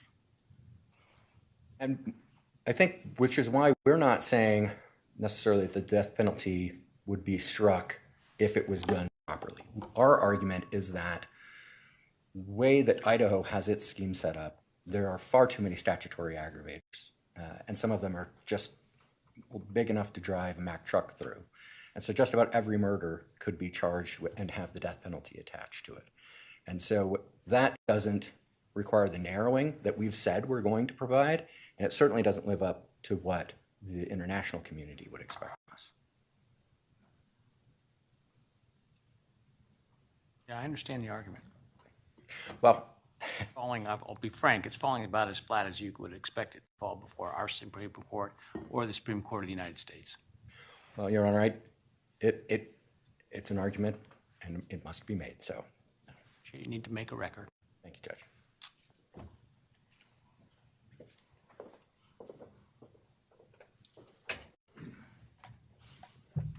Your Honor, unless the court has any questions, I'm okay.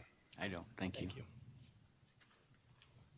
All right, let's talk about the contemporary standards of decency. Thank you, Your Honor. So I think the main case for this one was Roper v. Simmons. Unless I'm confusing it with Atkins, but essentially the court has said that when deciding what contemporary standards are in terms of what's cruel and unusual, that the court first looks at what the state legislatures are doing and then makes a decision based on its own determination of what it is it's going to be. But when we look at those cases, they also look at other things. They look at international law. They look at what religious organizations are saying.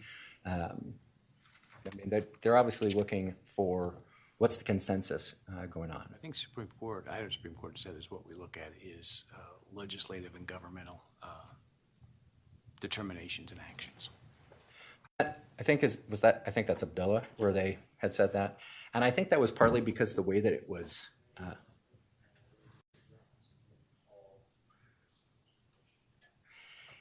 And in those cases, it seemed like the record that was brought up to them was somewhat sparse, and so hopefully we've provided more information than they had at those times. But in those cases, the number of states that still allowed the death penalty, I think, was around 35.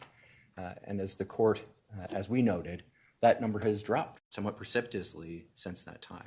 And those would be the legislative activities. I think what I was, I guess, taking issue with is the idea that they would look to what religious and other sort of non-governmental advocacy groups would argue or accept.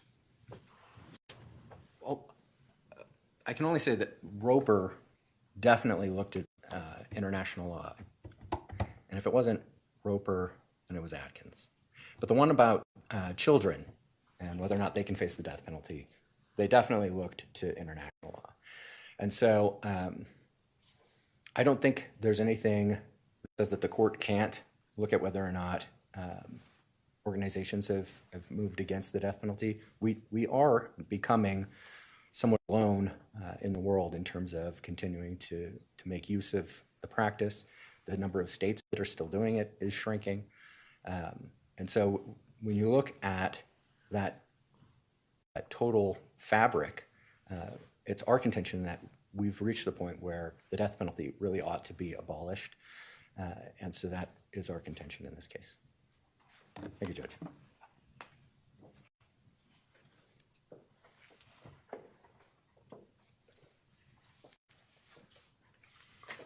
Thank you, Your Honor.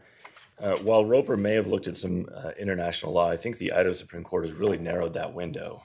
First in Abdullah, they said, therefore, absent some legislative or executive action, a determination by this court that Idaho's death penalty statute is unconstitutional based on evolving standards of decency and public opinion is unsupported.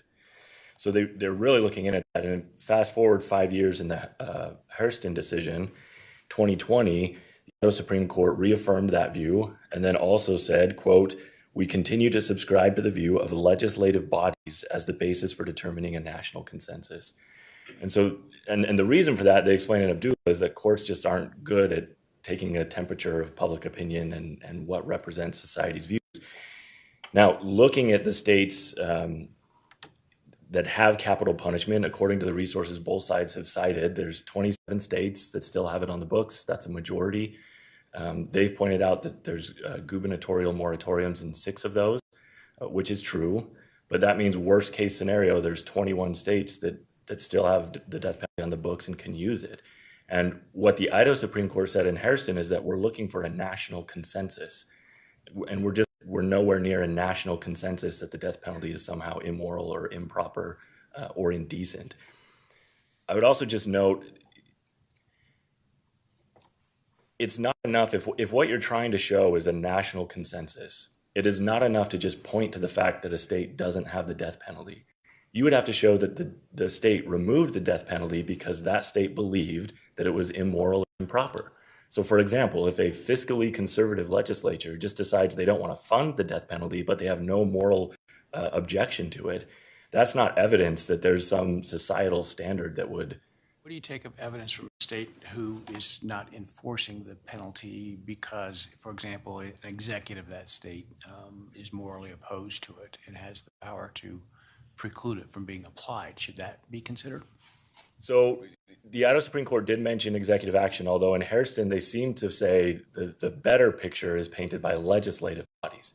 And I think part of the reason for that is because the executive, it can just depend on the administration that's in power at that moment. A perfect example of that is the United States. The death penalty is on the books. It's currently not being applied, but shortly before the current administration it was. And I think it's safe to assume that it will be again here shortly. The other thing you have to look at is, why is the executive doing this? For example, the defense cites that Tennessee has currently a moratorium. True, but the governor did that because he said we need to take time to fix the execution protocol. That's not evidence of a national standard that the death penalty is wrong. So in a state like Tennessee, are they still in the sentencing capital sentences, but just not carrying them out, or have they stopped even trying capital cases? I can't answer that definitively for Tennessee. My understanding is that they still try them and impose the death sentence, but that it's just not being carried out. I know that to be true, for example, in California, juries are still imposing the death penalty. I know in Ohio, another state that they've pointed to where there's a gubernatorial moratorium, there are 30 scheduled executions in that state. They keep getting pushed back, but the reason they're getting pushed back and the reason for the moratorium is they can't find chemicals to do lethal injection.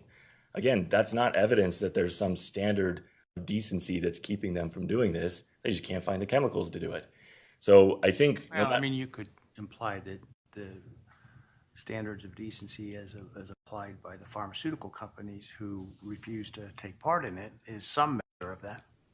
Potentially, yes, but I think, again, going back to the Idaho Supreme Court's decisions, we're looking specifically at executive and legislative action. And the fact that the legislature or governor is saying we would do this, but we can't get the chemicals, is actually evidence that they still support the death penalty. So I think no matter how you read the numbers, we're not at a place where there is a national consensus that the death penalty is indecent. And so we think the court should continue to follow what the Idaho Supreme Court said in Abdullah and Hairston and reject their motion. Thank you, Your Honor. Buttle? Just briefly, Judge, I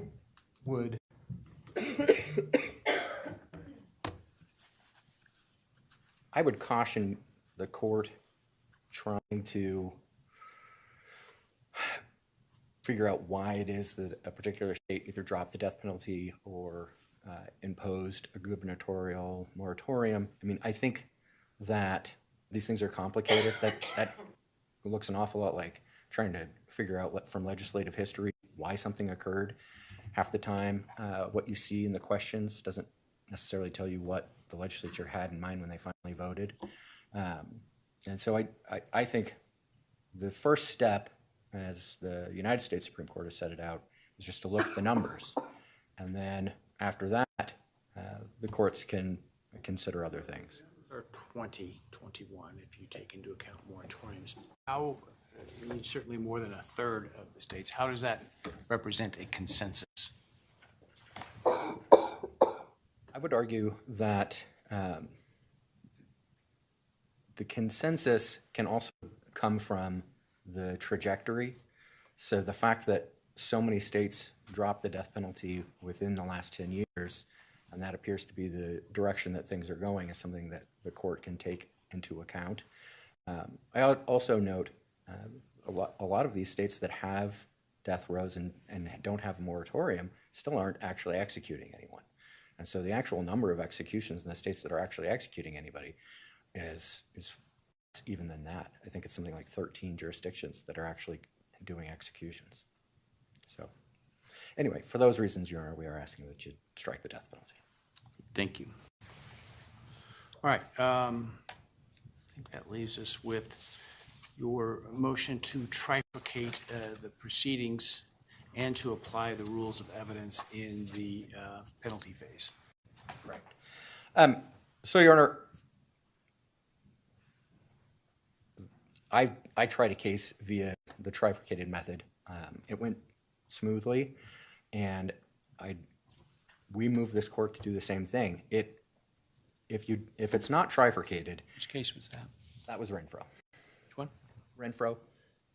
If it's not trifurcated, what happens at in the penalty phase is the state would be putting on both statutory aggravators and non-statutory aggravators. I think the states argued that some of those things. Isn't there a post-conviction proceeding in which it's alleged that that is ineffective assistance to allow the trifurcation because you make the jury decide about whether or not an aggravating factor is there in the absence of any mitigating evidence that might otherwise affect their decision? I'm sure there is.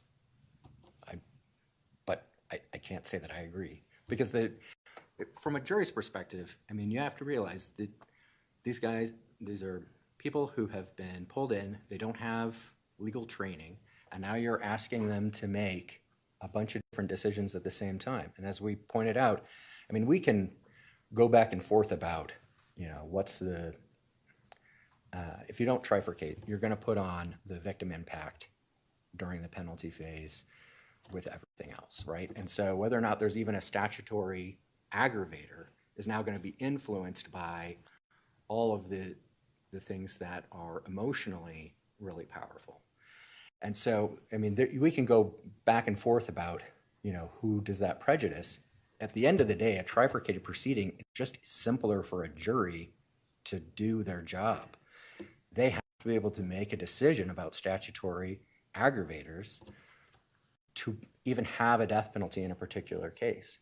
Being able to do that with just a standalone, do these things actually exist first before you start to get into the mitigating and aggravating. I mean, you can put on some mitigating depending on what the aggravator is at the aggravating portion of the case. You can talk about future dangerousness and things like that, assuming the court decides to let it in. But If you don't do it this way, what you risk is that a jury is going to be influenced by non-statutory aggravators, victim impact statements, and on those grounds, say yes to one of the statutory aggravators. And you also are telling the jury, these things you have to find beyond reasonable doubt, but these things you don't, and do all of that at the same time. And I mean, the studies have shown that juries really want to get these things right, and they really want to follow the law, but oftentimes the instructions that they get aren't really that clear. And I think adding to their burden by cramming it all into one hearing, it's unnecessary.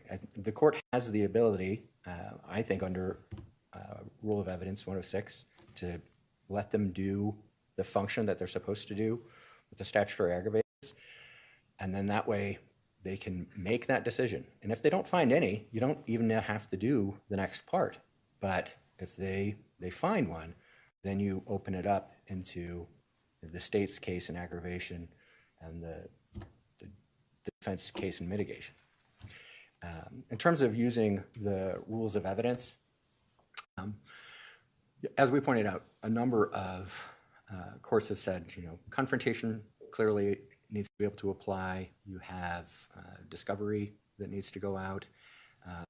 Rules of evidence are helpful, and they're certainly helpful when you're talking about the statutory aggravators themselves. And that's an area where if you're trying to make a accurate determination of whether or not those things exist such that you can have the death penalty, the use of the rules of evidence is, I think, can be detrimental to both sides if you just kind of allow willy-nilly whatever to come in.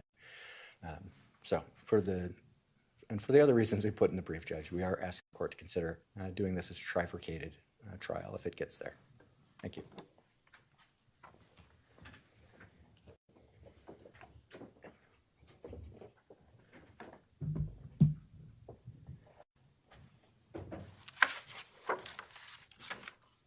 And Your Honor, to briefly address the point about the confrontation clause and the rules of evidence.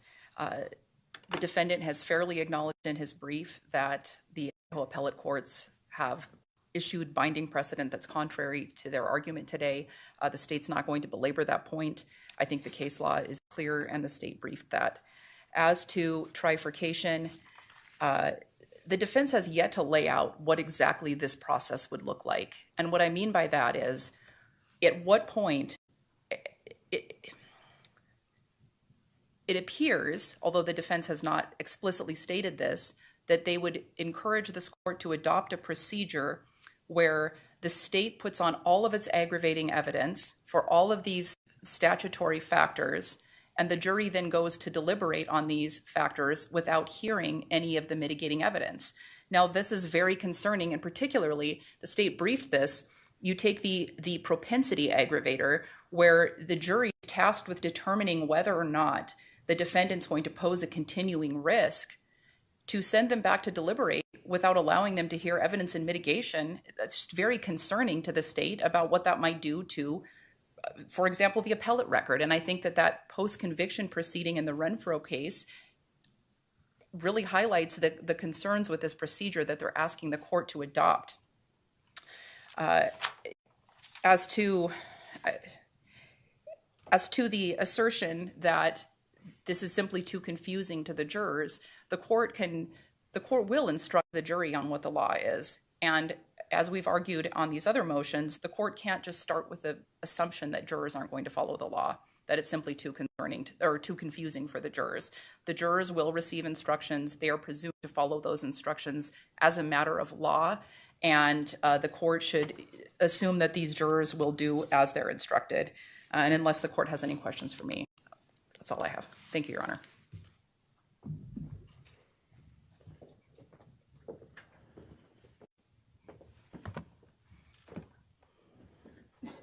Well, for the record, it really wasn't that confusing. We had the propensity aggravator in that case. We put on evidence that pushed back against that at that point in the case. It's cleaner from the jury's perspective. It was cleaner from our perspective. I don't think we even argued about it. I think the state just went along with it. And I thought it went pretty well. And I definitely want to push back on the idea that, we have a tendency to have these tautologies in the law where we say, well, the jury is great and they'll figure it all out, and so long as we tell them what to do, then they've done what they were told. And there are studies that show that's just not accurate. I mean, there's the jury project. You can read what it's like for people to go through these things. And when we're talking about whether or not somebody's going to be put to death, I think it's important that we, really think hard about how these people are going to make these decisions. If we're going to do a normal, just a penalty session, I definitely think it's something that's going to require some additional instructions. I know the Supreme Court just recently updated a lot of the ICGs, which is great, something that I've been advocating for. But there are additional things that I think are going to have to be told to a jury so that they can understand how that would function. And if you trifurcate it, it's going to make it simpler for them to understand, okay, you've now found this person guilty. Now you're going to be determining whether or not one of these statutory factors exists. This is what they are. This is how they're defined. You have to find this beyond a reasonable doubt. The state's going to do an opening statement and a closing. They'll put on evidence as to whether or not these things exist. This defense is going to come in, question those things, put on their case why those statutory aggravators don't exist, and you're going to make that determination. If you make that determination, then we get to a sentencing proceeding where the state's going to be able to put on any additional aggravators that it wants to put on, and the defense can then put on any other information that they have that's going to be in mitigation. It works, and it worked, regardless of whether or not the SAPD doesn't agree with me. I'd ask the court to consider it. Certainly, if the court decides not to do it, we'll have lots more conversations about how best to do that. It's an intriguing idea. The concern, of course, is the desire to do this case once and not twice. I understand. And there's a protocol that has been approved by the appellate bodies versus the one that you're proposing now, and so that's always in a trial judges who tend to be fairly risk averse difficulty. Yes, sir. Well, thank you. Thank you, sir. All right, my dance sheet indicates that we have covered all the topics. Did I miss anything from either of your perspectives? Not from the state, Your Honor. No motions, Your Honor, but I think Ms. Massa has one thing. One housekeeping. Sure. Judge, we submitted Professor Cover's PowerPoint and her data. We filed it this morning under seal. We had a conversation that you thought that should probably not be under seal. Definitely with the PowerPoint, we have no issues there. It was filed with one thumb drive. We discussed letting us look to see if there is victim information that needs to be redacted. So what I'd like your permission to do is file an amended Exhibit A, and if we'll get things redacted. The one that's filed and you are inclined not to seal, I just don't want it to get out there before we've had an opportunity to review that and redact names. Okay. I'm assuming the state doesn't have an objection to that. No objection, Your Honor. Thank you. All right, and that's fine, counsel. Let me address, that brings up a good point in terms of just process for filing matters that need to be sealed in some way or the other, because as we know, the rules for filing require them to be physically filed if you're seeking to have them filed under seal, which causes some difficulty for most of you who are not in the Treasure Valley area. I think perhaps the best way to deal with this is if you're going to file something and there's some portion that needs to be under seal, if you would provide a redacted and an unredacted copy. So for example, I think the defense filed a recent request for discovery and had an exhibit attached that they felt should be sealed. I'm assuming that's why they requested it to be sealed, was because of the exhibit. So you would file that one with the exhibit being a blank page saying redacted, and then provide the court and opposing counsel a courtesy copy of the unredacted, and then you can file the unredacted when you are here to get it filed under seal. And then we can, the public have the redacted version so that we, as much information as we can make public, we can. We'll do it that way. Thank you. That works for everybody. Thank you, Your Honor. Else for today? Nothing else for today. There was a motion filed that got placed under seal that the court was going to schedule. Is that about your jury voir dire procedure? Yeah, I think that's probably more appropriate to take up as we get closer to the pretrial than anything, because it really deals with essentially what is and isn't allowed in voir dire and in questioning. So I think we're just a little early in the game yet to get to that, from my perspective at least. Your Honor, the only thought I have about that is perhaps talking about that may cause the court to think we should begin voir dire maybe a tiny bit earlier than is currently scheduled. Well, we can, I think our pretrial is in May, correct?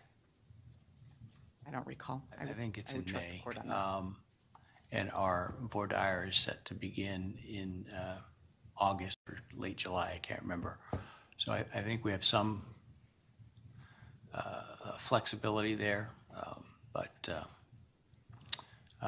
and perhaps we'll address it at another hearing before the pretrial. I just thought with the number of motions we had today that it was probably something we could save for a later day. Fair enough. Thank you. All right. Anything else? No, thank you, Your Honor.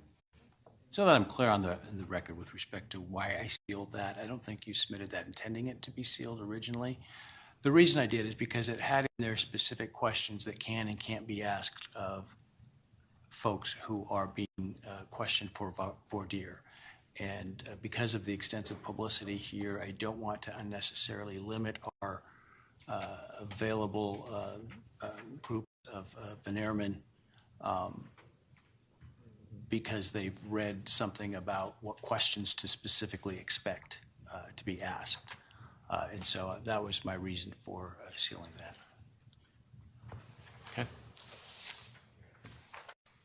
All right. Well, thank you. Everybody have safe travels back. I will take the matters under advisement and issue written opinions forthwith. Thank you. Thank you. All rise.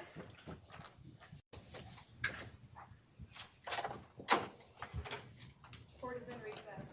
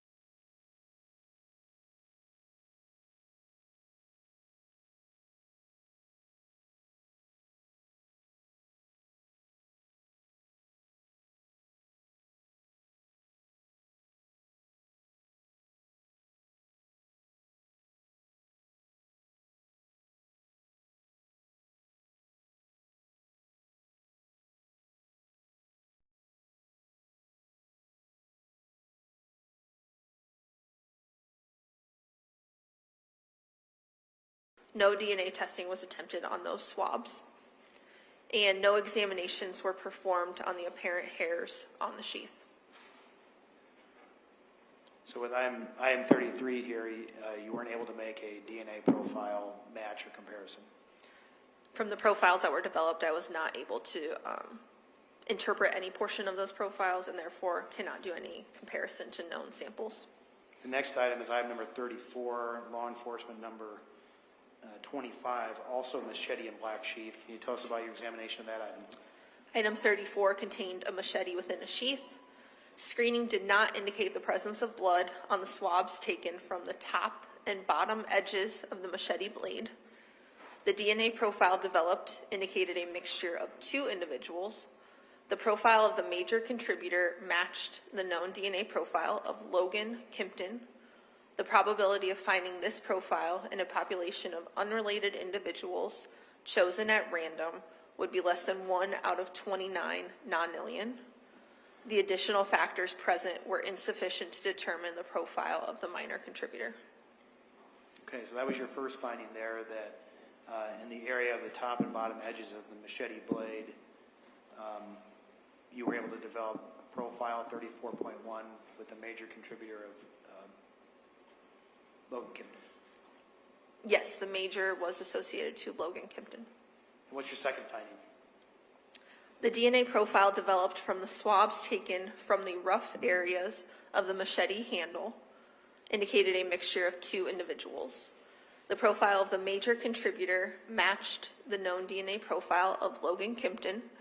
The additional factors present were insufficient to determine the profile of the minor contributor. And then what's your final finding? Screening did not indicate the presence of blood on the swabs taken from the inside top opening of the sheath. No DNA testing was attempted on those swabs. Okay.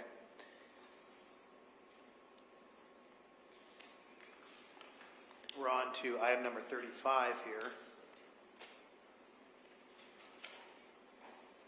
which is black gloves with stains. Can you tell us about your testing on that? Screening indicated the presence of blood on 3 areas of the gloves. DNA testing was attempted on 2 of these areas. The DNA profile developed from a cutting from the palm of the left glove indicated a mixture of at least 4 individuals. Due to mixture complexity, no further interpretations will be made. The DNA profile developed from the swabs taken from the top side of the right glove indicated a mixture of at least 3 individuals that was too weak for conclusive interpretation. The DNA profile developed from the swabs taken from the inside of both gloves indicated a mixture of at least 4 individuals. Due to mixture complexity, no further interpretations will be made, and no examinations were performed on the apparent hairs on the gloves. Item number 36 contained a machete within a sheath. Can you tell us about your testing of that? Screening did not indicate the presence of blood on the swabs taken from the top and bottom edges of the machete blade. The DNA factors detected were too weak for conclusive interpretation. The DNA profile developed from the swabs taken from the rough areas of the machete handle indicated a mixture of 2 individuals. The profile of the major contributor matched the known DNA profile of Logan Kimpton. The additional factors present were insufficient to determine the profile of the minor contributor. Screening did not indicate the presence of blood on the swabs taken from the inside top opening of the sheath. No DNA testing was attempted on those swabs. Item number 37 is identified as Van Patten's clothing from February 19th. That contained 1 long sleeve shirt, 1 pair of pants. What did you find when you examined that? Item 37 contained a long sleeve shirt and 1 pair of pants. No stains were noted on the shirt or the pants, and no DNA testing was attempted on those items. And finally, you tested lab number 38, agency number 58, described as a used roll of duct tape.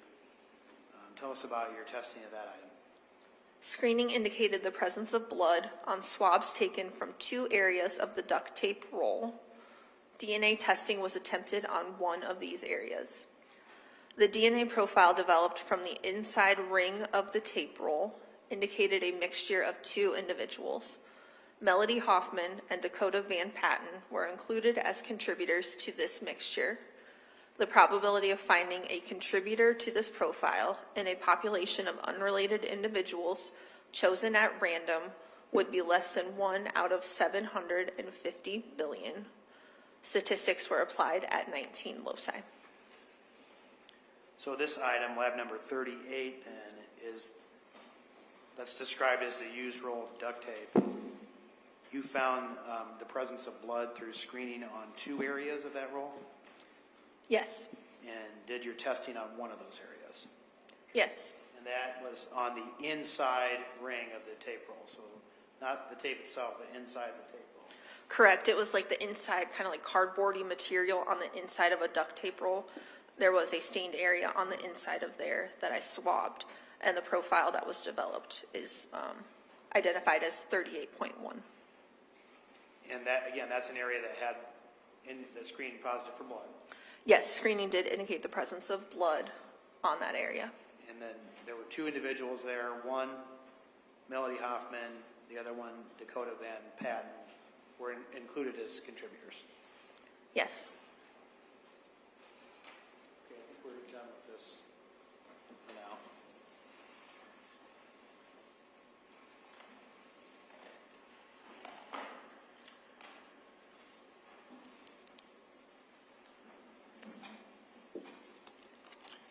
Council, we're at 3 o'clock, so why don't we go ahead and take our afternoon break. Okay. So we'll be in recess for 15 minutes. Jurors, please remember the admonition. Have a good break.